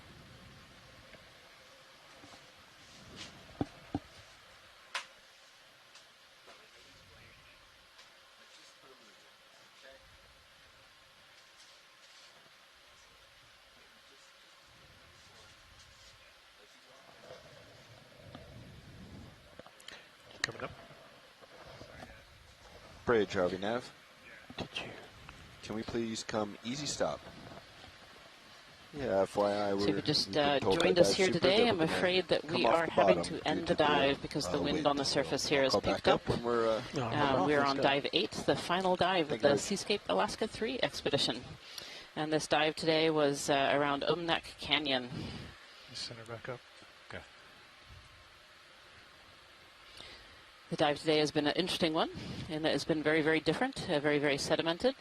Lots of echinoderm life, so lots of these brittle stars and sea stars. We also saw some anemones. We were lucky enough to see some nudibranchs too, which is a slightly more unusual thing to see in the deep sea. Yeah, really interesting comparison between today and yesterday. Definitely. In terms of diversity. Would you say this is less diverse? Or is it just different kinds of diversity? It's a different kind of diversity. It's probably slightly less diverse than we saw yesterday. Yesterday was it's hard to describe yesterday. It was such a high biodiversity site. So this is definitely less diversity than that. But I wouldn't have said this is necessarily low biodiversity either. There's been quite a lot in the sediments when we've got down close and really looked. We also just saw our first sea cucumber, go flying by, unfortunately, as we're coming off of the bottom here today. Yeah, the currents are really pretty strong down here as well. We are. And we've got some winds that are gusting quite high on the surface. I'm hauling down the white cheesy. Yep. Yes, wanted to check to see if you wanted any Niskins as we head up. Watch, I can't quite hear you. Roger that. Co-pilot copies. I'm out of depth there. Co-pilot's copies. Resetting. Let's get all stations. Yep. Survey 2. There you go. For Niskin.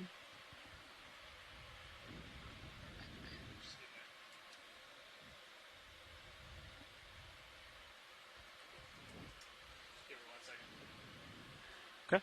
Here we go. 3, 2, 1.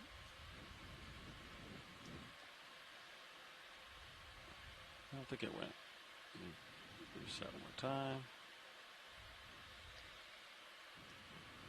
There it goes. Auto captured. Alright. Coming up. Chris. Coming up with That's a plenty. I think that's good enough delta. Or are you going to come up more? No, I think it's fine. Let's put it in auto depth and start backing. Alright. Whenever you're ready. I'm ready. Yeah, you can go. Okay. Coming back. Let's see. Once you get underneath me, let's zero the turns, I guess.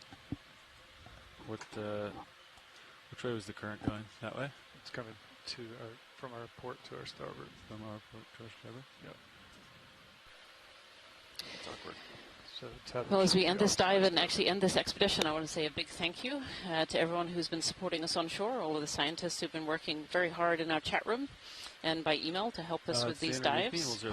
A huge thank you, of course, to everyone up here on the ship, the ROV crew, the video team, data team, sample data managers, and, of course, all of the crew of the Okeanos Explorer. Thanks, everyone, for joining. And we hope you'll join us for the next expedition. Yep, the next expedition, ROV expedition, will be leaving in August, sometime in August. Right. Yep. So as we leave the seafloor today, I just want to acknowledge where we are working in the world.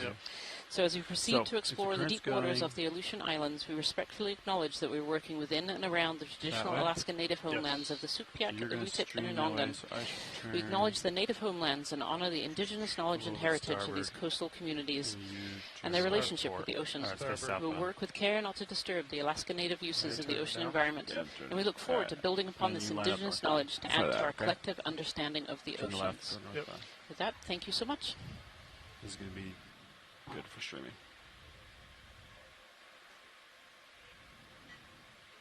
Alright. Let's get lined up like this. Alright. There. Now let's push up. Yeah. Copy. Now let's get in streaming config. Push it out. Watch lead pilot. He's still on comms. Just going to come over starboard just to stay in your screen a little bit. Wanted to confirm that last Niskin was number 6.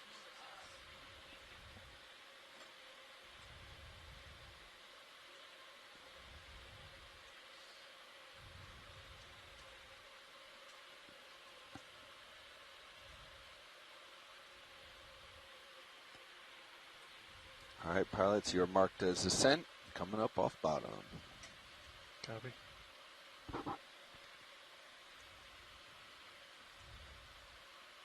You got me? Yeah. Just going to get your additional tail cam up. There you go. Alright, so I can see you down there. Yep. Still pushing. And you can see me. Tether looks good. Yeah. All right. You ready to punch out headings? Yep. All right, Auto heading up. All right. Auto depth is out. Great. You can start floating up, and I'll start hauling in. We'll keep headings inverse.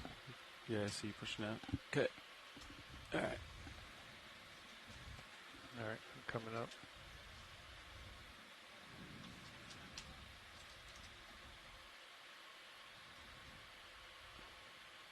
Okay, I think I'm tight there.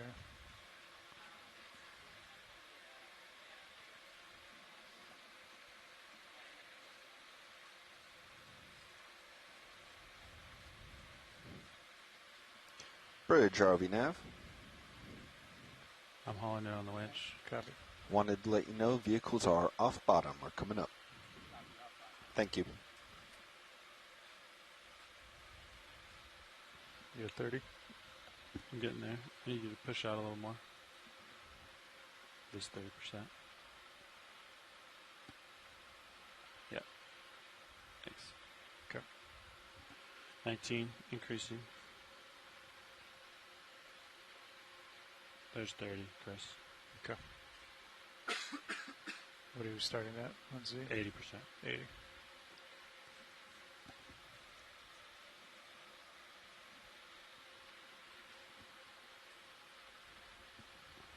You still want me to push out a little? Yeah. Okay. Yeah, 25 should be fine. 20. Pilots, I'd like to bring the ship half knot over ground. Help with streaming. Okay. Yeah, do it. We're clear of the ground. Yeah, we're good. All right, I'll leave the winch there, Chris. It's in your hands now. Copy. Let's keep an eye on headings. He's going to bring us ahead, so it should straighten you right out. Turns are 0.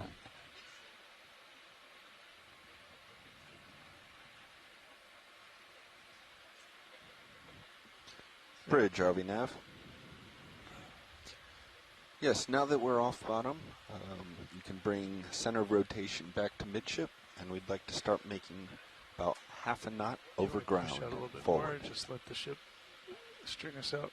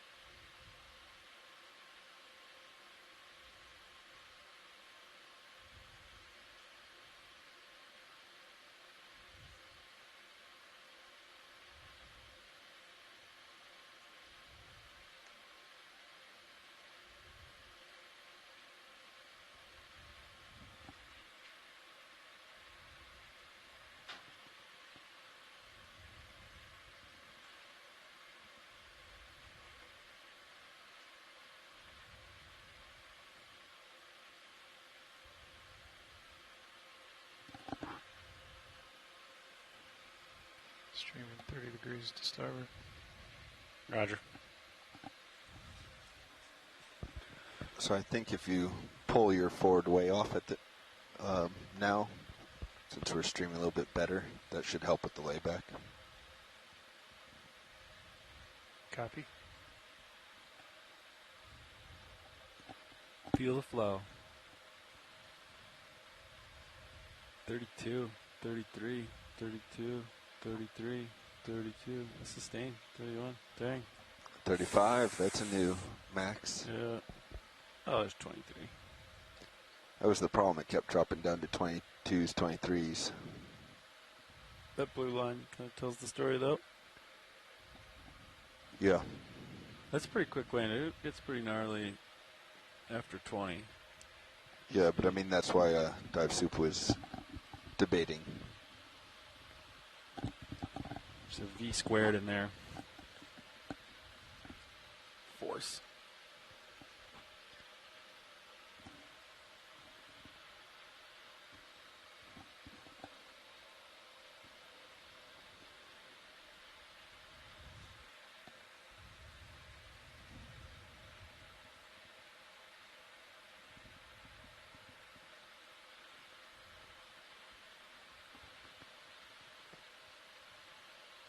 Starting to see some layback on the cable. I'm going to drop the ship to a 10th. Okay. Because we're just not seeing the same that they are.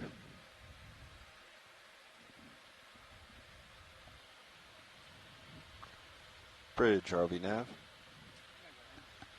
Yeah, would it be possible to drop to a 10th of a knot over ground? Or is that too small a command? All right, thank you.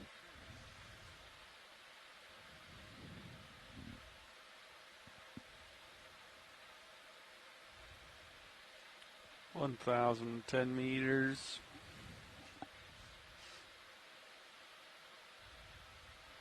To go. I've never seen that many sea stars before. That was wild. That's all it was. Just sea stars. That's it. For the stars. Yeah? Yeah, all I could think of is, my God, the sea is full of stars. So is the sky.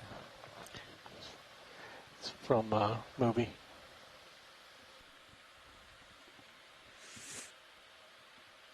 Space Odyssey.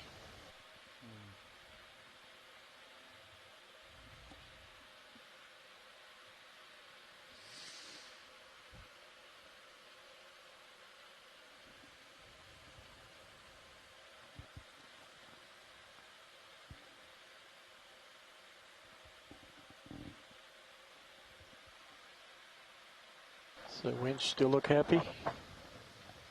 Winch cable? Yeah. Yeah, your camera looks real nice, Ron. Pretty tactical.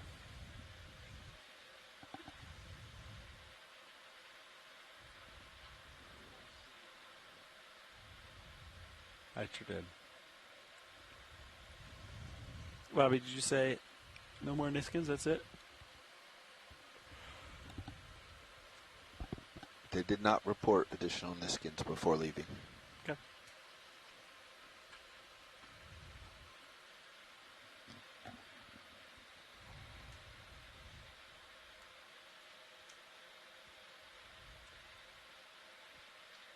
Someone's down there.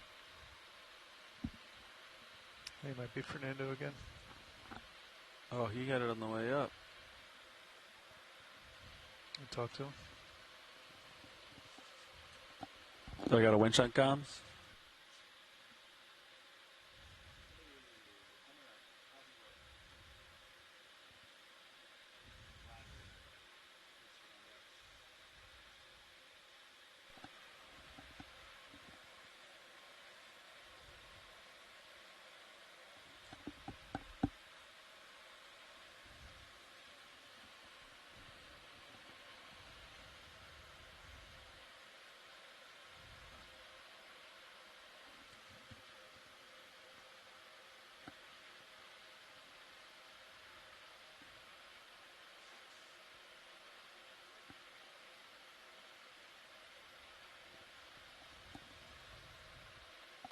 Layback's looking better, Bobby.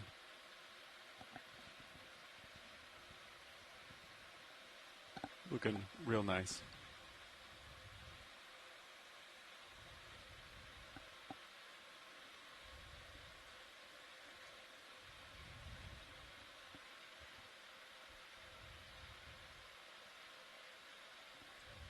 I'm surprised the wind waves aren't that bad, considering. You know, I feel like with this much wind, I would see more waves. Guess it hasn't have enough time yet to build.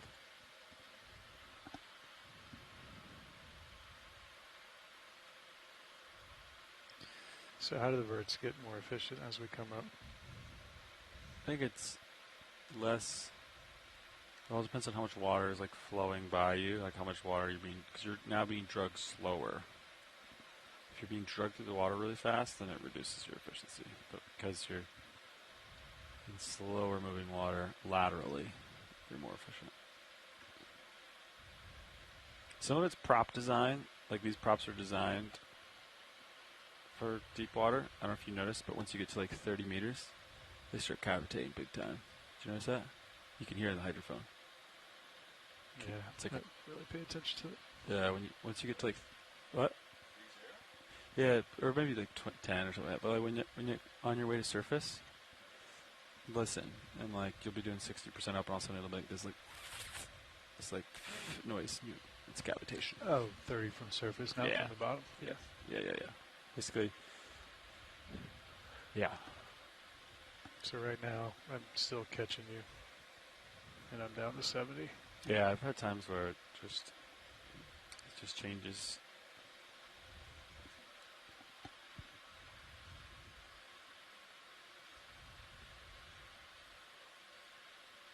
Expecting to have soup to come back in. Maybe it's just on us. It's a big recovery. Into that wind, probably. My guess. Slight change to port, be my guess. So all that layback's gone now. Bridge, RV Nav. Yeah. Is Dive Super up there with you? Roger that. Then I think we'll make some changes here until we see him. I imagine your recovery heading's going to be into the wind.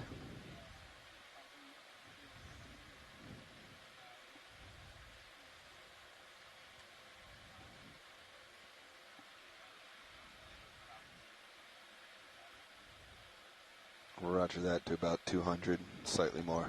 Okay. Vehicles are coming in at about 800 meters. So we'll get a plan here, and I'll call back just momentarily. Thank you.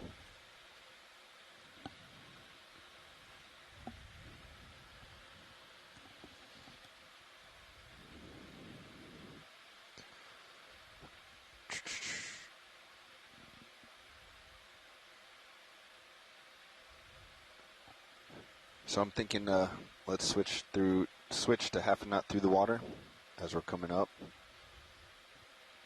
Okay. We'll keep auto sway in for the moment, and then we'll make him. We'll have him change his heading. 15 degrees a minute, nice and slow. Okay. How's that sound to you, pilot? Yeah, I mean, our speed shouldn't change much. We're basically doing a half a knot through the water anyway. Exactly.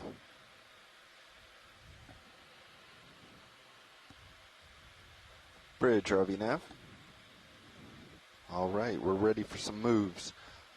We'd like to change to half a knot forward through the water.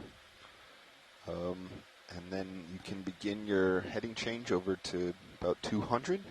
We'd like to do that nice and slow, so maybe 15 degrees a minute on the rate.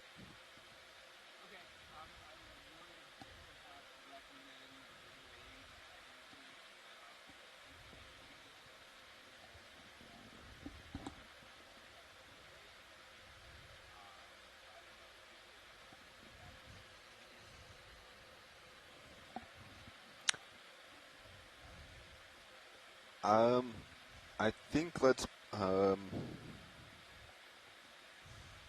would say as you're making that heading change, yeah, as sway is getting angry, you can come out of auto sway and begin drifting with the current.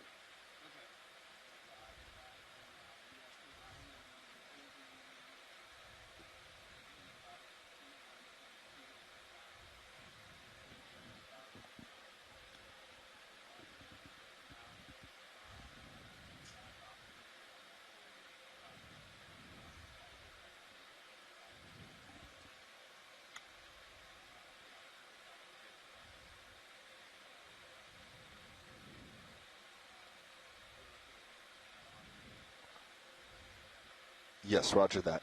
And understood on the half knot through the water, we see that as well in the ADCP, that you're just about there. Thank you, Bridge. Pilots, you copy all that? Yeah. So he'll be coming out of auto sway. If this is actually the surface current, which I'm not sure it is, because it seems like they've been fighting other residual currents. But assuming that's what we see, they'll be coming down southeast. What do we have at 800 meters?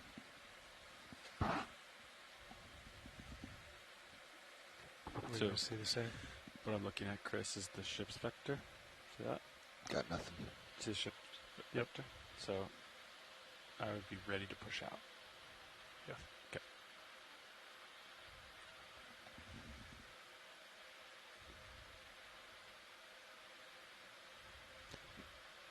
No depth profiles. Copy.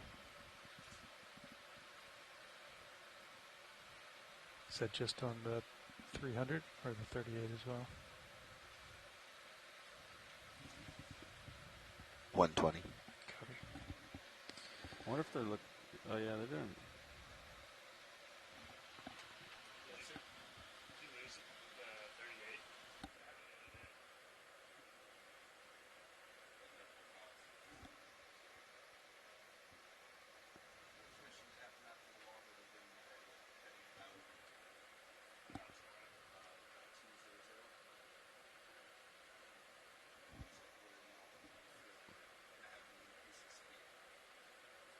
Yeah, I might need some more forward way on the ship. Bridge, RV nav. Let's bump that forward way up to about 3/4 of a knot, please. Thank you.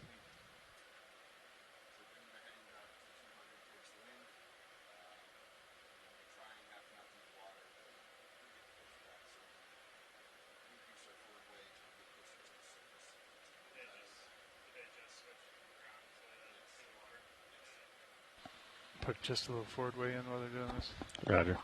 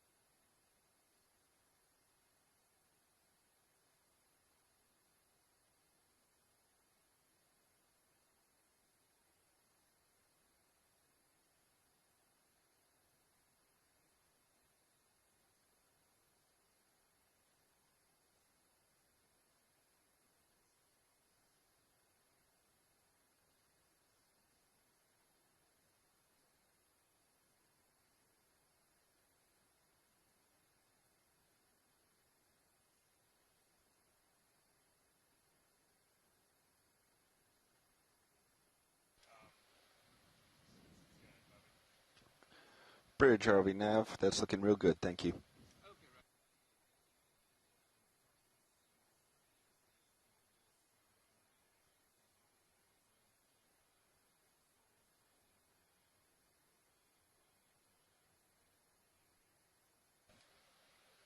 surge or sway? Looking at the streaming of the vehicles, I think we can come out of auto sway. Roger. Thank you for doing that turn with it, though.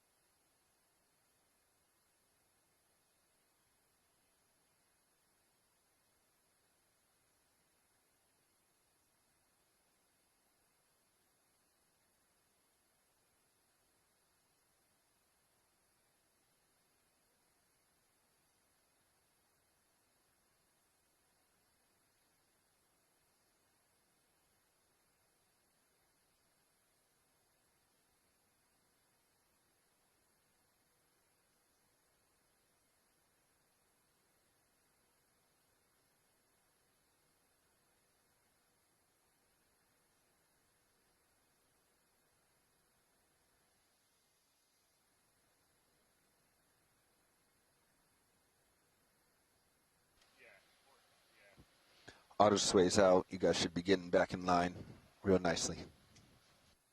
Copy.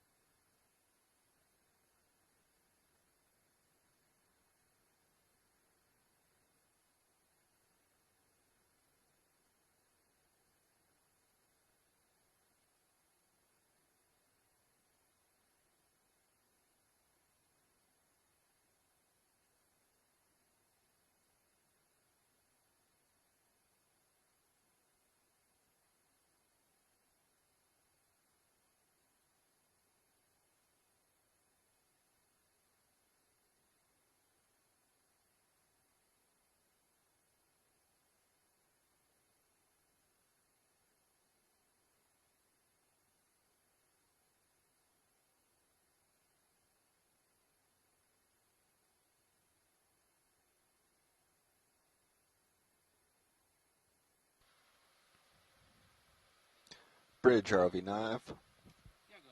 Looks like things are stabilizing. Can you disable port prop and port rudder, please?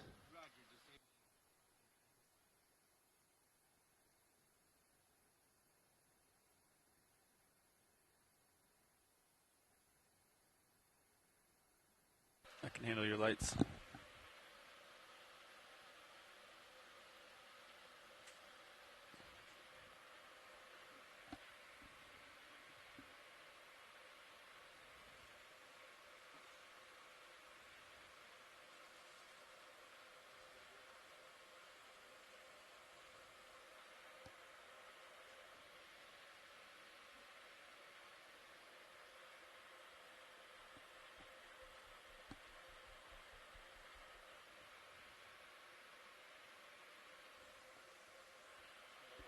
Passing 500 meters, Bobby.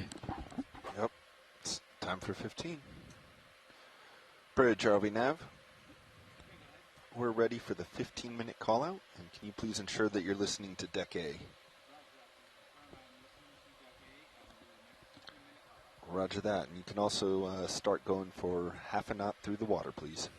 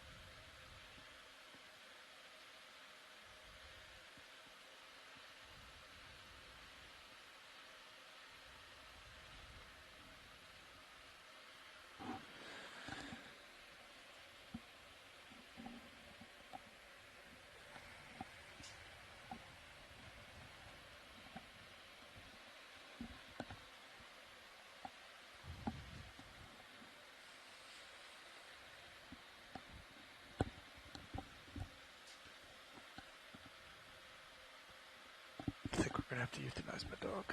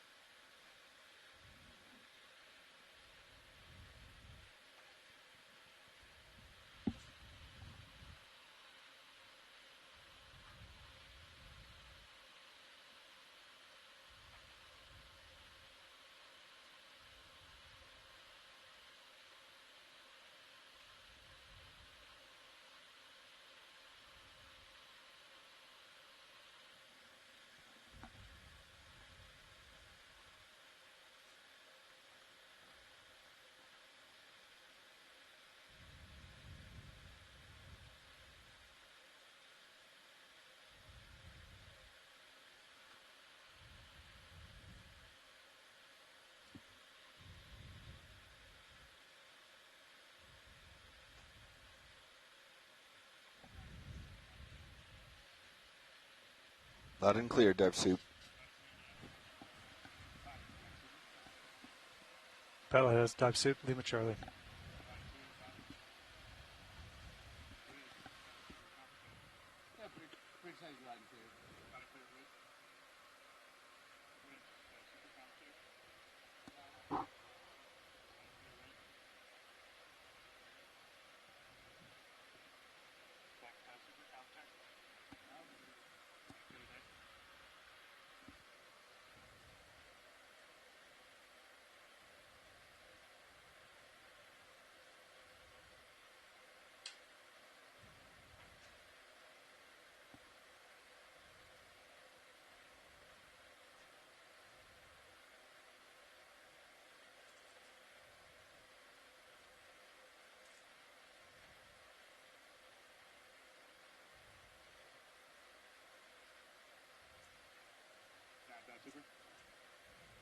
Dive Super Nav. Of course, vehicles are passing about 275 meters, tending about 40 degrees to starboard. Ship is currently making half a knot through the water. Port prop, port rudder are disabled. Center rotation midship. Auto surge, auto sway disengaged. We have about 20 to 30 knots of wind just off to the port side, and based on the ADCP current is almost on the starboard beam, about half a knot.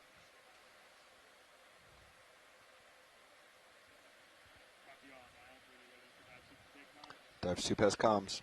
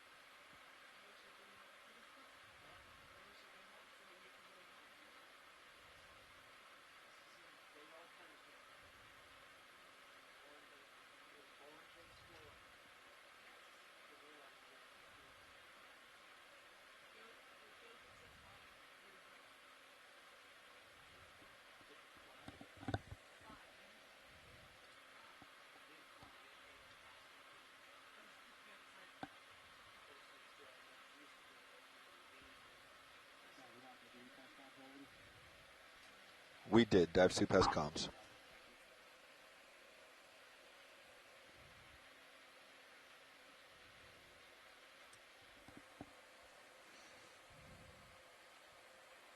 $190 meters, pilot. I'm going to stop at 50. Copy.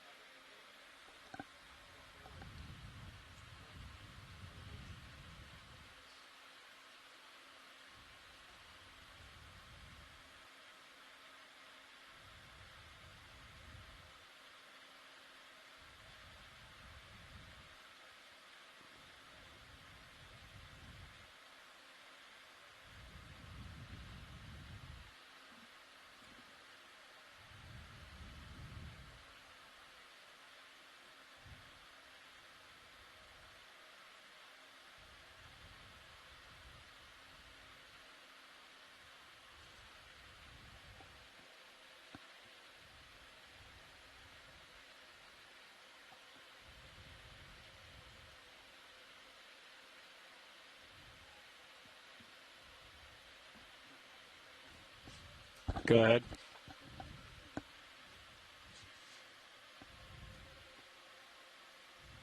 Depth 155, 154, 153, a little bit.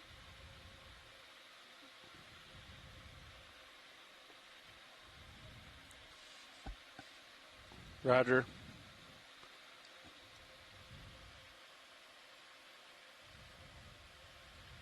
$4 meters difference, maybe 5. Well, it's 4 or 5 meters difference.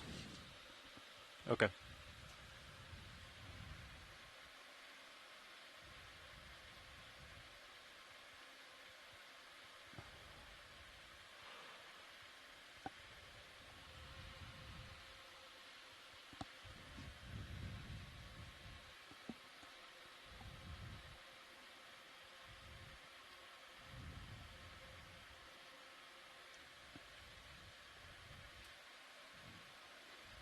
Dive Soup nav, you probably see, but streaming's improving.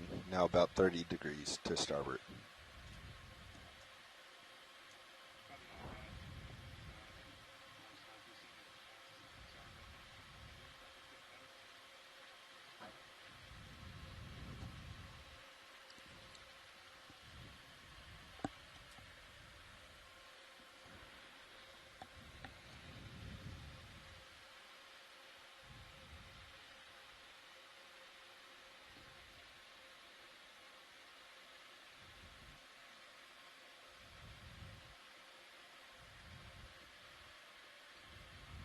I have 50 meters to go, pilot.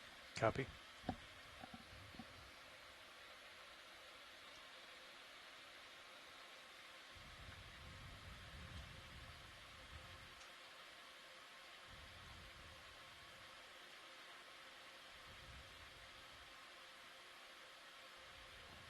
Because the 5 meter difference, you can just stop at like 55 or 60. You know what I mean? Yep.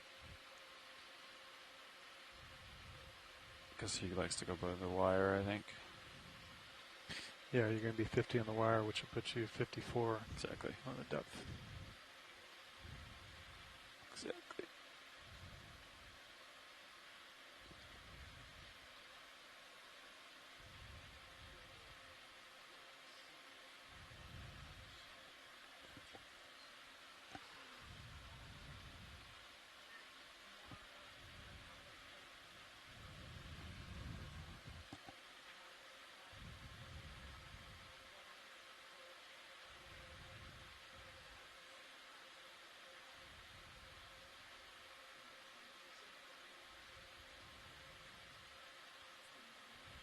$15, $14, $13, $12. Gear thrusters start to cavitate. $6, $10. Yep. $9, $8, $7, $6. You said they are? You can hear them. You can hear them ramp. Our ROV thrusters are starting to cavitate. 3, 2, 1. And I don't think I know what cavitation sounds like. Okay. Dive suit nav, vehicles all stop.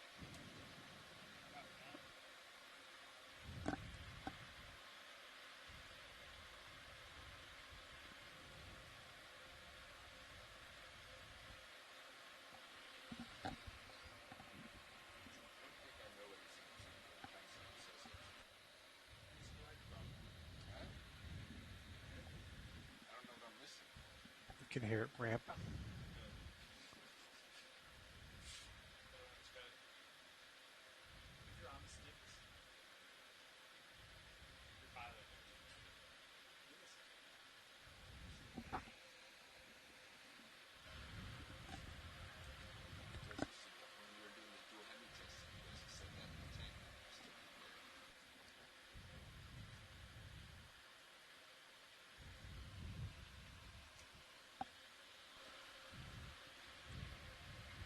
All right, we're at 50. I'm gonna bring my camera up.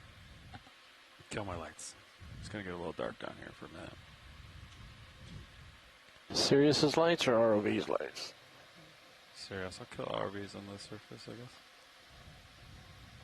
guess. Tilt your camera up.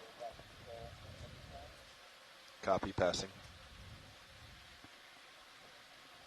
Sirius thrusters are disabled.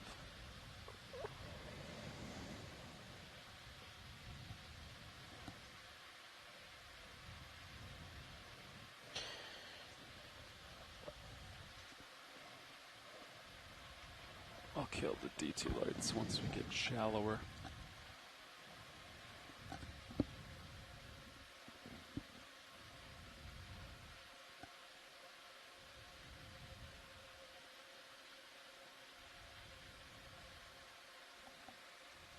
Just wait, he's gotta get like 80% to make him go at this point.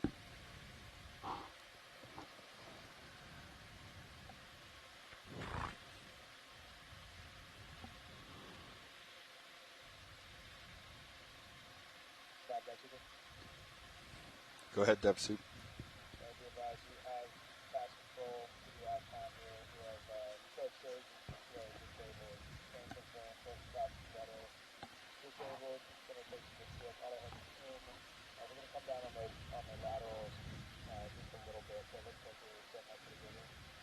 Copy all.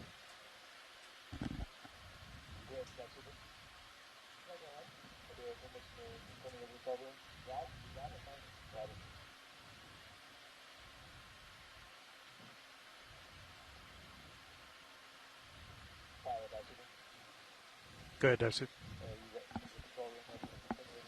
Yep, thumbs up across the board.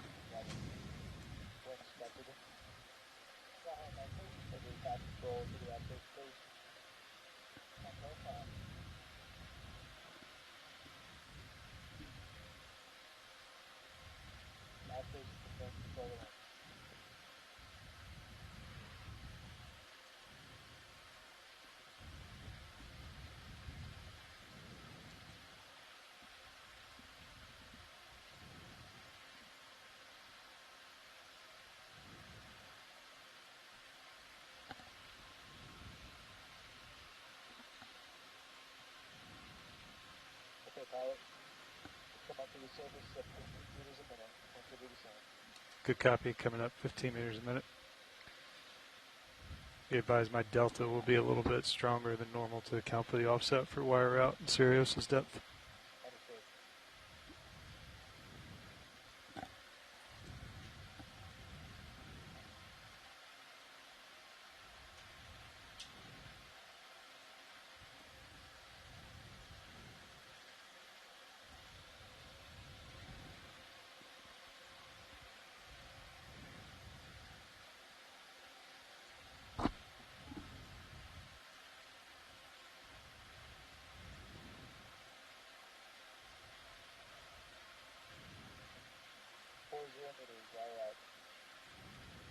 D2, 47 meters.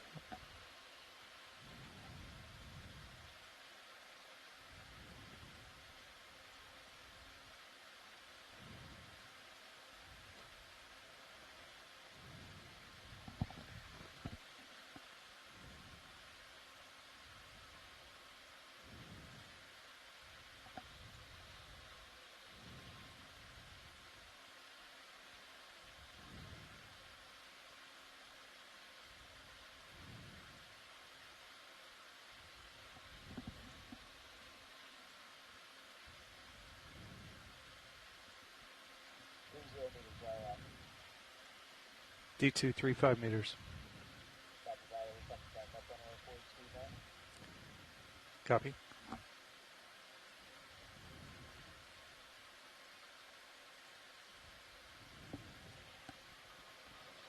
Video. Got it.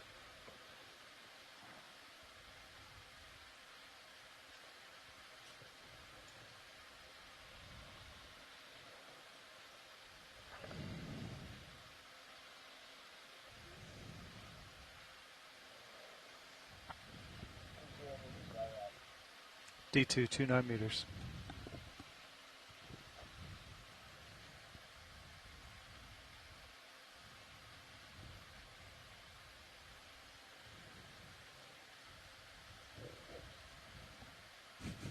To your craft jaws. Caught up on the craft, I think. On the arm. Yeah.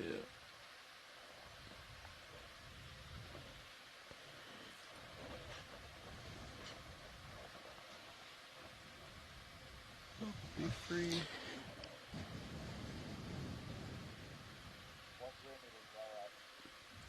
D219 meters.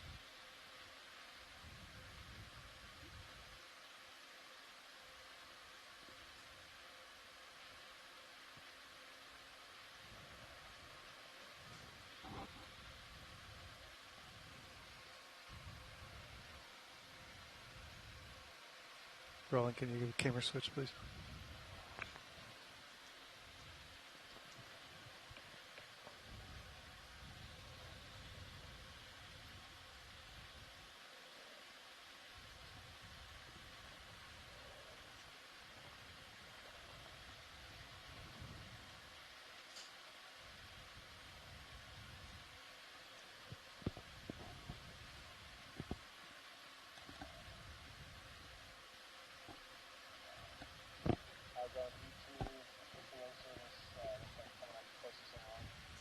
Copy, pilot has D2 visual.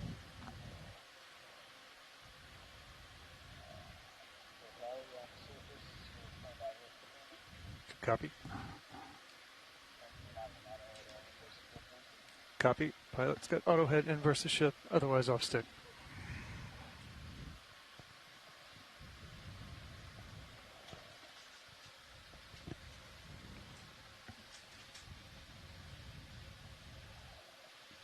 Did you click vehicles on the surface from the button?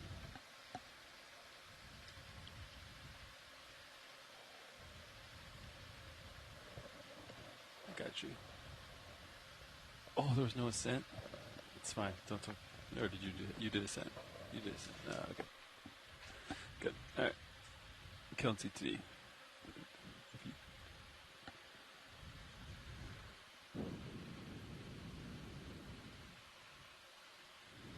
I'm going to center up HD2 before we get to the surface. And I thought I did. Did you see it not green? No, I just... The way you looked at me. Okay.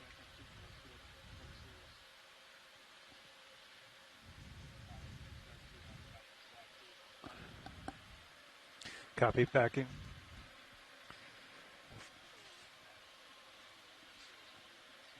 Understood. Pilot backing 40%.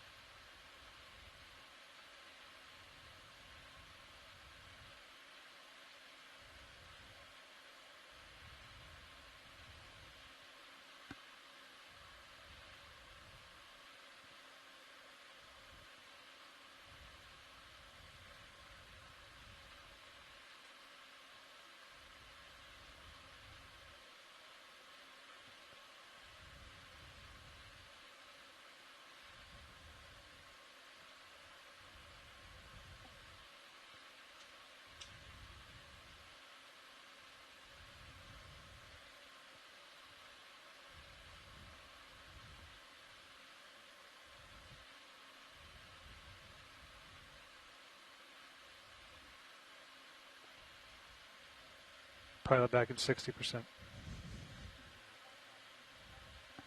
copy.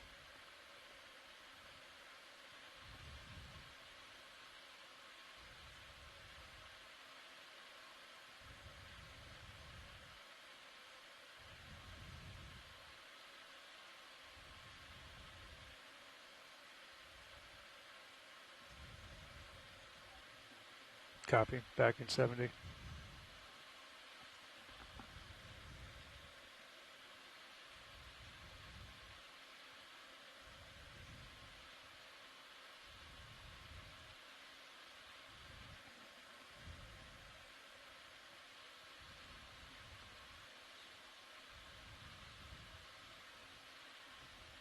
Copy. Easy.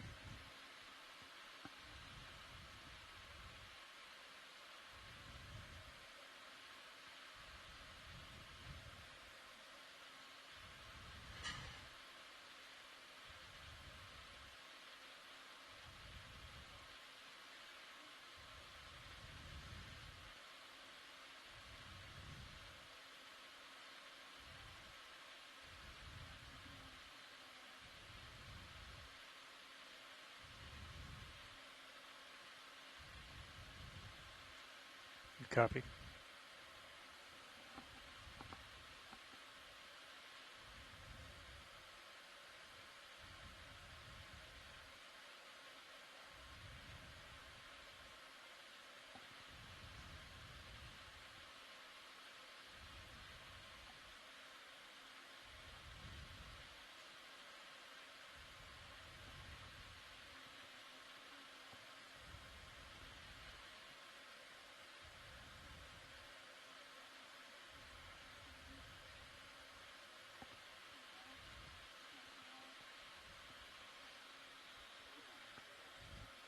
Copy. Auto head end. Pilot's off stick.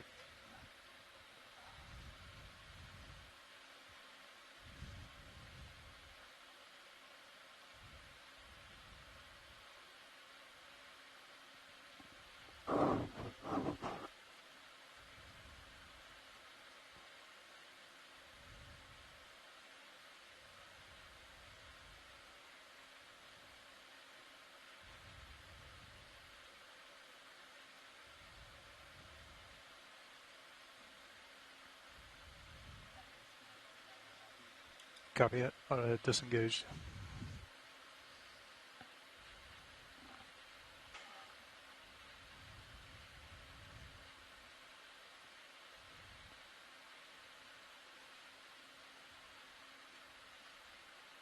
Lift line looks clear.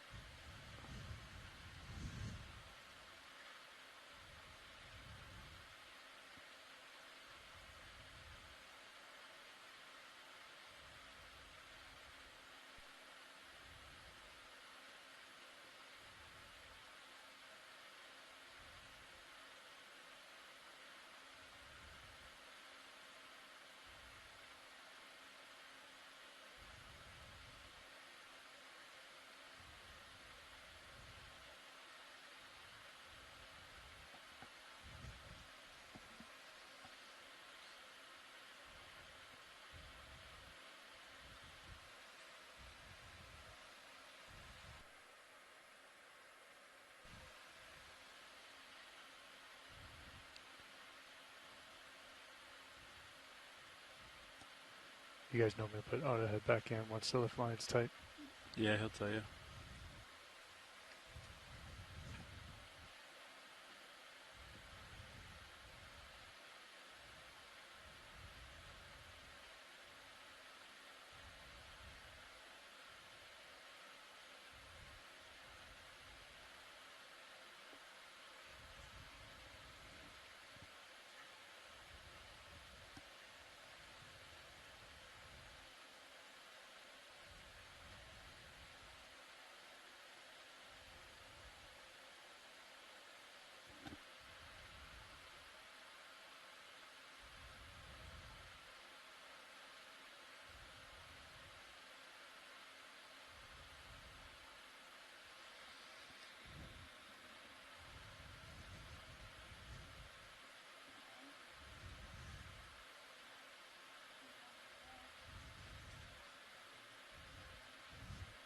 Good copy.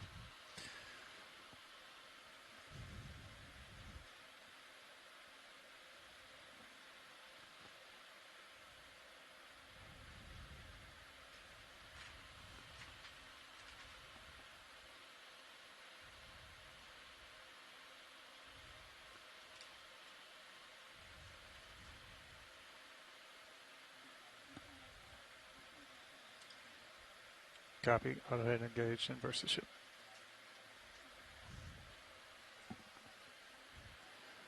Understood. Making my way to port quarter.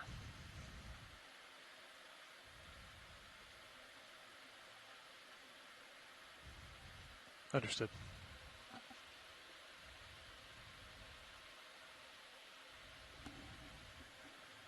Good copy. Straight back.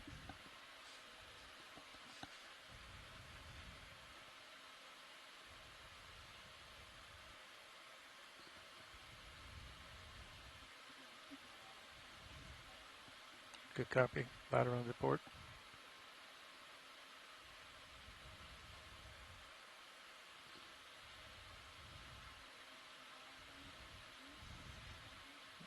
Maintaining.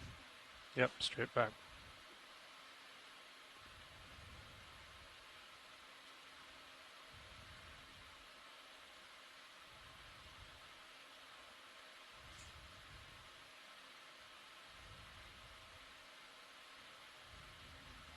Copy.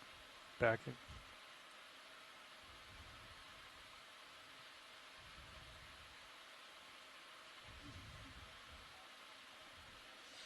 Understood.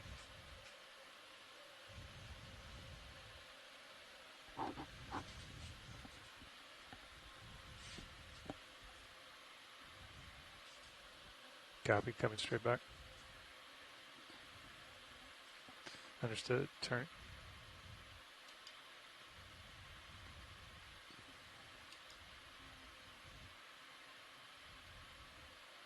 Pilot off stick. Guard head off.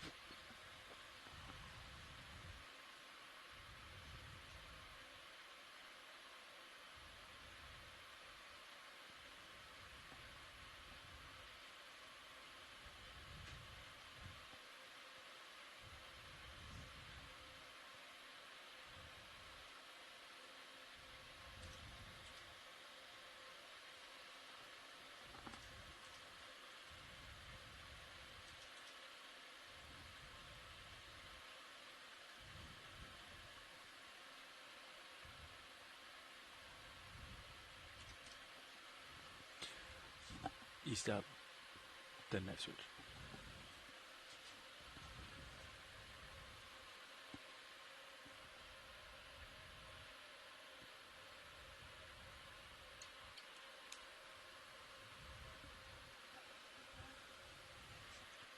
Deck hanger east up. Winch, knife switch. 0. Pilot confirms. Vehicle's cold.